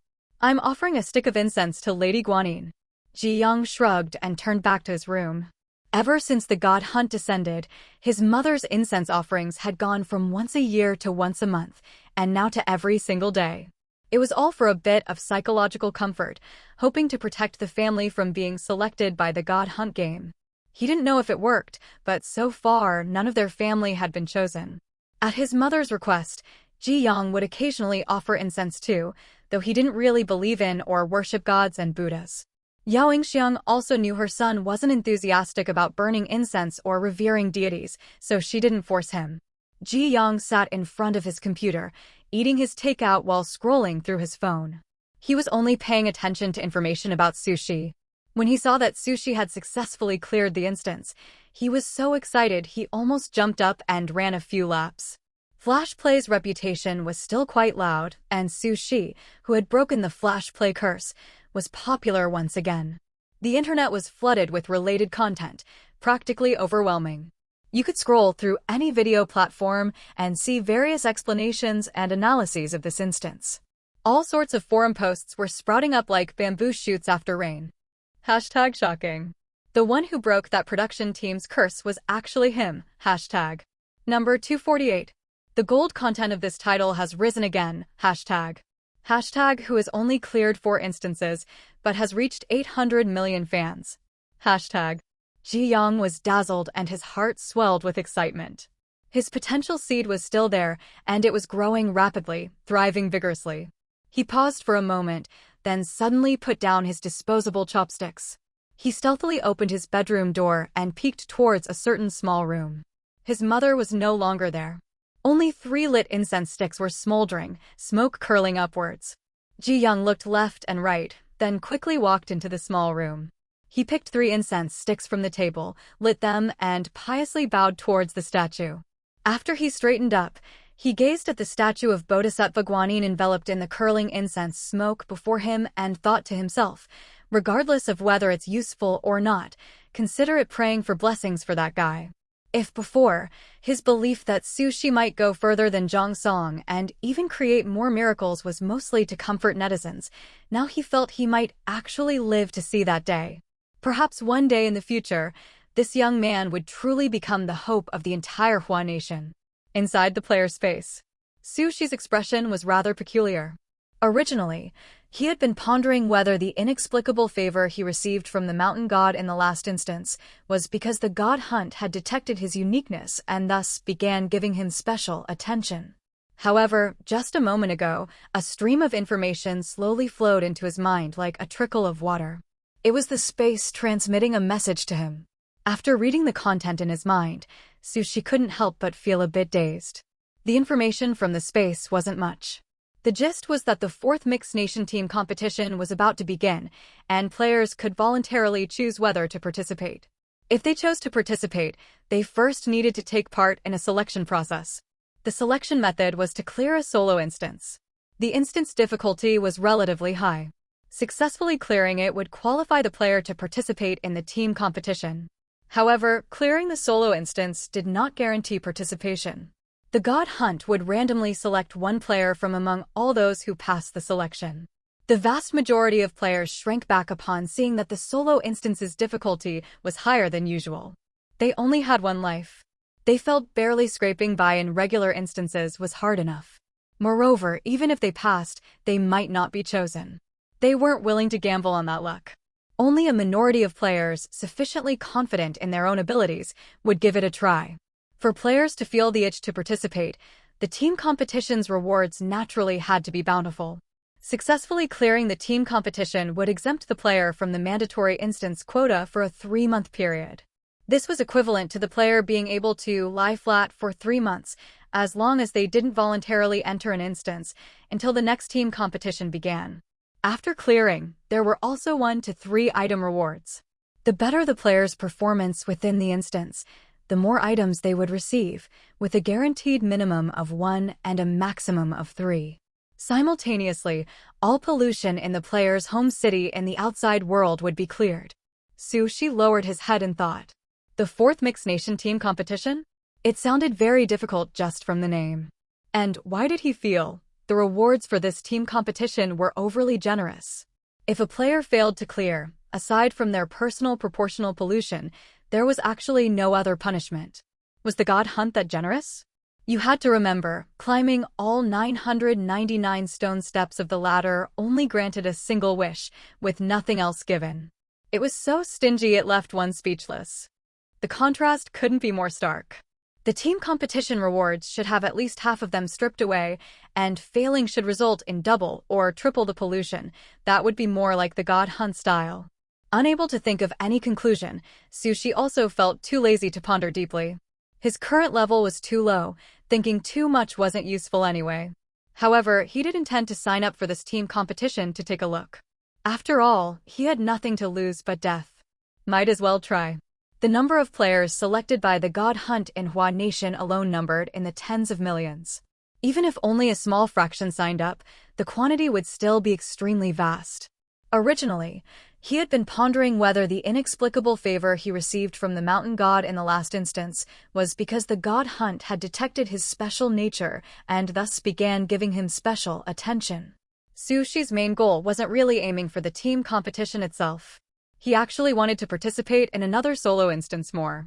If someone had asked Sushi in the past which he preferred between a solo instance and a multiplayer instance, he would have firmly answered, multiplayer instance. Having more people could be an advantage sometimes. Moreover, in a dangerous instance, having fellow humans nearby provided a bit of psychological comfort. Being alone always made one more afraid.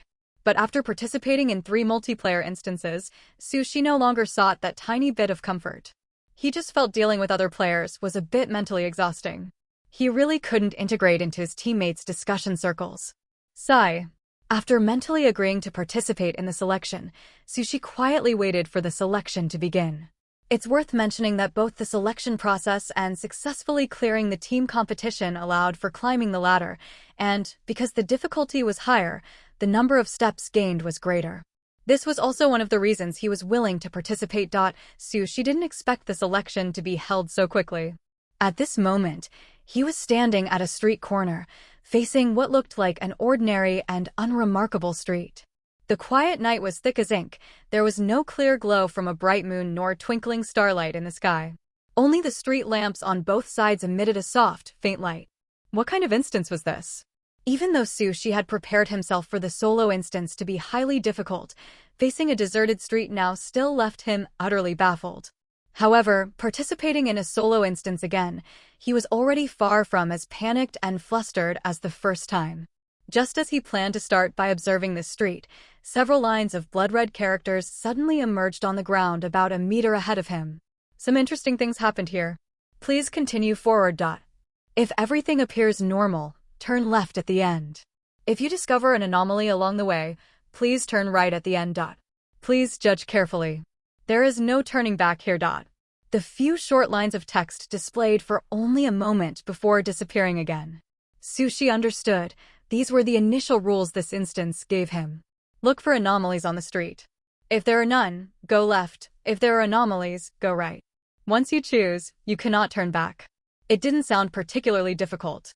But Sushi didn't dare be the slightest bit careless. One had to remember, this was a high-difficulty instance personally acknowledged by the God Hunt. He's here, he's here. Master Sushi is truly a workhorse. How long has it been since the last instance ended, and the Master is already diving into another one? Whoa, a solo instance. Did Master Sushi sign up for the team competition too? No way, has it already been 3 months again? Time really flies. In the blink of an eye, it's been a year since the God Hunt descended. I'm almost forgetting what peaceful life used to be like. Holy shit, holy shit. Have you guys seen the hot search? Flash Play was finally taken down. What? Really? WTF. Weren't they supposed to have super hard backing, still holding the show even after being cursed out by the entire internet, and reports didn't work, Nui. They had no choice but to take it down. The entire production team got selected into an instance. Ha ha ha ha ha ha. The dumbass production team is finally gone. What is this karma? Something's fishy. Master Sushi just broke Flashplay's curse, and then in the blink of an eye, the whole production team gets neatly selected into an instance. Little Birdie says a few big shots have fallen. You'll probably see the news in a few days. Huh? Why do I smell a whiff of conspiracy? So it really was human scum? Careful with the banhammer, everyone. Why does this instance look familiar to me? Ahem, the person ahead is changing the topic a bit awkwardly. No, I'm serious. This damn instance appeared in the selection rounds for the last 2 team competitions. Huh. Officials once stated that the God Hunt Games instances aren't one-time use. Instances that players fail to clear will repeat until a player successfully clears it, after which it disappears completely. The chance of a repeated instance appearing is actually not small. It's just that due to the sheer number of instances, it's impossible to keep track, leading netizens to mistakenly think they're all new instances. This time, a netizen who had watched all the selection instances from the previous 3 rounds recognized it. I remember this instance was named something like Weeping Street or something. You can search the official website.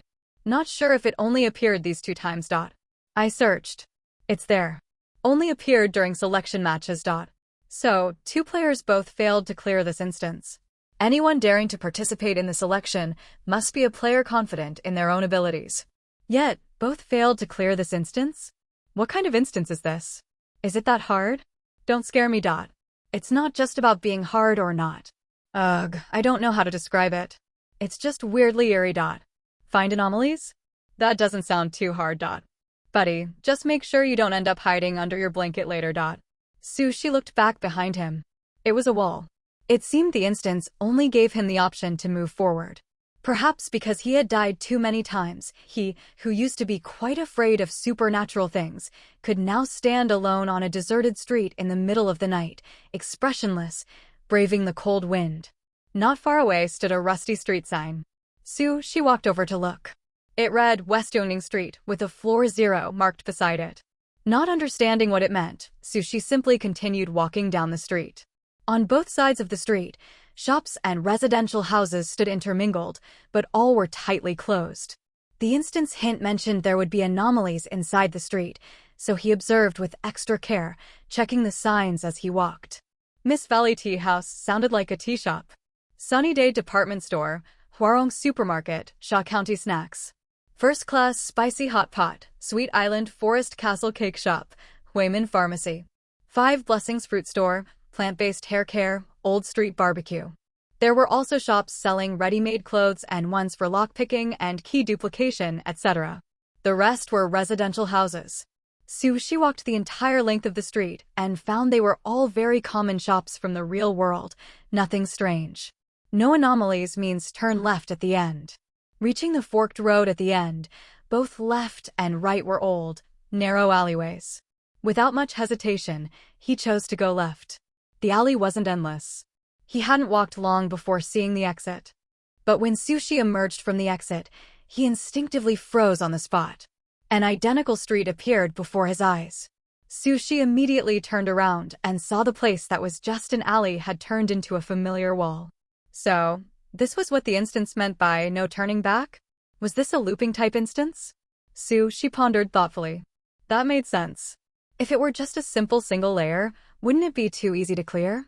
He seemed to understand a bit where the difficulty lay. Just as he was about to start walking forward again, his peripheral vision suddenly caught that the number on the street sign not far away had changed. The floor 0 above had become floor 1. Huh? Sushi stared at the number for a while. This number, did it represent his loop count? He'd verify that later. The shops on the street showed no change at all. Sushi looked around. Everything was exactly the same as before. Could there be no anomalies again? However, just as he looked up, two shadows on the second-floor window of Sunny Day department store caught his eye. It seemed there was a light on inside. The warm yellow light was especially conspicuous in the dark night. Two people seemed to be embracing. Their shadows overlapped, clearly imprinted on the window. Sushi waited for a moment. Seeing the shadows still maintaining the embracing posture, he walked towards the end of the street. This should count as the so-called anomaly, right? He decided to try going right this time. The alley on the right was no different from the left one. He still walked for a bit before reaching the exit. But this time, Sushi wasn't in a hurry to go out, because he had discovered something different. On the right wall of the alley, there was a line of small, blood-red handwriting, the same font as the prompt at the very beginning of the instance. Congratulations, your judgment is correct. Even the most passionately blooming rose has its day of withering. Huh? What does that mean? Sushi looked at the sentence below, feeling completely baffled. Also, didn't he judge correctly on the layer with no anomalies just now? Why wasn't the first slogan on the wall at that time? Sushi thought for a while but still couldn't make sense of it, so he decided to stop thinking about it. Anyway, he didn't die. Continue. Exiting the alley, it was indeed still that same street. The number on the road sign in the distance had also changed from floor 1 to floor 2. Now Sushi was certain. This number really was his cycle count. Entering the street, he immediately looked up towards the second floor of the Sunny Day department store. The originally bright windows were now pitch black, and the two embracing figures had vanished. After this, Sushi felt a bit more sure of himself. It seemed the so-called anomalies were similar to this kind of thing. Hwarong Supermarket, Shaw County Snacks, first-class spicy hot pot. Sushi observed bit by bit, but until he reached the end, he didn't find any other unusual places. All right, no anomalies, turn left. He wasn't the least bit worried about what would happen if his judgment was wrong. After all, his reload ability was, in a way, also a kind of cycle. He was quite interested to see, in this kind of cycle-based instance, which time point he would return to if he died. Not feeling in the slightest that there was a major problem with his line of thinking, Sushi entered the alley on the left. Congratulations, your judgment is correct. Everything is normal. Seeing the familiar blood-red handwriting on the wall, Sushi stopped in his tracks. Why is there a slogan this time when there are no anomalies? Why wasn't there one on floor 0? Sushi thought about it and could only conclude that floor 0 was probably special. Perhaps the floor 0 street was the original state, specifically set up to let him compare it with the anomalies later. As expected, the number on the road sign jumped to floor 3. As soon as Sushi entered the street, his ears faintly picked up some sounds. As he walked forward, the sounds gradually became clearer. Sushi looked around but couldn't find the source of the sound. It seemed to be coming from all directions, echoing continuously in the silent street. Unable to find where the sound originated, he could only tilt his head and listen carefully, trying to analyze what kind of sound it was. Ding-ling-ling. It sounded like the clinking of many small, metallic objects colliding with each other. Crisp and resonant. What is this? Gold? Coins? Sushi really couldn't figure out what it was. Seeing no other anomalies, he headed towards the alley on the right. Never mind, next layer. The same wall, the same position, a different slogan. Congratulations, your judgment is correct. They have been rubbed smooth and shiny by countless hands. Another incomprehensible phrase. Sushi sighed inwardly. Floor 4. The first thing Sushi saw was a man kneeling at the entrance of Hwarong Supermarket, kowtowing incessantly. The dull thud-thud-thud sounds made Sushi inexplicably feel a pain in his own forehead. The man seemed tireless and impervious to pain. Even though his forehead was covered in blood, he continued to smash it against the ground expressionlessly. Omicron Beta. On the ground in front of the man was a piece of paper partially soaked in blood. Beside the paper was a bundle of banknotes, also stained with blood. Sushi hesitated for a moment but still cautiously moved closer. Seeing that the man was solely focused on kowtowing, completely unaware and ignoring him, He felt reassured enough to lower his head and look at the content on the paper. Just in case, he didn't touch it. As soon as he looked down, he saw the large characters at the top. Mortgage loan contract. After quickly skimming through it, Sushi finally learned the man's identity. The other party was the owner of this Hwarong supermarket. Unable to repay his debts, he had chosen to mortgage the supermarket. Sushi's gaze shifted to the bundle of banknotes. He suddenly realized that the style of these banknotes was completely different from the banknotes given to players in the second instance. Are these instances not set in the same world? Originally, Sushi had never thought about this aspect. Now, seeing the differently styled banknotes, this question popped into his mind. If only he had thought of it earlier. When Village Chief Ju was making a phone call in the last instance, he should have asked him to try calling the Anomaly Management Bureau number from the hotel instance. He still remembered the Anomaly Management Bureau's contact information. TSK, why didn't he think of it then? She felt a small pang of regret. But soon, this feeling of regret passed. This wasn't a particularly important question anyway. There would always be an opportunity to conduct this experiment later. The more important question facing him now was, should he take that bundle of banknotes or not? Master, whatever you do, don't take them. Taking the banknotes on this floor means instant death. A cycle of finding anomalies. What a novel instance. I can't imagine. If it were me, just the deserted late-night street alone would scare me half to death. Completely incomprehensible. How are these instances getting more and more nonsensical one after another? Embracing figures by the window, strange sounds, a kowtowing man, two inexplicable slogans. What is all this? Trust me, it gets even more nonsensical later. How do you clear this instance? Just keep finding anomalies like this. Don't know, no player has cleared it before. I can't take it anymore. This guy looks more and more creepy. His eyes don't blink, he kowtows nonstop, and his face is almost completely covered in blood. To the person earlier who said not to take the banknotes, what happens if you take them? You die. One player took the banknotes here and got killed by a humanoid black shadow that suddenly appeared. Only an idiot would pick up money lying on the roadside like that. That player probably thought it was some kind of item. Oh no! Master Sushi seems like he really wants to pick it up. Huh? The worried live stream comments came to an abrupt halt. They saw the young man on the screen squat down and carefully examine the bundle of banknotes, then stand up straight and walk towards the end without looking back. Sushi looked at the bundle of banknotes as if they were a flood beast or a ferocious animal. Just moments ago, he couldn't resist the urge to take them. After all, it really looked like an item that might be useful later. But the moment he picked up the banknotes, a pitch-black human figure silently appeared behind him and reached out to pat his shoulder. Seeing that pitch-black hand on his right shoulder, no joke, Sushi's heart practically stopped, nearly scared to death on the spot. He wasn't afraid of dying, but that didn't mean he wasn't afraid of being scared. Then he was stabbed to death point-blank by a completely black, faceless, only vaguely human-shaped creature. Yes, that creature was even holding a sharp little knife. Having unlocked yet another new way to die, Sushi returned to the moment just before he went to pick up the banknotes.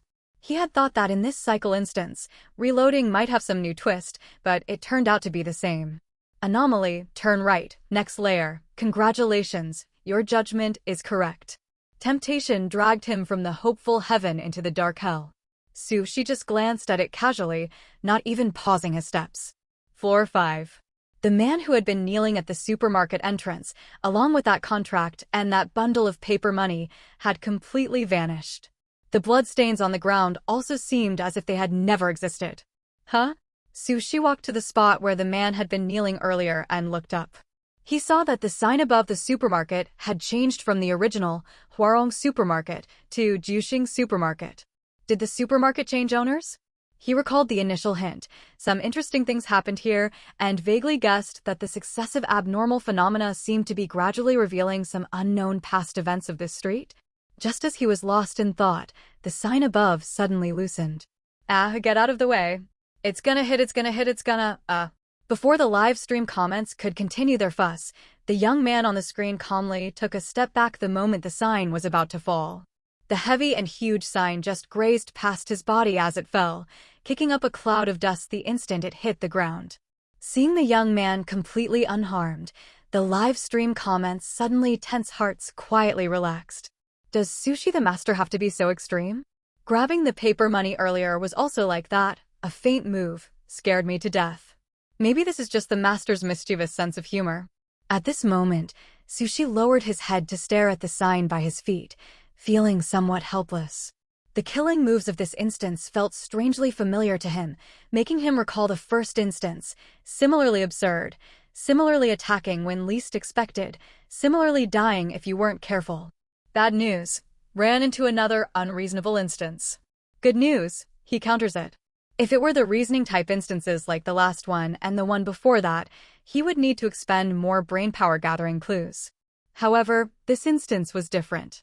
Only needing to constantly judge the left and right intersections precisely amplified the advantage of his reload ability. Although dangers might come without warning midway, he could avoid them as long as he died once. To him, it wasn't a big deal at all, and it even saved a lot of time.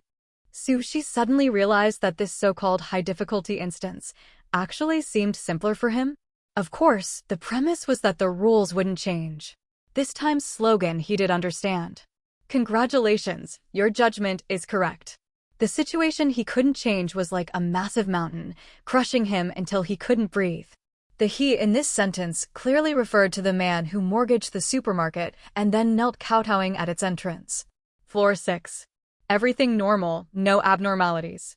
Floor 7. Woo-woo. As soon as Sushi entered the street, he heard faint, broken sobs. The sobbing wantonly echoed on the silent late-night street, sharp and high-pitched, as if carrying endless despair and pain, piercing straight into his eardrums. To be honest, it was a bit creepy. What was even creepier was a woman in a dress standing all alone by the roadside, tightly covering her face with both hands, weeping softly and mournfully. The originally somewhat normal street instantly turned eerie and terrifying. Sushi hesitated for a moment, didn't choose to approach and test her, but directly walked around her. Nothing to test, it's an anomaly. Sushi kept an eye on her as he walked, afraid she might suddenly look up at him. Fortunately, by the time he turned into the alley, she had only maintained her weeping posture, not moving an inch. Congratulations, your judgment is correct. Her world was torn into countless fragments, each piece stabbing her soul. Sushi stopped walking. He suddenly had a guess. Could this man and woman be that pair of embracing figures by the window on the second floor of Sunny Day Department Store on floor 1? A couple or a married couple? Felt more like a married couple. The husband had to mortgage his family's supermarket because he owed some debt, so the wife fell into despair and broke down. As for what kind of debt, Sushi immediately thought of loans or gambling, possibly both. Since it had reached the point of needing to mortgage the business, that proved the money the husband owed was a huge, gaping hole. He originally hadn't figured out what the metal clinking sound on floor 3 was, but when he thought in this direction, he suddenly felt that sound was very similar to chips made of some material. Sushi didn't know if his guess was correct, but he always felt it wasn't that simple. Would the cycle end so easily? He didn't believe it. Arriving at floor 8. As soon as Sushi exited the alley, a round paper coin with a square hole drifted towards his face. He tilted his head slightly to avoid it, looked up and saw paper money fluttering down from above, making the street appear much more desolate and bleak. A faint, indistinct sound of opera singing broke this deathly silence. The sound was initially faint and elusive, as if drifting from an extremely distant place. Gradually, it became clearer and clearer. The singing was melodious and graceful, the opera voice seeming to carry sorrow and resentment within it. The unfamiliar tune sent chills down Sushi's spine. As the opera singing rose and fell, the surrounding temperature also dropped. A wave of coldness washed over him, rapidly spreading throughout his body. Strangely, no matter how attentively Sushi listened, he couldn't make out what was being sung.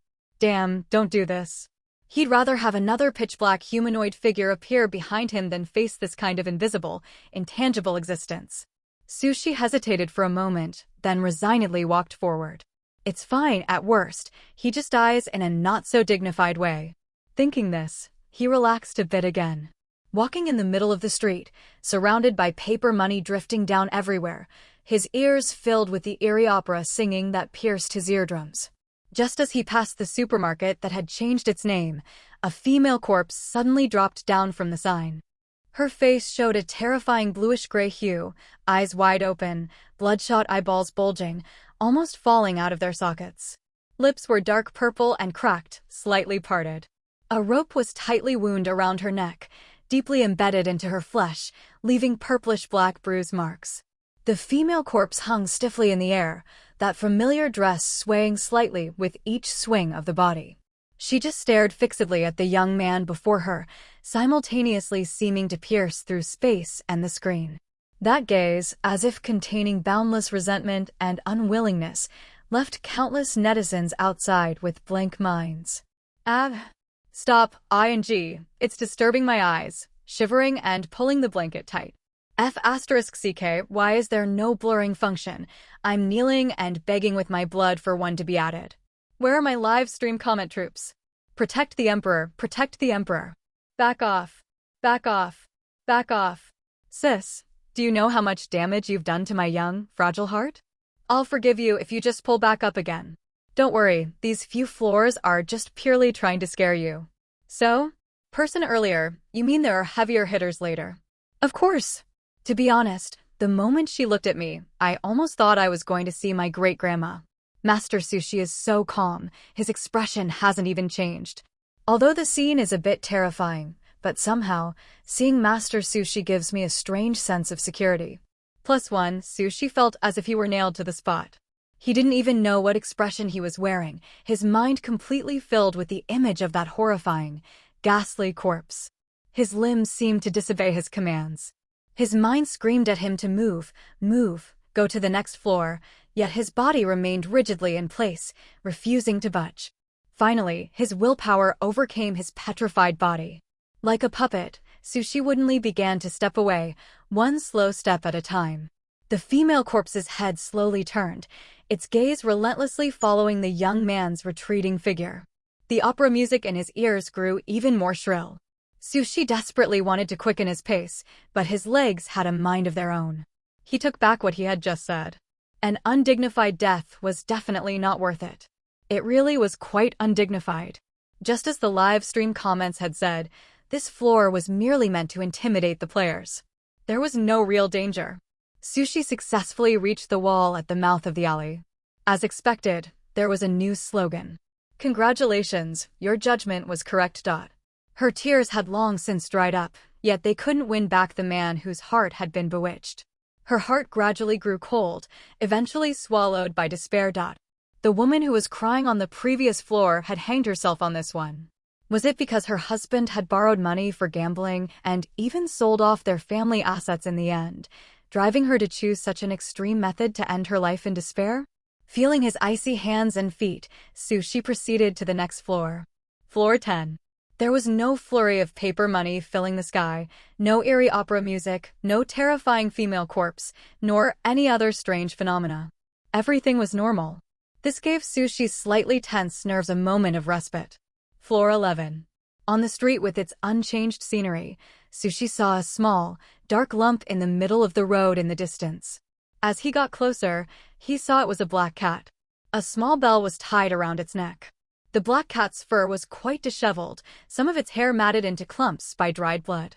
Its two hind legs were bent at unnatural angles as it lay curled up on the ground, barely clinging to life. Seeing a stranger approach, the black cat let out a few weak meows. Meow meow. As it continued, the black cat grew visibly more agitated. It actually began to drag its injured legs, crawling with difficulty towards Sushi. Sushi instinctively wanted to step back. But perhaps because he sensed no malice from this black cat, and he wanted to see what its goal was, he forcefully suppressed the urge to retreat. The black cat crawled to Sushi's feet, bit onto his pant leg, and tugged with all its might, trying to pull him toward the side of the road. Sushi raised an eyebrow in surprise. What was it doing? He thought for a moment, then obediently allowed himself to be guided by the cat's pulling toward the side. Just then, a loud car horn suddenly blared. Beep beep. Sushi instinctively looked up. Holy! Before the word shit could even form in his mind, a car was already speeding toward him. After being sent flying over 10 meters and landing in a crumpled heap on the ground, Su Shi, as his consciousness began to fade, couldn't help but wonder how many different ways to die had he collected now. A with Hildy. Master, don't stand in the middle of the road. A car is about to pass. Stop looking at the kitty, my master. There's a car. A car. Frantically screaming. I remember the second player before didn't pay attention to the cat. He saw it, went around, and chose the right alley to go to the next floor. Why is this cat covered in injuries? It looks so pitiful. There's a bell around its neck, probably someone's pet. Is the kitty trying to pull the master away? Car, the car is coming out. For a moment, the netizens' hearts leaped into their throats, and even the live stream comments fell silent. After all, the young man on the screen seemed entirely focused on the black cat on the ground, completely oblivious to what was happening ahead. Just as the car was about to hit him, some viewers couldn't help but close their eyes. But the remaining viewers saw the young man, without even looking up, bend down, grab the black cat by the scruff of its neck, and sidestep to the side in one fluid motion. The car roared past without stopping. The entire sequence was smooth and seamless. The live stream comments fell silent. Bruh, you're messing with me. All right. What a perfectly timed, last-second maneuver. I reasonably suspect this man did it on purpose. No need to suspect. He's just toying with the instance. Su Shi, thought you were going to kill me? I'm not dead. Master, you protected me very poorly, you know that. Su Shi and the black cat he held in his right hand stared at each other, big eyes meeting little eyes. After a moment, he helplessly placed the cat back on the ground. The reload checkpoint was sometimes way too perfectly timed. He'd almost had to die again. What was this to train his reaction speed? He'd just grabbed the cat on impulse. Otherwise, it probably would have been run over by that car. Wait. So, when this black cat was pulling him toward the roadside earlier, it actually knew a car was about to pass and was trying to save him? Su Shi looked down. With the danger gone, the black cat lay weakly on the ground, slowly licking its wounds. He paused, then bent down and tentatively reached out to pet the black cat's head. The black cat didn't resist. On the contrary, it actively rubbed against Su Shi's palm, its amber eyes narrowing slightly. Meow. Su Shi restrained himself, giving it only 2 pats before withdrawing his hand. If this weren't an instance, he would have gone in with both hands. Su Shi had actually thought about getting a cat or a dog before, but he was always busy being a corporate drone and felt he had no time to keep them company, so he gave up on the idea. Thank you for what you just did. After thanking the black cat, Su Shi prepared to head to the next floor. However, just as he was about to lift his foot, his pant leg was gently bitten again. Huh? Su Shi looked at it once more.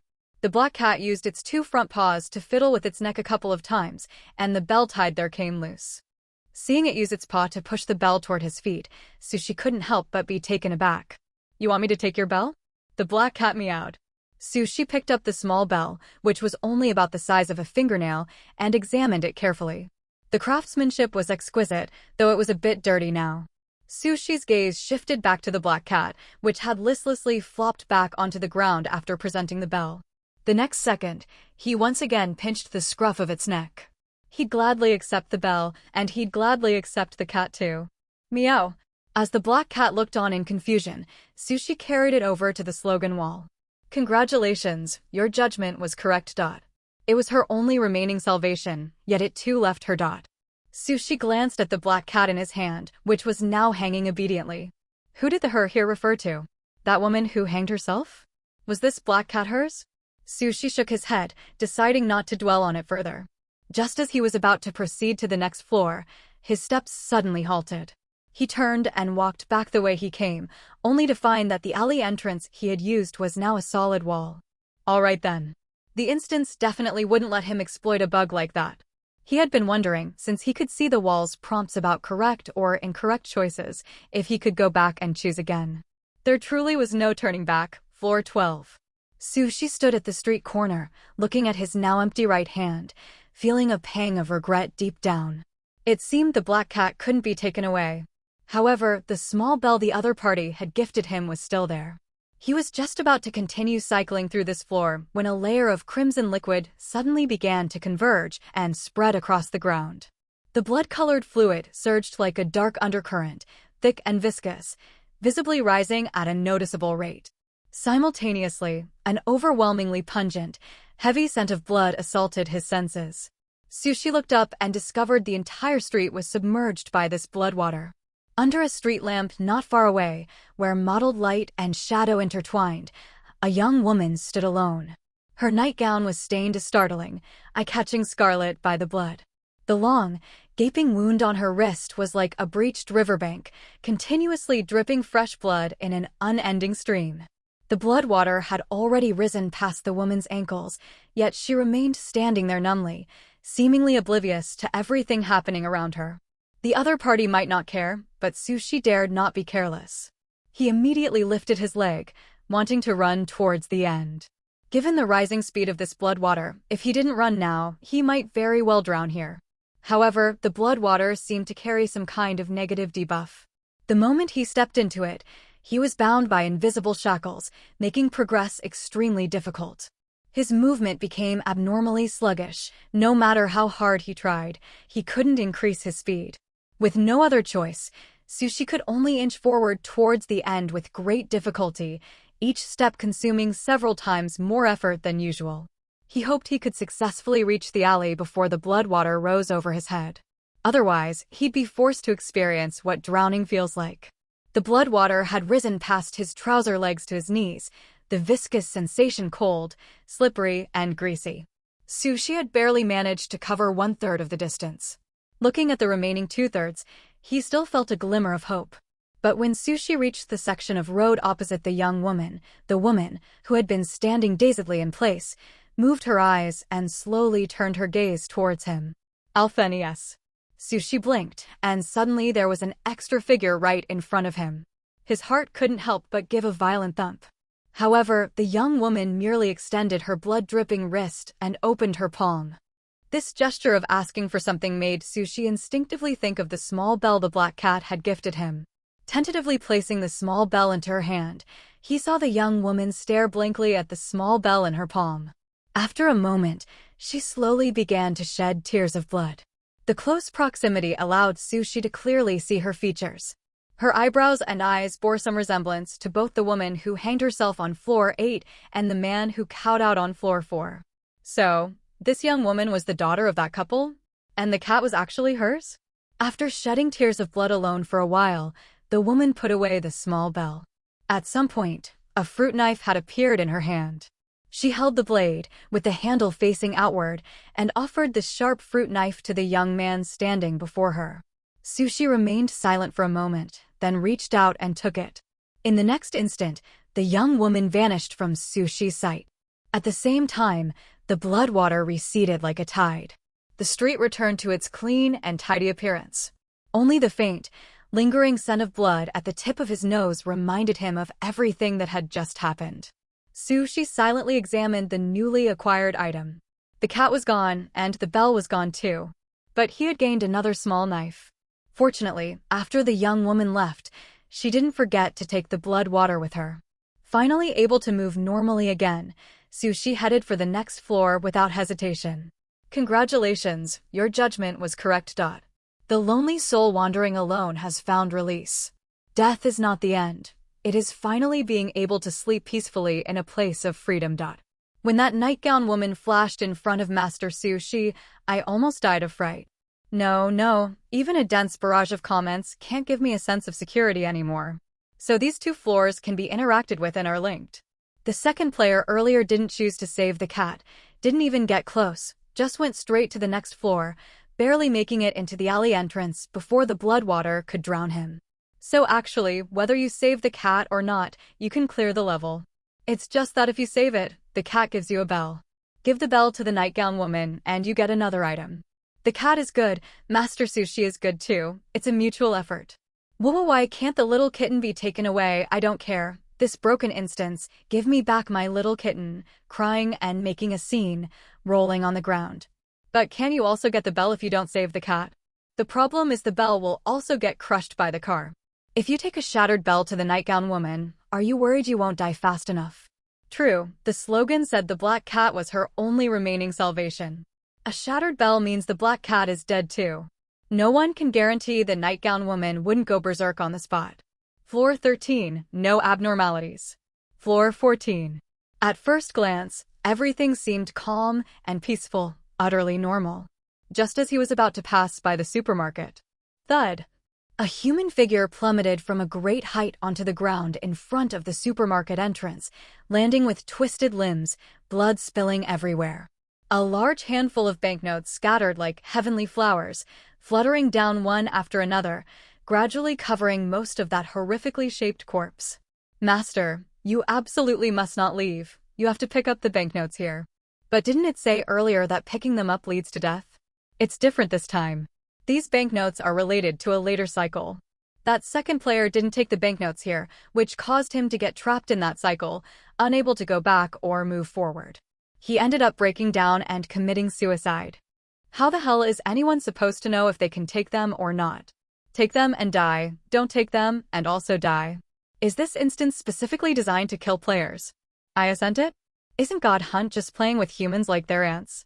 I think so too. And some countries say this is a chance for global evolution. Evolve my ass. What kind of good global evolution involves pollution? It's probably here to devour us. Sigh, these players are, in a sense, heroes for their countries. Yeah, even if not voluntary, the contribution they make to their country is real.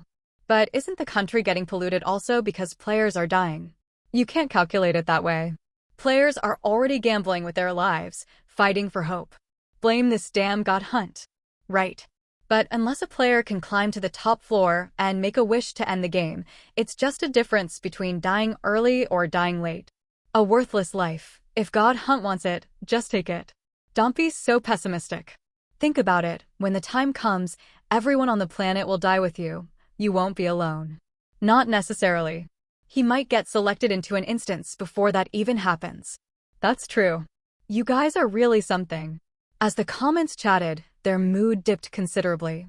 For them, a netizen they were joking and bantering with today might enter an instance tomorrow. Even though they might talk big and spout nonsense online, deep down, many were filled with worry. The comments hadn't been quiet for long before the gloomy atmosphere was shattered. Holy shit. Did Master Sushi just stumble into a nest of little black figures? Sushi, damn it, nobody told me picking up the paper money on this floor would trigger so many little black figures. Sushi bent down, picking up the banknotes scattered on the ground one by one. He never expected these banknotes would be needed in a later cycle. Trapped in that floor's loop, Sushi had no choice but to kill himself and reload. He now understood. The difficulty of this instance wasn't judging whether anomalies existed. After all, anyone with eyes could tell, but rather the dangers or predicaments one might encounter during each anomalous cycle. The man jumping from the building right now was the supermarket owner who had been kneeling and kowtowing on the ground on floor 4. After picking up all the clean banknotes, Sushi looked at the bills that had fallen into the pool of blood and were rapidly being soaked, falling into a brief silence. He had no idea if the paper money in his hand was enough. Just as he was struggling over whether to pick up all of them, his peripheral vision suddenly caught sight of pitch-black human figures, the same ones that had stabbed him to death before, emerging one by one all around him. There were about 10 of them, holding either clubs or kitchen knives. Sushi. Why did these figures appear as soon as he took the money? Was their possessiveness over the banknotes really that strong? The live stream comments were still worried about the young man gradually being surrounded by the dark figures. The next second, they saw their master not only easily dodge the attacks of the shadows every single time, but also counterkill several of them using the fruit knife given by the nightgown woman. He forcefully fought his way out of the encirclement, directly shook off the remaining shadows, and entered the next floor. Master, what other surprises do you have that I don't know about? Seriously, being a freakishly smart genius is one thing, but being this good at fighting too? Am I really the same species as him? Instance. Can we even play if he's not nerfed? LMO. The instance is saying the natural order is reversed. The comments were originally buzzing with lively discussion, but then they watched helplessly as the subsequent developments seemed to speed up by 2x. Congratulations, your judgment is correct. A withering life has arrived at the abyss of a dead end. Skipping past the slogans he had already seen, Sushi arrived at floor 15. He played with the fruit knife in his hand, his eyes showing delight. He had thought he would have to restart again, but just now, while holding this fruit knife, he suddenly felt his physical abilities improve significantly, and his neural reflexes became much more sensitive. This fruit knife could even inflict damage on those pitch-black creatures from earlier. It was undoubtedly a beneficial attack-type item. He wondered if this fruit knife was a necessary item for later cycles. If only he could take it out with him. If he couldn't take the cat, surely taking a fruit knife would be okay, right? Putting away the fruit knife, Sushi, now familiar with the routine, found the camera placed by the roadside, pointed it at the supermarket, and pressed the shutter. A photo spat out from the camera. In the picture, the background was the storefront bearing the Huarong supermarket sign. 3 people stood at the entrance. The woman in a dress on the far left had a face full of smiles. The young woman in a nightgown in the middle was making a peace sign at the camera. The man on the far right was looking happily at the 2 beside him. It was confirmed, a family of 3. Yet one hanged himself, one slit her wrists, and one ended his life by jumping. That's right. When he saw the nightgown woman's bleeding wrist, he suspected she had slit her wrists. He had no idea what exactly happened to this family, for their final outcome to be so tragic. He felt that while the husband's debt was serious, it was far from reaching such a level of despair. Shaking his head, Sushi put away the photo and turned to head to the next floor. Congratulations, your judgment is correct. Past years are like a dream, a bubble, a shadow. His desires destroyed everything. Sushi stood at the street corner. The road sign beside him indicated floor 0. He knew it. He had reached the 2nd story. Floor 0, pass. Floor 1. The window on the 2nd floor of Sunny Day department store lit up again. Only this time, the figure was very different. On the surface, there was only a woman's figure, but actually, from different angles, there was another figure embracing her, kissing her, and making various other intimate poses with her. Anomaly, pass. Congratulations, your judgment is correct. Every transaction was like carving a knife wound in her heart. Floor 2, no anomaly, pass. Floor 3. The familiar sound of metal clashing rang out, accompanied this time by a woman's coquettish laughter. Anomaly, pass. Congratulations, your judgment is correct. The dazzling array of temptations beneath the paper-drunken golden mirage was like a giant whirlpool. She sank into it silently. Floor 4. Circumvented the loose manhole cover. Anomaly, pass. Congratulations, your judgment is correct. Would anyone really believe using a prank as an excuse? Floor 5. No anomaly, pass. Floor 6. Nimbly avoided the thorns that abruptly grew from the ground. Anomaly, pass. Congratulations, your judgment is correct. The pain spread across the body, like sharp thorns piercing the skin. Floor 7. A boy sat with his head bowed at the entrance of Sunny Day department store. The boy's face, exposed arms, and calves were covered in various blue, purple, and bruised marks. Anomaly, pass. Congratulations, your judgment is correct. Pain grew wildly in his heart like vines, entwining every inch of his soul. Floor 8, no anomaly, pass. Floor 9. Finally here. Sushi let out a sigh of relief. Last time, he was trapped on this very floor, forcing him to use the fruit knife to kill himself, reload, and go back to collect the banknotes. If the previous instances were like being slowly ground down by a blunt knife, with dangers progressing gradually, then this instance specializes in the element of surprise. You simply never know where danger might strike. Having already experienced falling into a sewer by accidentally stepping on a manhole cover and being impaled by suddenly sprouting thorns while walking, Sushi felt that even if he encountered the most bizarre death method again, he could remain utterly unfazed. He just hadn't expected that the later cycles in this instance would require items from earlier ones to pass. Coupled with the rule forbidding turning back, Sushi thought about it if he didn't have the reload ability. Actually, no, that hypothetical shouldn't even exist. Without reload, he would have died in the very first instance. How could he have survived until now?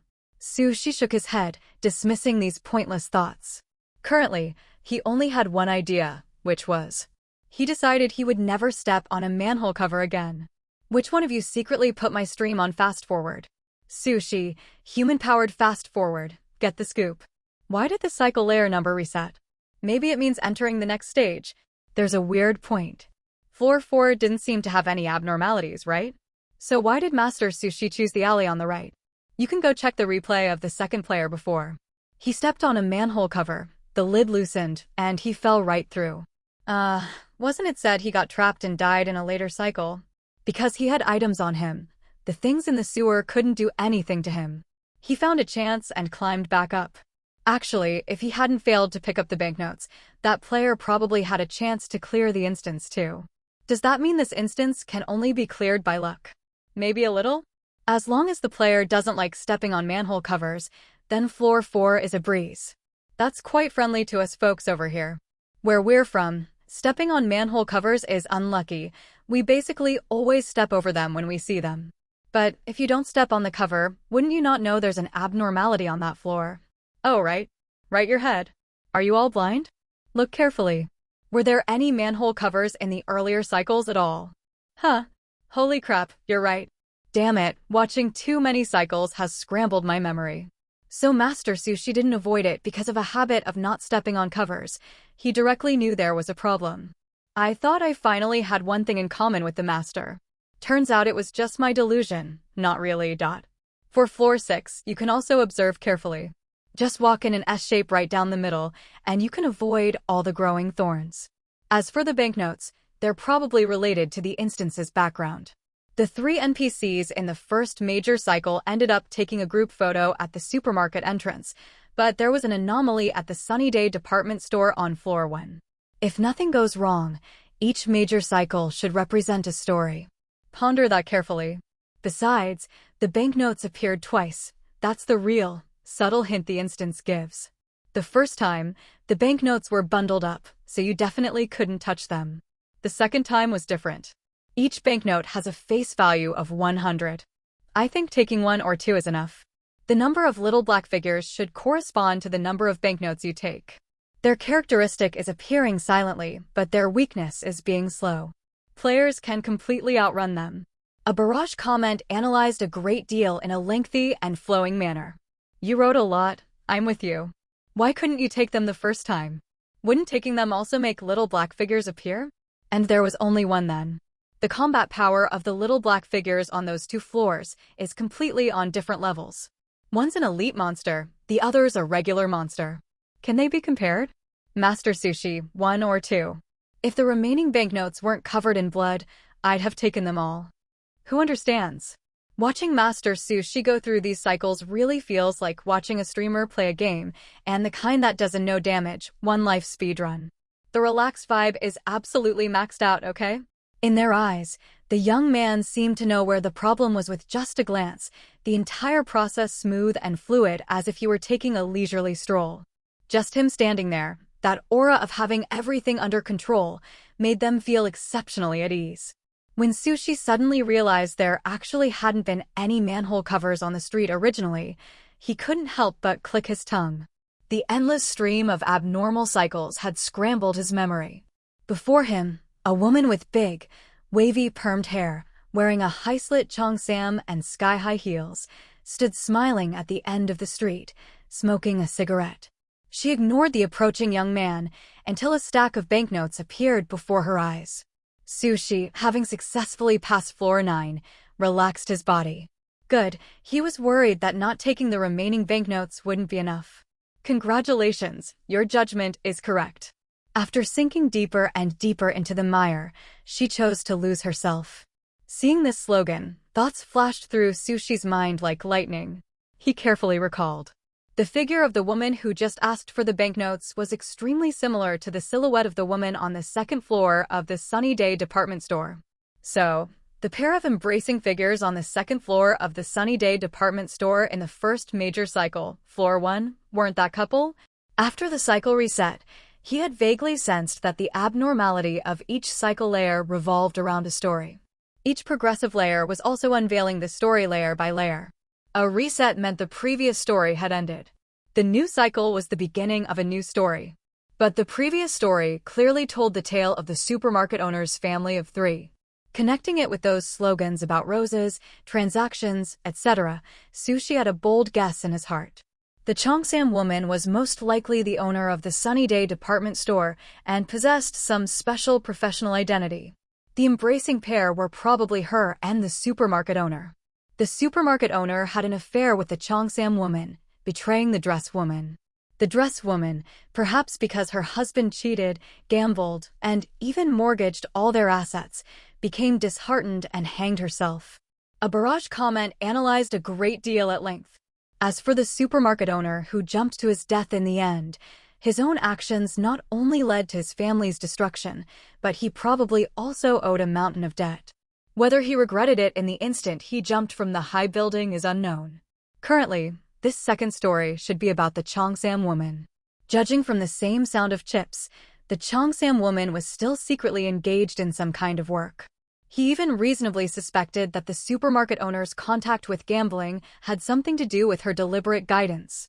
In one of the cycles, the boy sitting at the entrance of the Sunny Day department store, he didn't know what his relationship with the Cheongsam woman was. Most likely a mother-son relationship.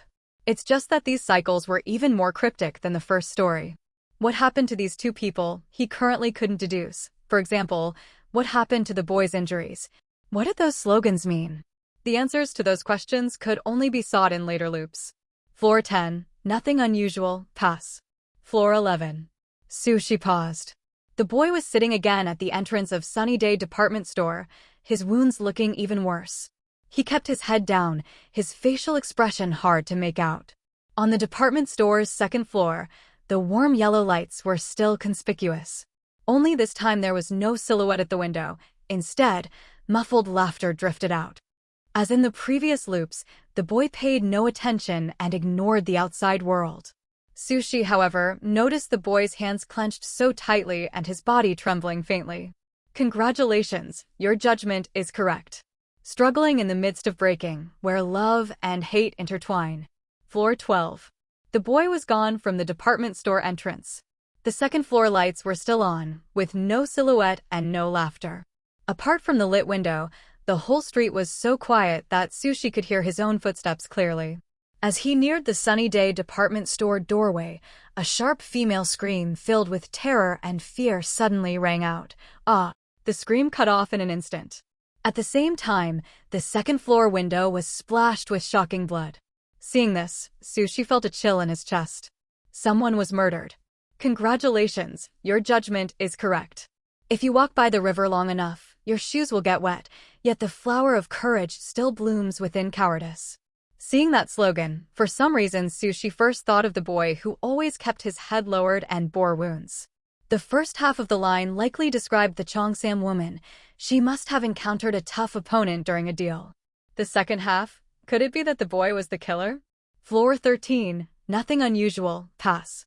Floor 14. A police car was parked at the Sunny Day department store entrance. The bloodstains on the second floor window had disappeared. Inside came the sound of a woman sobbing softly. Sushi walked to the police car and noticed a newspaper on the front passenger seat. The door was unlocked, so he opened it, took out the newspaper, and skimmed it quickly. It reported that police had recently cracked down on a gambling den, arresting over 200 people involved in gambling. Among them, one person's household was also tied to a homicide. No Thailand but yes. The victim was a 38-year-old man surnamed Lee, who had a violent conflict with Tao's mother Yang before his death, ultimately having his throat slashed with a kitchen knife by Tao. Investigations confirmed that both Lee and Yang had been involved in illegal activities related to prostitution and gambling, and Yang had even instigated and lured others into committing crimes. In the end, Yang was sentenced to less than 3 years in prison, and, because Lee had threatened Yang's life during the conflict, Tao's actions constituted self-defense and he was acquitted. Sushi fell silent for a moment, then put the newspaper back. Seeing the line about instigating and luring crimes confirmed his guess. The supermarket owner's gambling involvement had been partly guided by the Cheongsam woman. Obviously, the supermarket owner had not resisted the temptation. Congratulations, your judgment is correct. Under justice, there is both sorrow and redemption. Floor 15. Sushi obtained a second photograph. In the photo, the Cheongsam woman was tightly holding the boy, looking down at her son with a gentle smile, while the boy looked up at the camera and shyly smiled. Congratulations, your judgment is correct. After judgment, might it also be a new beginning? When Sushi noticed the street sign's floor number change back to 0, he knew the second story had ended. He had thought subsequent loops would clarify how the boy had been injured, but that detail didn't come up again. It seemed he was about to witness the third story.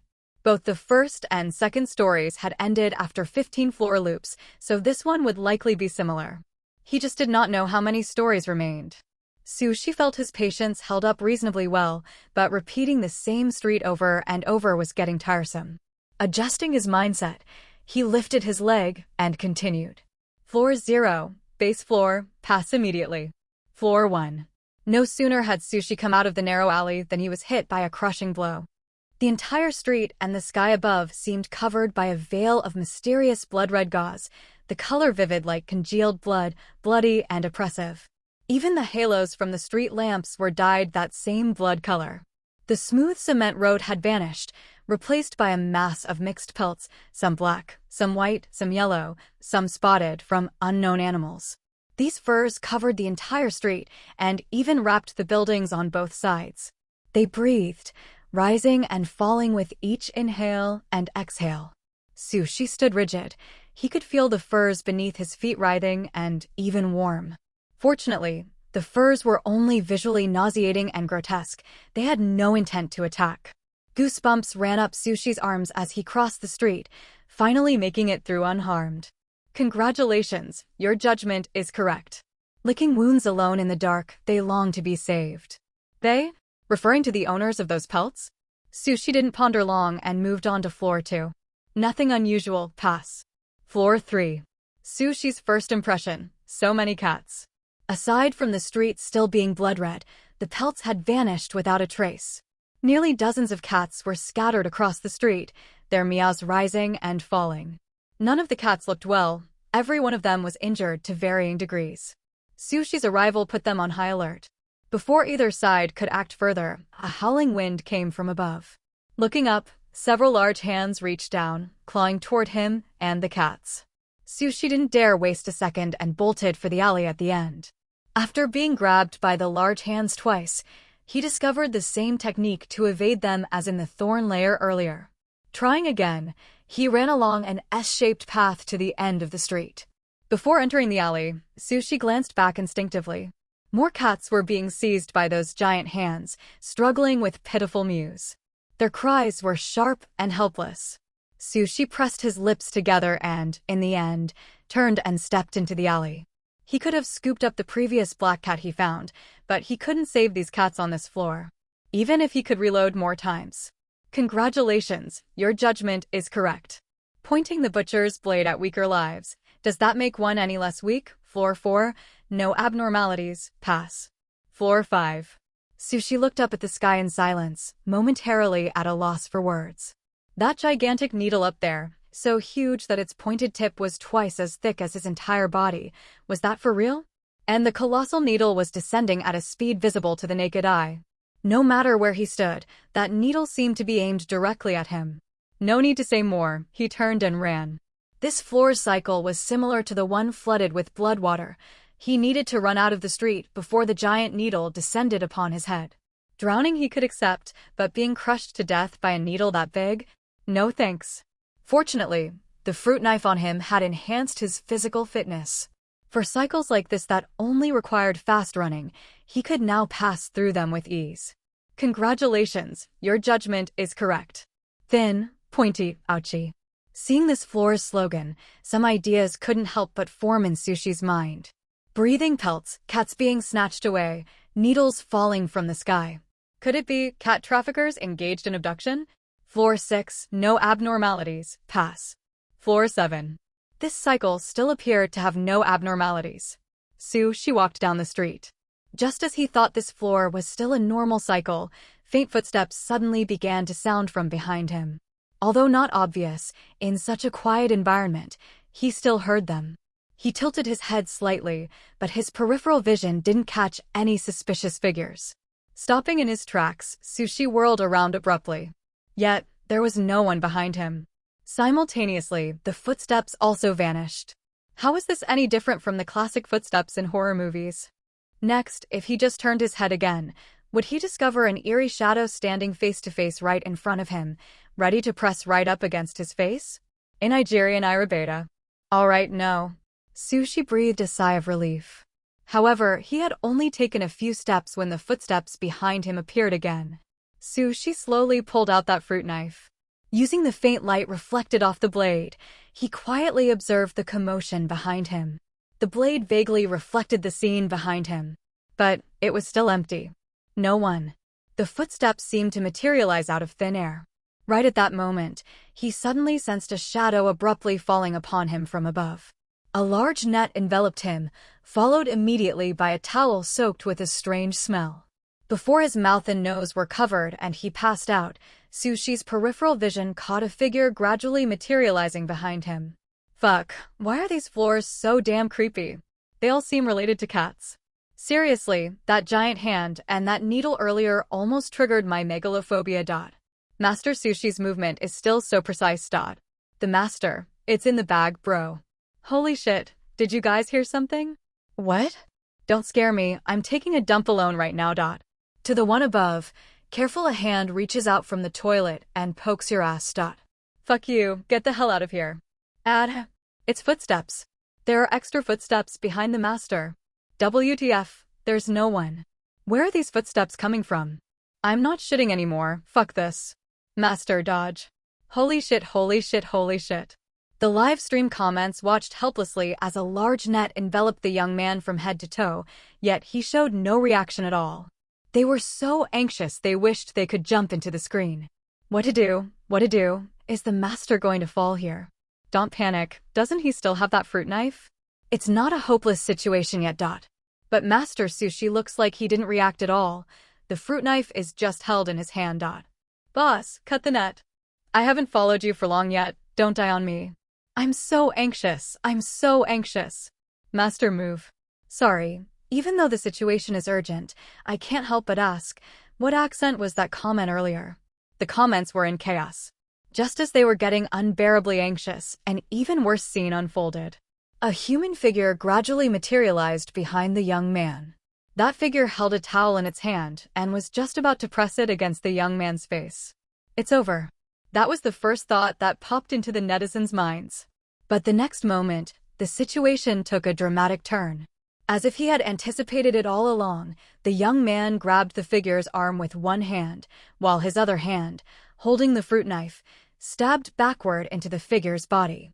All they heard was the figure let out a piercing shriek, then its body turned into ash and dissipated into the air. Watching the young man casually shake off the fruit knife and then leisurely begin cutting the net, the netizens were stunned for a moment before erupting with a barrage of comments. Master, you've changed, you even fooled us. Well, I have to say, well done. So Master Sushi fell for it on purpose. The figure, I was set up. That fruit knife is a prop, right? It has to be. I knew it. With Master Sushi's intelligence, there's no way he'd fall so easily. Him setting a trap on purpose makes sense. What else can I say?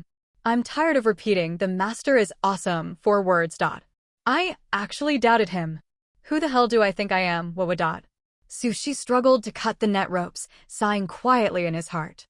Just a little more, and he would have had to be gassed again. Does every reload have to be timed so damn perfectly? What would be so bad about being a little earlier? This large net woven from rope was quite sturdy. Sushi used the fruit knife to cut for a long time before finally creating a gap big enough for him to crawl out. Once free from the net, without a word, he headed straight for the alley. Congratulations, your judgment is correct. It is a cage and also an abyss. Seeing this, Sushi felt even more certain about his judgment. Rope nets and knockout drugs, it all looked exactly like something cat traffickers would specially prepare. Floor 6, no abnormalities, pass. Floor 7. From a distance, Sushi saw a dark, huddled figure in the middle of the road. Recalling the black cat that had given him the little bell, he quickened his pace towards it. However, when he got closer for a look, it was the corpse of a black cat. The black cat lay limp on the ground, its body horrifically crushed and sunken in. It was clearly the result of being run over by a speeding car, and it had likely been run over more than once. Sushi could recognize it. It was the cat from the earlier cycles. A familiar little bell hung around the black cat's neck, but now the bell was shattered and broken, stained with splotches of blood, making it look particularly jarring. Curling his fingers slightly, Sushi pressed his lips together and gently moved the black cat's corpse to the side of the road. This floor made him question his earlier judgment. The black cat's two hind legs were obviously deliberately broken, and it was specifically thrown into the middle of the road. It was hard to believe someone wasn't doing this on purpose. Even the speeding car might not have been an accident. Moreover, the black cat from the first story appeared in the third story. There must be a connection somewhere. On the wall of the alley. Congratulations, your judgment is correct. Its death took away her last shred of hope. Floor 8, no abnormalities, pass. Floor 9. Pitiful, intermittent cat cries echoed through the silent street. As Sushi passed by a residential building, a black shadow suddenly plummeted and landed right at his feet. Sushi instinctively looked down. It was an orange tabby with fishbone patterns, its belly and forepaws white. Multiple wounds on the orange cat were still oozing blood. After falling from a height, it was already on its last breath. No, to be more accurate, it should have been thrown down. He looked up toward the second floor. The thick curtains effectively blocked the outside view. But Sushi's sharp eyes still spotted the pair of eyes peering through the narrow gap. Someone had thrown the orange cat from the second floor and was now hiding behind the window, watching the scene below. The orange cat's injuries were too severe. Lying on the ground, it didn't even have the strength to cry out. Soon, it gradually stopped breathing. The pair of eyes behind the curtains also vanished. Sushi waited quietly for a while, but no one ever came down. He then gently moved the orange cat's body to the side of the road as well, forced himself to stop staring at it, and proceeded toward the next floor. Congratulations, your judgment is correct. It simply couldn't understand what it had done wrong. The 10th floor. A man carrying a briefcase, head bowed and shoulders slumped, was on a phone call. I've given you so many chances, and each time you mess up worse than the last. The male voice on the other end was rough and gruff, its impatience completely undisguised. I'm sorry, boss. Please give me one more chance. This time I'll definitely get it right. The man groveled, pleading with the person on the other end. Last chance. If you don't fix this version, get the hell out. The other side had already hung up, but the man was still repeatedly thanking and promising. The next call rang immediately. The man answered, his voice noticeably lighter. Hey, Jing, I just got off work. What's up? Zhou-chan, let's break up. The man's tone instantly panicked. Weren't we doing fine? Why break up all of a sudden? Is it your parents? Do they disapprove, look down on me for being an orphan? Tell them, I'll do anything to marry you, even Neil. Jing, please don't break up. I really love you. I'll die without you, with Hilda. The man said a lot, but the response from the other side was brief. Zhou-Ching, I sincerely suggest you go get checked at a mental hospital. I'll come pick up Orange Treasure in 20 minutes. Let's just end it here. Hanging up the phone in a daze, the man, radiating utter dejection, brushed past Sushi. Sushi turned around, watching the man's figure gradually recede into the distance, eventually fading into the street. Congratulations, your judgment is correct. Sometimes, a wicked thought often takes root and sprouts in that single instant, and once it does, it can no longer be stopped. This line of text confirmed for Sushi that the protagonist of this third story was indeed the man from just now. The man wasn't a cat trafficker, just an ordinary office worker facing unemployment and a breakup. Orange Treasure was likely the orange cat that had just been thrown down. The owner of the eyes hiding behind the curtains didn't need further thought either. So, this story is actually about the man taking out his work frustrations and the pain of his girlfriend's breakup, venting all his malice onto the orange cat his girlfriend kept, and then finding a twisted pleasure in the process, becoming uncontrollably addicted, starting to torture cats repeatedly to gain that pleasure. The appearance of the black cat with the small bell in the story proves its suffering wasn't an accident. Its two hind legs broken, deliberately thrown onto the road, maliciously run over multiple times by car wheels. All were the man's methods. The girl's words, I sincerely suggest you go get checked at a mental hospital, were they sarcasm, or did the man genuinely have mental issues? Sushi leaned toward the latter. He turned and continued to the next floor. The sequence of this story was different from the first two. It was told in reverse.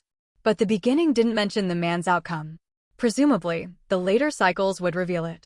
The 11th floor, nothing unusual, passed. The 12th floor, also no anomalies, passed. The 13th floor. As soon as Sushi entered the street, he keenly spotted scattered bloodstains on the ground. The not-yet-dried bloodstains extended all the way to the front of that residential building, as if something had been dragged along this path. Sushi initially thought it was more traces left by the man after abusing a cat. However, as he approached the residential building, he faintly heard the man's agonized wails. At this moment, the man was just like the cats he had abused, whimpering in pain, letting out intermittent, pitiful cries. The same residential building front, the same spot. The difference was that this time, it was the man being thrown from the second floor. The moment he clearly saw the man's miserable state, Sushi couldn't help but suck in a sharp breath. The man's limbs seemed completely twisted, his skin and flesh torn open, his entire body bloody, not a single patch of intact skin. His eyes bulged as he emitted meaningless guttural sounds. Heh, heh. He looked like he had endured immense torture. Sushi looked up toward that window. The curtains were drawn open. In the dark interior, another figure stood by the window, looking down from above. Only after watching the struggling man for a long time, until he finally breathed his last, did the figure slowly turn and leave. Had the man been retaliated against? Congratulations, your judgment is correct. Evil people have their own evil tormentors. Evil people? Staring at the text, Sushi thought, this story is almost over. Could the next story be about that evil person who retaliated and killed the man using the same methods? After all, judging from the 3 known stories so far, they are all somewhat interconnected. The 14th floor, no anomalies, passed. The 15th floor. Sushi obtained the 3rd photograph. A man with an honest-looking face, holding a briefcase, dodging the camera's lens. Ah, damn it. What did the kiddies do wrong to be treated like this? This instance feels so heavy. The oppressive environment is one thing, but the content is depressing too. I suddenly realized, whenever there's a cycle with background storytelling, Master Sushi slows down his pace. The master is probably also watching the stories. Otherwise, with his previous 2x speed, he could have cleared it long ago. True, a solo instance doesn't have teammates to provide him with amusement. Sushi, watch your words. I'll give you 2 seconds to rephrase that. That man ended up being tortured to death too. It really is poetic justice. The ending is still pretty good. I was afraid he'd live to a ripe old age without a scratch. Even though the text says evil person, based on the fact that person finished off this guy, they're a good person in my book. The black cat is such a pity. I can't imagine how it would feel if it knew its owner also committed suicide by slitting their wrists after its death. After the black cat passed on, it was probably still worried, wondering if its owner would be too grief-stricken, crying their eyes out without it. Then it opens its eyes and finds its owner has arrived too. Damn it, you up there, go to sleep. Why is no one mentioning the girl who lost Orange Treasure? Orange Treasure, Orange Treasure. A precious little orange kitty, just cruelly tortured to death like that. Holy crap, now that you mention it, I'm worried that guy might have impulsively killed his girlfriend too. Oh my god, no way. That's really not impossible. That guy didn't seem mentally stable at all. Standing on the 4th floor 0, Sushi had a strange premonition that this might be the last story. He just didn't know what the story was about yet. Floor 0, the base floor, passed. Floor 1. Sushi really wanted to rub his eyes. After blinking a few times, he realized he wasn't seeing things. Garbage was really falling from the sky. All sorts of miscellaneous things like banana peels, apple cores, jelly cups, drink bottles, popsicle sticks, and so on. This. Why didn't he have an umbrella? Sushi took a deep breath and ran. Congratulations, your judgment is correct. The contemptuous gaze was like a sharp, cold blade, wantonly churning in his heart. After seeing the content on the wall, Sushi's heart stirred. He had always been curious about how the boy in the second cycle got those injuries. Originally, he thought they were from the Cheongsam woman or her clients, but something felt off. Could this story be about that boy? It seemed like he was being bullied. The boy didn't look old, maybe middle or high school age. Could it be school violence? Sushi thought about it and felt it was very likely. The The Cheongsam woman's secret profession was quite special, and it wasn't certain that no one on the street knew about it. After it got out, the boy was ostracized by his peers. That logic made sense. But one point didn't match up. Although the boy did ultimately kill someone, it was ruled as justifiable self-defense, so he couldn't really be called a villain. Too few clues. Next floor. Floor 2. At a glance. Manhole covers, so many manhole covers.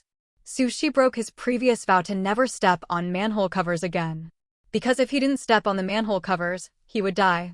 Apart from the manhole covers, the rest of the normal ground was like bubbles that would pop at the slightest touch, cracking the moment he stepped on it. E-section. After falling through and restarting, Sushi learned his lesson and walked the entire way, specifically stepping on manhole covers. Congratulations, your judgment is correct. How vile must an act be to no longer be considered a prank? Such a familiar slogan. He remembered that a manhole cover and a similar slogan had appeared in a certain cycle of the second story. The possibility that this story's theme was that boy grew a little stronger. Floor 3, no anomalies, passed. Floor 4. 4 people were walking towards him on the roadside. 2 adults, 2 boys. It looked like a couple taking their 2 children for a walk. Except the couple and one of the boys walked in front, chatting and laughing. The other boy followed behind with an expressionless face, dragging his feet slowly. Sushi stopped to observe them carefully and suddenly noticed a very interesting point. The boy in front looked quite similar to the husband. The boy behind had eyes and brows resembling the wife's. But the 2 boys' appearances bore no resemblance to each other. The family of 4 ignored Sushi across the way and gradually disappeared into the distance. Congratulations, your judgment is correct. A family of 3, a happy home. This floor made Sushi doubt his previous judgment. He already understood that the instance wouldn't provide meaningless cycles. Even those normal streets mixed in among the various abnormal cycles were just to make the players feel fatigued. So the characters appearing in this floor must be related to this story. Sushi pondered for a moment. The 3 stories told about different families or people. The 4 people just now were most likely the protagonists of this story. Then why were there similar cycles? What connection did the boy from the second story have with this story? Moreover, this slogan also struck Sushi as quite strange. There were clearly 4 people, yet it was described as a family of 3. Remembering their appearances, either the 2 boys were fraternal twins and the parents favored one, or this was actually a blended family. Sushi grew more and more curious about who exactly killed the man in the 3rd story. Floor 5, no anomalies, passed. Floor 6. Beat him up. Boss, this kid's almost beaten to death. Let's not cause a fatality. We took the money, so we do the job. Keep hitting him. Sushi quickly moved towards the source of the voices. It was a dead-end alley. By the time Sushi got close, the sounds of punches and kicks were already fading. Boss, this kid really can't take much more. Then stop here. Sushi stood at the alley entrance, looking inside. A boy covered in injuries lay in the corner, his face swollen and bruised, his condition unknown. But Sushi recognized him at a glance as the boy who had been lagging behind. Paid to do a job. Whose money did those people take? And why did the person paying want to target him? Congratulations, your judgment is correct. A mistaken existence, an extra who shouldn't have appeared. Sushi stared at the word extra for a while. Could it really be a blended family? Floor 7. This is milk tea? Sushi looked at the milk tea lined up neatly on both sides of the street and couldn't help but be stunned. The style shift was too abrupt, leaving him somewhat bewildered. Sushi originally planned to ignore it, but after walking a few steps, he turned back. Come to think of it, it seemed like he hadn't had milk tea in a long time. He wasn't a huge fan of milk tea, but he occasionally liked to pair it with barbecue. Although his colleagues often said his preference was a bit too peculiar, he still enjoyed it tirelessly. Ever since he died suddenly from overwork, crossed over, and was selected by this damn god hunt, he hadn't had it again. So, should he try some? Reason told him this was an instance, he was trying to clear it, and these things looked like milk tea but could very well be something else. But emotion told him that if he missed this chance, who knew when he'd get to taste it again. In the end, Sushi decided. Drink it. Carefully opening the lid, Sushi cautiously sniffed it. It smelled like milk tea all right. As for what flavor, he couldn't tell. He took a sip, and Sushi's eyes lit up. It's delicious. Sushi stood on the street, feeling depressed. He had only taken a few sips when the boy from the previous instance, who had just been beaten half to death, suddenly appeared not far away, looking furious as if his home had been robbed. Unsurprisingly, they fought. As expected, he lost. But Sushi wasn't willing to give up. He hadn't had enough to drink. So after restarting, he picked up another cup. Relying on those repeated few sips, he stubbornly drank until he was satisfied. Standing on the street once more, Sushi could now ignore all this milk tea with an utterly placid expression. Congratulations, your judgment is correct. She was like a gentle light, dispelling the gloom surrounding him. She roughly understood why the other party had been so furious, as if their home had been robbed, just because he had taken a few sips of that milk tea. Looking at this slogan, this milk tea was probably related to her. The milk tea might even symbolize her redemption for that boy. He had secretly drunk someone else's redemption. No wonder they wanted to beat him up. But who exactly was this her referring to? There were quite a few females who had appeared in the instance so far. The dress woman who hanged herself, the nightgown woman who slit her wrists, the Cheongsam woman who went to prison, the ex-girlfriend who was heard but not seen, and the boy's mother who he only met once. First, exclude the boy's mother. She didn't quite fit the slogan's content. The ones left who were connected to the man from the third story were only the nightgown woman and the ex-girlfriend. Both of them had cats that were abused to death by the man. He just didn't know which of the two it was. Yes, he was already certain that the one who tortured the man from the third story to death was this boy. Floor 8. The same alley entrance. The person lying inside this time had changed. Several men with indistinct faces were sprawled haphazardly on the ground. All of their tendons in their hands and feet had been severed, and they had been stabbed multiple times. The blood beneath them stained the ground red. A textbook murder scene. As expected, these few were probably the ones who took money to do the dirty work. It seemed the boy had turned the tables and killed them instead. Floor 9, no anomalies. Moving on. Floor 10. Originally, Sushi had been wondering where exactly the evil grinding mentioned in the previous slogan was evil. After all, up to this point, the story seemed to be about the boy being bullied unilaterally. Until this floor. Still that same alley entrance. The people inside had changed again. The boy with a face full of violence at the front had his foot on a gloomy, cowering boy. Behind him was a group of boys in school uniforms, holding sticks, knives, bricks, and other items they had found who knows where. They watched the boy forced to lie on the ground, laughing and making faces. Sushi recognized at a glance that the one being bullied by everyone was the son of the Cheongsam woman from the second story. Now he knew where the injuries on the other's body came from. Everything connected. Congratulations, your judgment is correct. The Dragon Slayer eventually becomes the dragon. I was wondering earlier if it could be school bullying, and I actually guessed right. So the evil refers to this. Still too little homework, everyone's just idle, said in a homeroom teacher's tone. He was bullied himself, so he has to bully others too. Which is more evil, cat abuse or school bullying? What's there to compare? Both are about building one's own happiness on others' pain. I was bullied in high school, not exaggerating at all. My only thought back then was to drag them all down to die with me. WC, bro, don't do anything stupid. A bunch of scum aren't worth it. Don't worry, I'm working now, currently a lawyer. Such a fitting slogan, ultimately becoming the person you hate. But there's still one thing worth acknowledging, at least he took out the ones who bullied him. Support brave resistance and paying back in kind, but don't support victims of bullying becoming new bullies. Sushi paused for a moment, then continued to the next floor. He was more interested in what this boy's ultimate outcome was. Floor 11, no anomalies. Moving on. Floor 12. A familiar street, the familiar center of the road. A man's corpse lay where the black cat had originally been run over. The tire tracks on the body were clearly visible, as if it had been run over by wheels multiple times too. With such a targeted method of revenge, Sushi basically knew who she was. Floor 13, no anomalies. Moving on. Floor 14. Sushi looked at the street submerged by turbid water. The déjà vu scene left him silent. The boy stood soaked by the roadside, head lowered, his expression unclear. As Sushi passed by, he saw the newspaper in the boy's hand, already soaked by the water. It was precisely the newspaper that recorded the fate of the Chongsam woman and her son. Additionally, Sushi also saw the red string tied around the other's wrist. The small bell strung on it looked extremely familiar. After Sushi entered the alley, the boy remained standing in place, slowly swallowed up by the rising turbid water. Congratulations, your judgment is correct. Twisted evil deeds brought momentary satisfaction, yet ultimately, when the heartstrings were plucked, the inner defenses crumbled along with them.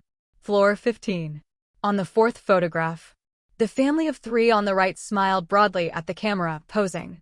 The boy on the left stood alone to the side, expressionless.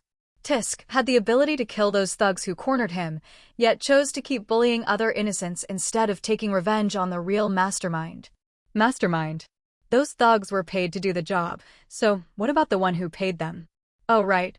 In the end, it's still about bullying the weak and fearing the strong. Pitiable, but not worthy of sympathy. Bro, you sound really resentful. No, it's frustration at wasted potential. Bullying the weak is there, but fearing the strong isn't necessarily true. It could also be to avoid making his mother sad. Who cares if she's sad or not? If one son dies, there's still another left. 2 is too many, 1 is just right. That's just your thinking. Being moved by the newspaper's content clearly shows he still had some expectation of his mother in his heart. That's why I'm frustrated at the wasted potential. Wait, weren't we all criticizing this guy just now? Why are you suddenly speaking in code? Did the boy end up jumping into the river? Probably, yeah. Sushi originally thought walking out of the alley would mean clearing the instance, but he didn't expect that at the alley's end, lines of blood-red text would appear one by one. For stories, for intertwined lives. Their tragedies are irreversible, but your future still holds hope. What hope does his future have? Countless instances and stone steps? As soon as Sushi finished this internal complaint, the 4 photographs in his hand suddenly burst into flames. Simultaneously, new text appeared. The 4 photographs have transformed into 4 fragments scattered in various corners. Next, please gather them completely and escape from here. After the text disappeared, the alley before him abruptly reconfigured into a complex, intricate maze. Sushi was stunned for a moment. This instance's development always caught him off guard. Having just found a fragment in a corner of the maze only to be discovered and chased by a suddenly appearing black shadow, Sushi now understood where the difficulty of this maze lay, besides just being convoluted. But it wasn't a big problem. Master, be careful. There's a head, huh? Master, to your left, beyond the wall, there's a frag, eh? Behind you, behind. A black shadow has appeared, The live stream comments, standing from a god's eye view, could easily see the entire maze's situation. Although they all knew that even if they warned him, the young man on the screen couldn't see or hear them, they still couldn't help but send out prompts. Then they saw that the other seemed to possess a god's eye view as well, perfectly avoiding the patrolling black shadows every time and accurately locating all the fragments' hiding spots. Smooth and flowing, done in one go. Holy crap, is he cheating? What's the big deal? I've heard some people can understand a maze's structure by observing the building's 3-dimensionality or analyzing some inherent pattern. Okay, I can't keep making this up. That does exist. It requires strong spatial thinking skills, but is there anything Master Sushi can't do?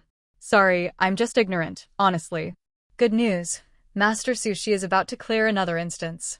Bad news. Human evolution really left me behind. What to do? I now have a blind confidence in Sushi. Seeing him appear gives me the illusion that this instance is in the bag. It's not an illusion.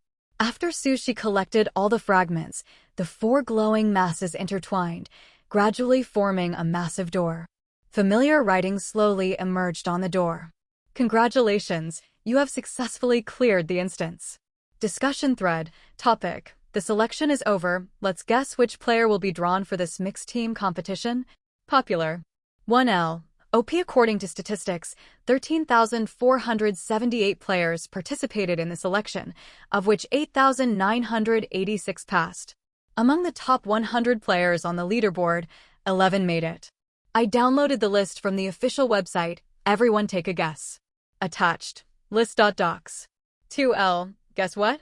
There's always this kind of post before every competition. With so many players, what godlike person could guess right on the first try? 3L. I'll guess Hangzhe. This guy's luck is ridiculously weird. He's clearly terribly unlucky in every instance, yet somehow manages to survive perfectly fine every single time, not wishing death upon him, but he's really absurd. He can turn a hard mode instance into a literal hell mode just by his own luck. For L, I vote for this kid too. He's the type who can stumble upon a hidden stage just by walking. 5L, then I'll guess Zhangtian. He's an old player, participated in the last 2 selection instances, but didn't get selected either time. Who knows, maybe this time is the charm. 6L, are you guys really just guessing so naively like this? 7L, to the person above, we're just casually guessing. It's better than those who directly open betting pools. 8L, the randomness is too high, the probability is so low it's not even worth betting on. Aren't they afraid of losing everything down to their underwear? 9L, that's how gamblers are. Just like I'm always betting my next pull will definitely be a gold. 10L, what gambler loses every day? What child cries every day, right? 11L, speaking of which, when I first watched the first 2 mixed team competitions, I thought the name didn't quite fit. But the second time, wow, it was all scheming and backstabbing. The third time is even more unspeakable. Kid Brother is forever the best. 12L, the first time, the matched players from different countries didn't understand the mechanics well, so they were relatively restrained. They thought it was just several countries teaming up to clear an instance, so they chose cooperation and mutual benefit. Who knew it was really a competition?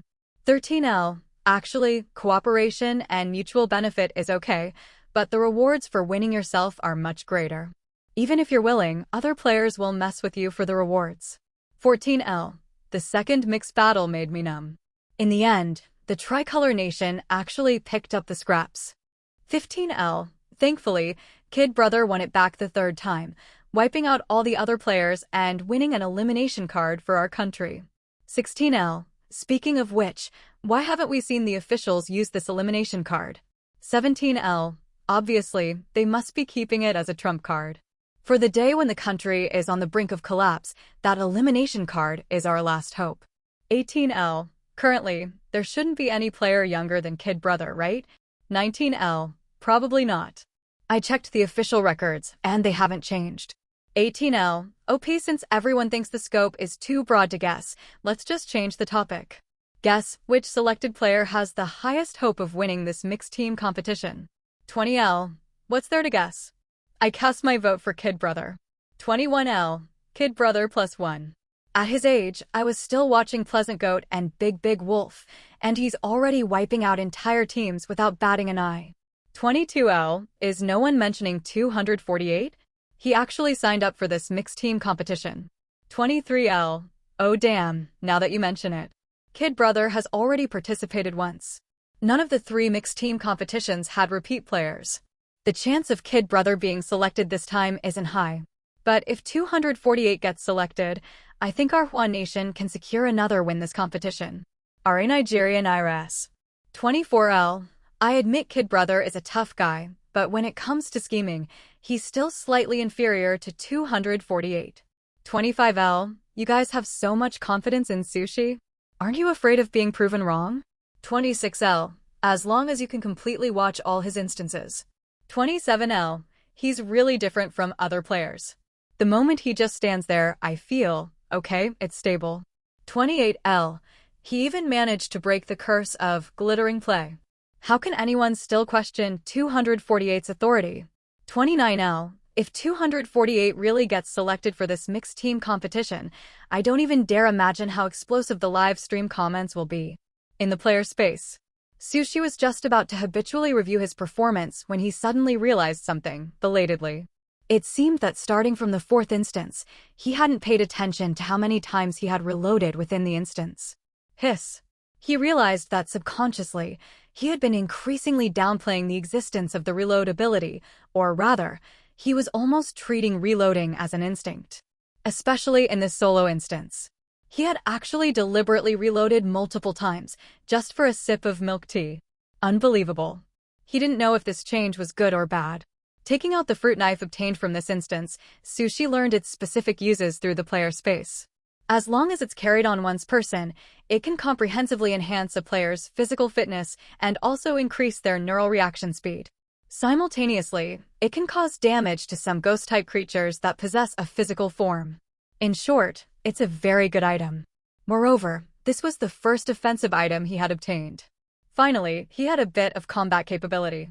Playing with the fruit knife, recalling how he finally used reloads to figure out the locations of all the fragments, memorized the patrol routes of the Black Shadows, and then collected all the fragments at once to successfully clear the instance.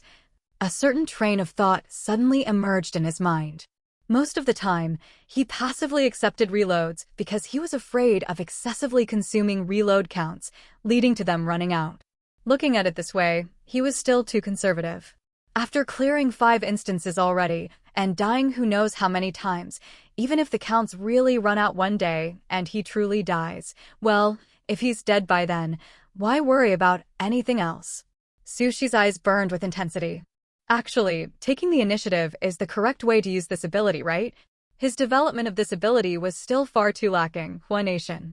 The once bustling streets had lost their usual clamor, only a few pedestrians hurried by, occasionally glancing down at their phone screens. Today God Hunt was starting the 4th Mixed Nation Team competition, and the government had specially granted an extra one-day holiday.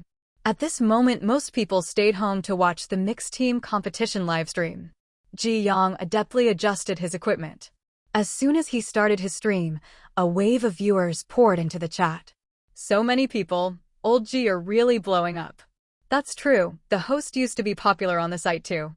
Not the same, old Ji used to only be big in the horror gaming circle, now he's crossed over. Ji Yang's lips twitched upward, then he lowered his hand. Hey, keep it low-key, low-key. Whether I'm popular or not doesn't matter. Bringing better commentary for my viewers is what I've always aimed for. Oh ho, look at you pretending. Fine, let the kid show off a bit. Host is still too humble. Fam, come to my stream, and I'll show you something big. All those beads of accounting abacus just shattered on my face. Ji Yang smiled. Once the mood warmed up, he spoke more seriously. Actually, we should thank a certain 248 master. Even the host changed how he addresses him. Not surprising. If there were a player popularity ranking, I bet 248 would be number 1 right now. Indeed, Master Sushi alone supports who knows how many streamers and marketing accounts. Name me another player who cleared 5 instances in half a month. By the way, Master Sushi is also taking part in the selection for the mixed team competition. Wonder if he'll get picked. Ji Young skimmed the chat and replied, yeah, few players actively choose to enter instances. Unless they have powerful items or real confidence in themselves, most passively wait 7 days for forced matching. Clearing 5 instances in half a month? I think it's reasonable I changed how I addressed him. Seeing the comments speculating whether Sushi would be chosen for the mixed team, Ji Yang's next sentence paused. Hard to say. Over 8,000 players passed the selection this time, so randomness is huge. I actually hope they pick Master Sushi. +1. There are many strong players, but none have that unique sense of security Master Sushi gives. If they pick someone else, I'll be on edge, afraid they'll get screwed by another nation's players. But if they pick Master Sushi, I want to see which blind fool dares provoke that schemer.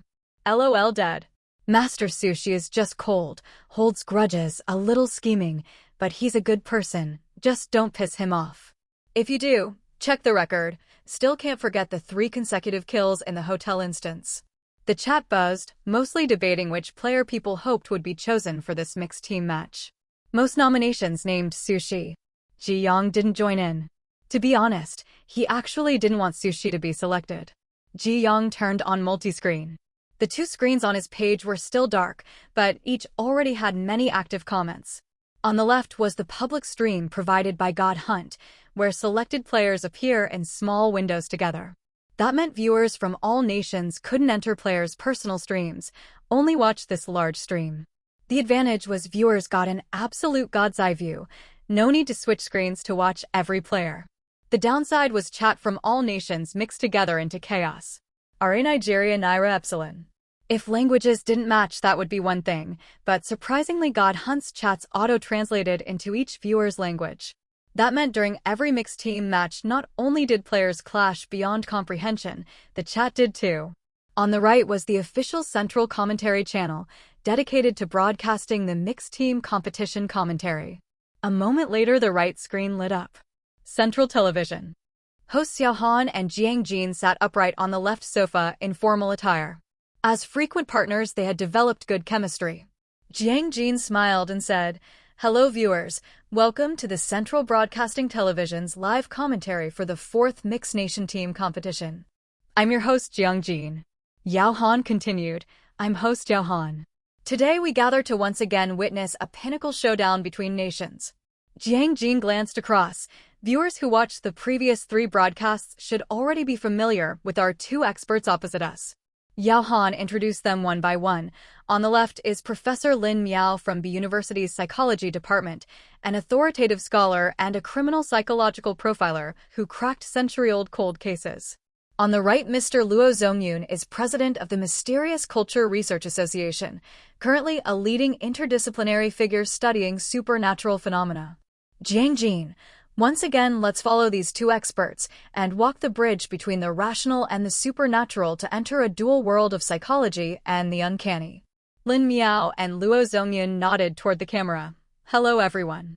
It's starting, saving seats. Last time 12 countries were drawn. Didn't know how many this time. Will Huan Nation be included?" Of course it will.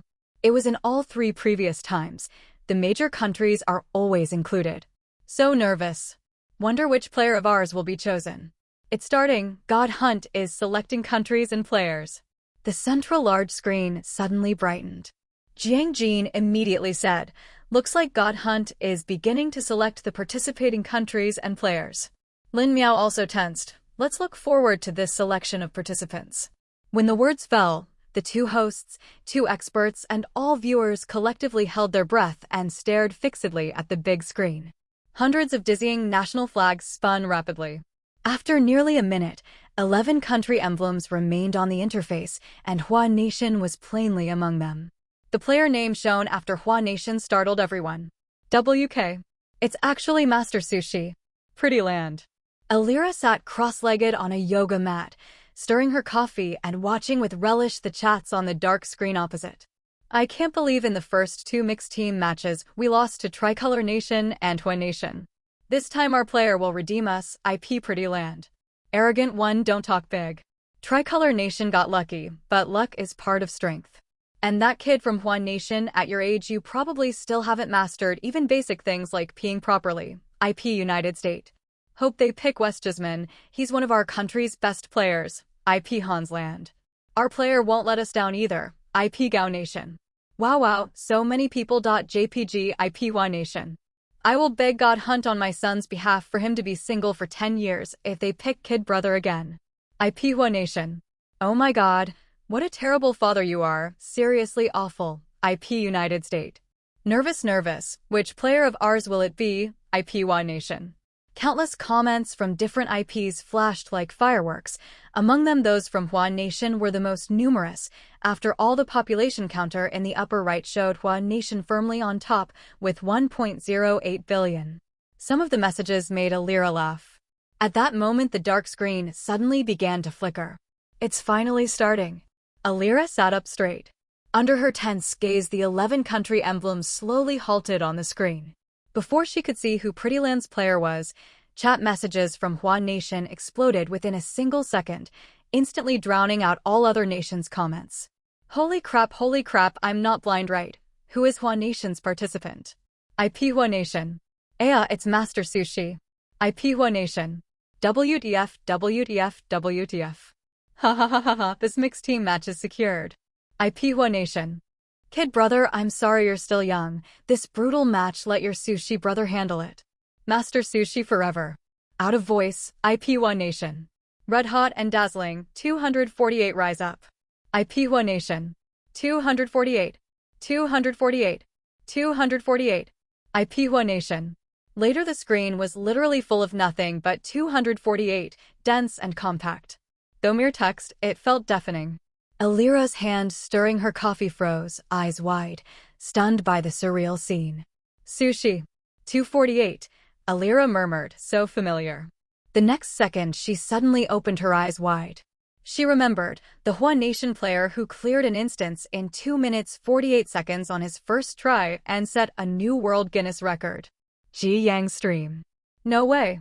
It's really Master Sushi. My god, flailing, incoherent, screaming. I bet on it, ha ha ha ha ha.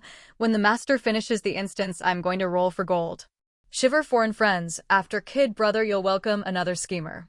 Ji Yang hadn't expected God Hunt would actually pick Sushi this time. He stared at the God Hunt stream where the 3 digits 248 almost dominated everything. The tension in his nerves eased slowly, and he finally typed 248 into the chat. If he was chosen, then he was chosen. He believed that person would definitely be the last one alive. When he received the spatial prompt, Sushi was stunned for a moment. He hadn't expected such a low probability, yet God Hunt had actually chosen him. Damn. Was he really being targeted by God Hunt? He hadn't forgotten the streak of bad luck from the 4th instance, and he already suspected God Hunt had discovered the reload bug on him, intending to eliminate him, this anomaly. This competition notification further confirmed his suspicions. But there was one point Sushi still couldn't figure out. Couldn't God Hunt directly erase him? Just like finding a line of erroneous code in a program, you either modify it or delete it. Yet God Hunt only covertly applied debuffs to him within the instances. Could it be? God Hunt actually couldn't directly act against players openly, and thus could only use such roundabout methods? Sushi thought for a while, then decided to stop thinking. Let God Hunt and the reload ability duke it out. And judging from the 4th instance, God Hunt was clearly at a slight disadvantage. Perhaps because his mindset had shifted once more, he actually felt a sense of eagerness for the upcoming mixed-team competition. He really wanted to test what would happen if he used the reload ability more proactively. Sushi opened his eyes. The environment before him had transformed into something completely different. He instinctively scanned his surroundings. This seemed to be an enclosed ship's cabin. Around him were 10 other people, making a total of 6 men and 5 women, including himself. None of the 11 people sitting on the floor spoke. They were all sizing each other up. She felt his face blindness acting up a bit. Fortunately, amidst a group of blondes with blue eyes, one black-haired individual stood out starkly. She couldn't help but glance at him a couple more times. The only easily recognizable one. Nice. What should we call each other? I'm from Prettyland, you can call me Winifred. The first to speak was a rather burly man with a full beard, wearing a tank top and looking rough, yet his voice was slightly lowered, sounding somewhat odd. She pondered thoughtfully. The bearded man named Winifred spoke American English, but Sushi could easily understand him. Of course, it wasn't because his English was amazing. Before transmigrating, his English level was only around college English test band 4, and after working for several years post-graduation, he had long since returned all that messy grammar to his teachers. His understanding meant he could grasp the other's meaning without any barriers. It seemed God Hunt had set up something like a translator in this regard. Destined to die, so why leave a name behind? The one who replied was a man wearing a brown trench coat with a rather melancholic air. Leaning against the wall, he spoke faintly. You're from Romantique, right? Winifred wasn't angry at all. Instead, he asked with a smile. The man glanced at him and didn't speak. Winifred didn't mind either, continuing on his own. Young man, don't be so pessimistic. It doesn't have to be a fight to the death between us. We can cooperate for mutual benefit. Pfft. A tall woman in a leather jacket sneered, her tone somewhat mocking. Do you even believe that yourself? The remaining people either watched the show or similarly snorted in derision. Master, I will follow you forever. Go, crush them. Ipihua Nation. Who understands the sense of salvation when seeing Sushi's name following Hua Nation? Ipihua Nation. You all might win, but my brother Su will absolutely not lose. Ipihua Nation. What's up with these Hua Nation people? Why are they so excited? IP Maple Nation. Sushi, such a familiar name. Have I heard of him somewhere? IP Windmill Nation. 248? The Hua Nation contestant this time is that player who first speedran the solo instance. IP Rice Nation. So what? Our player Winifred isn't bad either. He's already cleared 11 instances. IP Prettyland. Why does Hua Nation have so many excellent players? Where have all our Coffee Nation elites gone? IP Coffee Nation. Probably reincarnated in Hua Nation. IP Kangaroo Nation. Countless live stream comments clamored noisily. Hua Nation viewers were all excited that the Hua Nation player drawn for this mixed team competition was actually Sushi. Other foreign netizens who had watched instance videos and knew of player Sushi showed surprise, while those unaware, upon recommendation, went searching for that video that was only 2 minutes 48 seconds long. In half a month, this One Nation player cleared 5 instances. I don't understand, isn't he afraid of death? IP Hans Nation. So this is why One Nation people are so confident in him. IP White Elephant Nation. This doesn't prove anything. He just hasn't encountered more powerful players. Now that he's met Winifred, his winning streak will end here. IP Pretty Land. Why can't you arrogant guys just shut up? Your arrogance is as disgusting as toilet water. IP Rice Nation. Ichimura Koda, please be sure to win for us. IP Pace Nation. The name Sushi officially entered the view of netizens from various nations. While some were worried this One Nation player whose speedrun instances might affect their own country's victory, most still held strong confidence in their own contestants, though they would inevitably pay some degree of attention to him. After all, the previous mixed team competition was also won by a One Nation player. That One Nation player was only 13 years old and wiped out all contestants from other nations. This Sushi, highly praised by One Nation netizens, might only be stronger. Inside the instance. Forget about cooperation. No one here's a fool. My stance is clear. Each fights for themselves, relying on their own abilities. The leather jacket woman flipped her hair and said lazily. She was just about to get up to check the environment when suddenly, the cabin door behind her slowly opened. Everyone immediately became alert. Once the door opened, over a dozen people instantly poured in. The man leading them had messy, somewhat unkempt hair, but his eyes were filled with intense excitement. He strode towards the players. Ignoring the players' wariness, he spread his hands. Hey, my dear contestants, how was your rest? We'll be arriving at the island in 10 minutes. Unclear which nation's language it was. She rubbed his ears. But he could understand the meaning. The man didn't mind the players' coldness at all, smiling as he said, Next, I'll reiterate the requirements for you one last time. The 11 players immediately pricked up their ears. Clearly, this was the initial NPC giving them the instance background. The island we're heading to is called Tanner Holy Island. On the island, there's a camp named Vitali. This camp was once occupied by rebel forces. After seizing the camp, the rebel leader used over 10,000 islanders as hostages to negotiate with the government, attempting to establish a separatist regime. However, the negotiations ultimately failed. So, when government forces attacked, he ordered his subordinates to kill all the islanders before committing suicide. To commemorate these over 10,000 victims, the government turned this camp into an exhibition hall, but later this hall was inexplicably abandoned. Your task is to survive in this camp for 3 days. During this time, the production team will give you various challenges that you must complete. The last person remaining after eliminations will be the final winner and can claim the 5 million prize money. Is that clear? Spend 3 days inside the camp, a conventional survival-type instance? The players' expressions varied. All right, now that you understand, all of you stand on the outer deck. We're about to disembark onto the island. The slovenly man clapped his hands, signaling for the players to go outside. Sushi followed unhurriedly behind the other players. As he passed by this group, he glanced sideways and saw them fiddling with survival gear, cooking utensils, medical supplies, and other materials. It looked like they were genuinely preparing to stay on that island for 3 days. Although the rules explained by that slovenly man sounded simple, Sushi had experienced 5 instances. He wouldn't claim to have accumulated vast experience, but he had at least become much more perceptive. Could an instance selected by God Hunt for a mixed-team competition really be an ordinary, run-of-the-mill survival instance? Take those so-called various challenges, for example. He had a gut feeling that the way to clear this instance might not be as simple as just surviving for 3 days. The 11 players made their way to the deck one after another. Their eyes were met with the shimmering surface of a lake, dense forests on both shores, and a small island in the distance that grew ever closer as the vessel sailed. Sushi gazed at that lonely island, seemingly forgotten in a corner of the world, and felt even more certain about his earlier speculation. As the players either sat or stood, keeping to themselves, the vessel soon approached the shore. The production team staff began shuttling back and forth, carrying supplies onto the island, while the slovenly man stood on the shore, waving the players over. Only after all the players had disembarked and gathered before him did he speak. The production team has installed cameras and loudspeakers all over the camp. Your every move will be live-streamed to the monitoring room.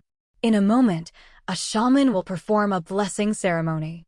Once he's finished, you will change into the prison uniforms worn by the former hostages and enter the camp. I will inform you of the subsequent challenges via the loudspeakers. Is that all clear?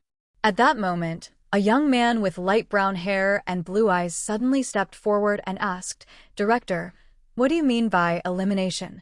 Death?" The slovenly man was taken aback, looking at this player with disbelief. "What? Are you joking? This is a legitimate production team. I won't deny I chose this haunted camp as our location for the views, but I never intended to have blood on my hands." Seeing the expressions on these contestants' faces, the slovenly man finally realized they seemed to have misunderstood something and hurriedly explained in detail, "Hey, listen, contestants, all you need to do is persevere and complete all our challenges. Those who can last until the end are the winners. Those who can't hold on are considered eliminated, and the staff will bring you out." The blue-eyed young man smiled. "Sorry, my misunderstanding. So, what if I experience severe discomfort during a challenge?" The slovenly man replied, "You can shout that you want to withdraw. The staff will bring you out as well." The blue-eyed young man nodded. "Okay, thank you, Director." After the blue-eyed young man's probing, the players all realized they had overthought things. They had thought the production team wanted them to turn on each other, with the last one standing being the final victor. Turns out, they were genuinely just putting on a show. Even so, not a single player was happy about it. Sushi inwardly let out a soft hiss of breath. Just as he thought.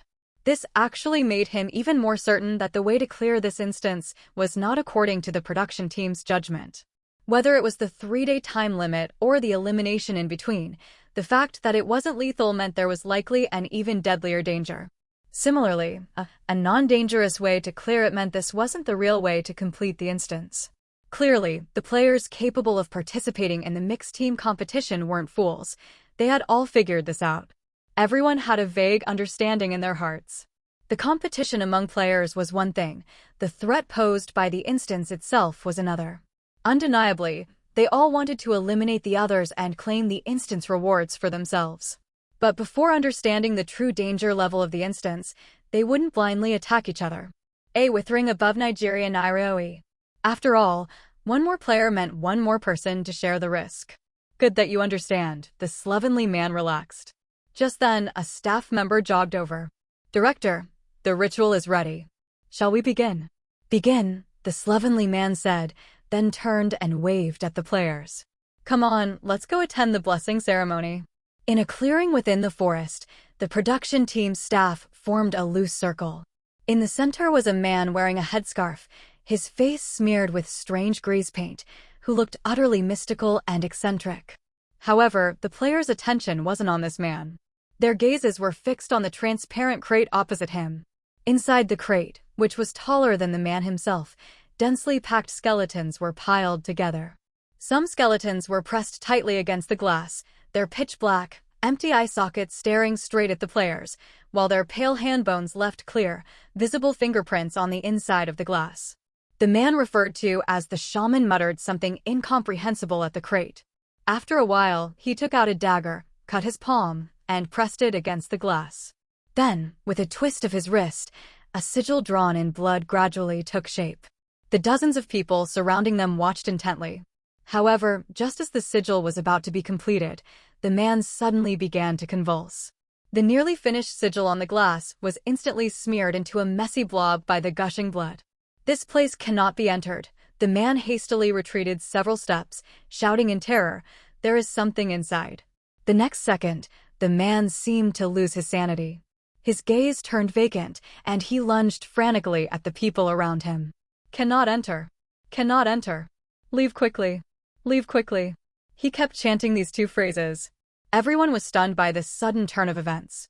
The screams of the staff member who was tackled by the man snapped the others back to reality.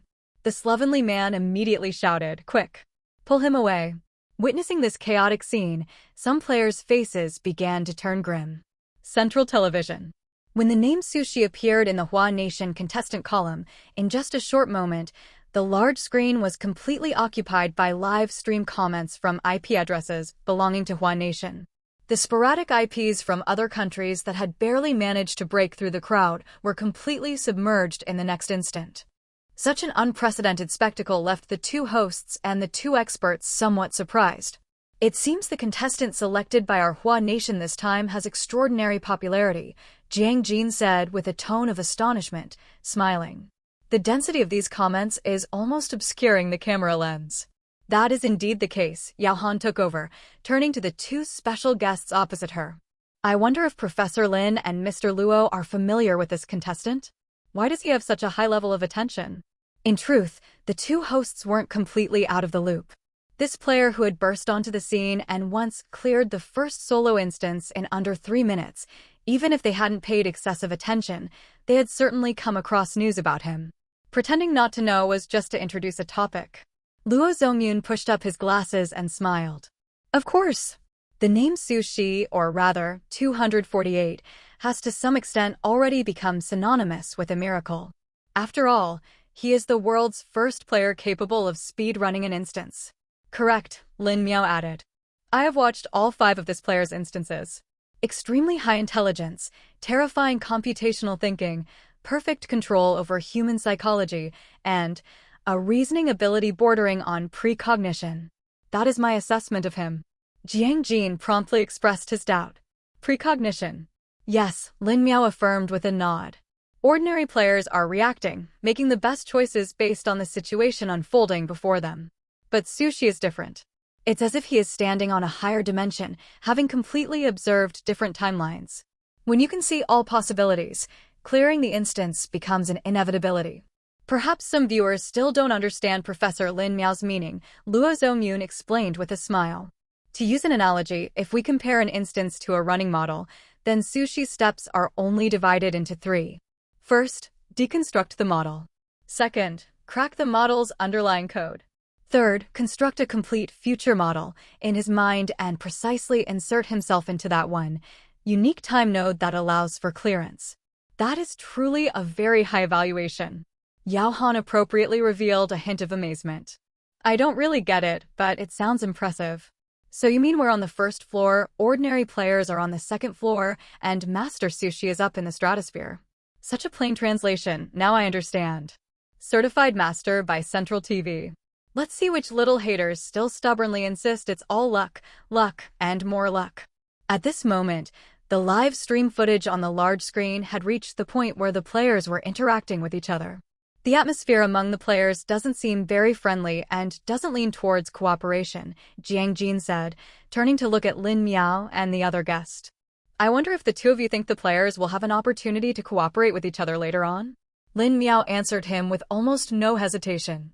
It's very difficult. Although the players won't erupt into large-scale conflict for now, their wariness of each other is extremely heavy.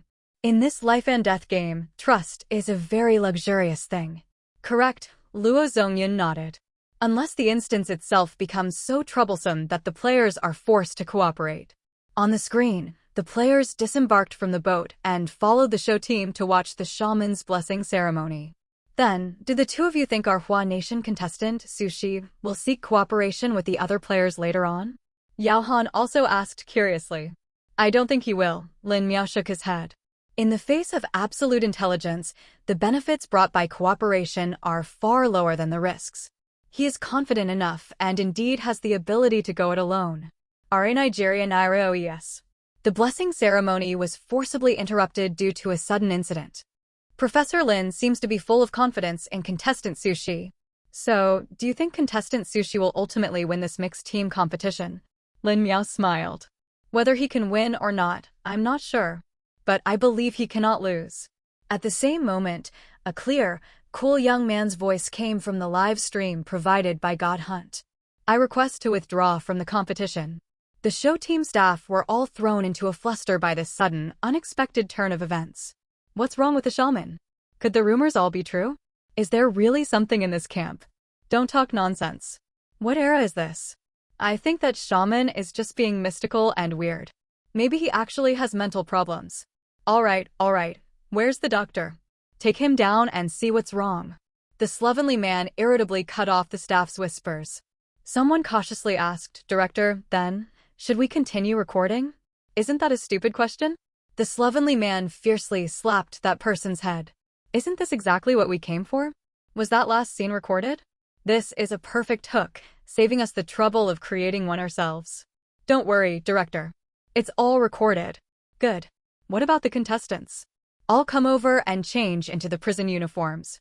The slovenly man turned and waved towards the players. The blessing inexplicably failed. The shaman acted bizarrely. This was practically a classic horror movie opening. She silently complained. And their group of 11 players were the protagonist team in the horror movie who, fully aware the camp was haunted, still chose to march right into the haunted camp. Oh, and there was also the show team that, no matter how weird things got, refused to believe it and insisted on ordering the protagonist team around to their deaths. She thought about it. He intended to experiment more with actively utilizing his reload ability in this instance. Therefore, he didn't necessarily need to follow the background script now. Just like playing a game, 2 choices were now laid out before him. 1. Knowing full well the camp was suspicious, still follow the competition rules, enter the camp, and try to win the show team's bullshit 5 million prize. 2. Withdraw from the competition immediately. He didn't even need to think much before Sushi chose the second option. So, just as the other 10 players were preparing to go to the slovenly man to change into prison uniforms, they heard the hoodie-wearing young man of East Asian appearance say in a cool, detached tone, "I request to withdraw from the competition." Huh? The 10 players immediately turned looks of astonishment towards Sushi. Under the gazes of the crowd, some shocked, some puzzled, some thoughtful, Sushi, expression unchanged, continued speaking to the slovenly man. "I'm timid. I'm giving up on this 5 million. I'm withdrawing." The slovenly man frowned but didn't say much. "Fine. Since you're unwilling to participate, then you don't need to go in. However, you'll have to wait until the show team finishes recording before you can leave. After all, we only have 1 vote and can't send you back early." Sushi nodded. "No problem." The slovenly man then looked at the remaining players. "Are any of the rest of you withdrawing?" The 10 players looked at each other, but in the end, all prepared to continue participating. They didn't believe that simply withdrawing from the competition could allow them to avoid danger. While not understanding this East Asian player's actions, they were also pondering the young man's intentions. Hello, everyone. As we wrap up this video, I want to share a quick note. I have a Patreon account. If you'd like to support me and enjoy on-demand audiobooks, you can become a Patreon member. Alternatively, you can check out my Google Drive link, which has 500+ novel audiobooks available through my Ko-fi or Patreon shop. I appreciate your support.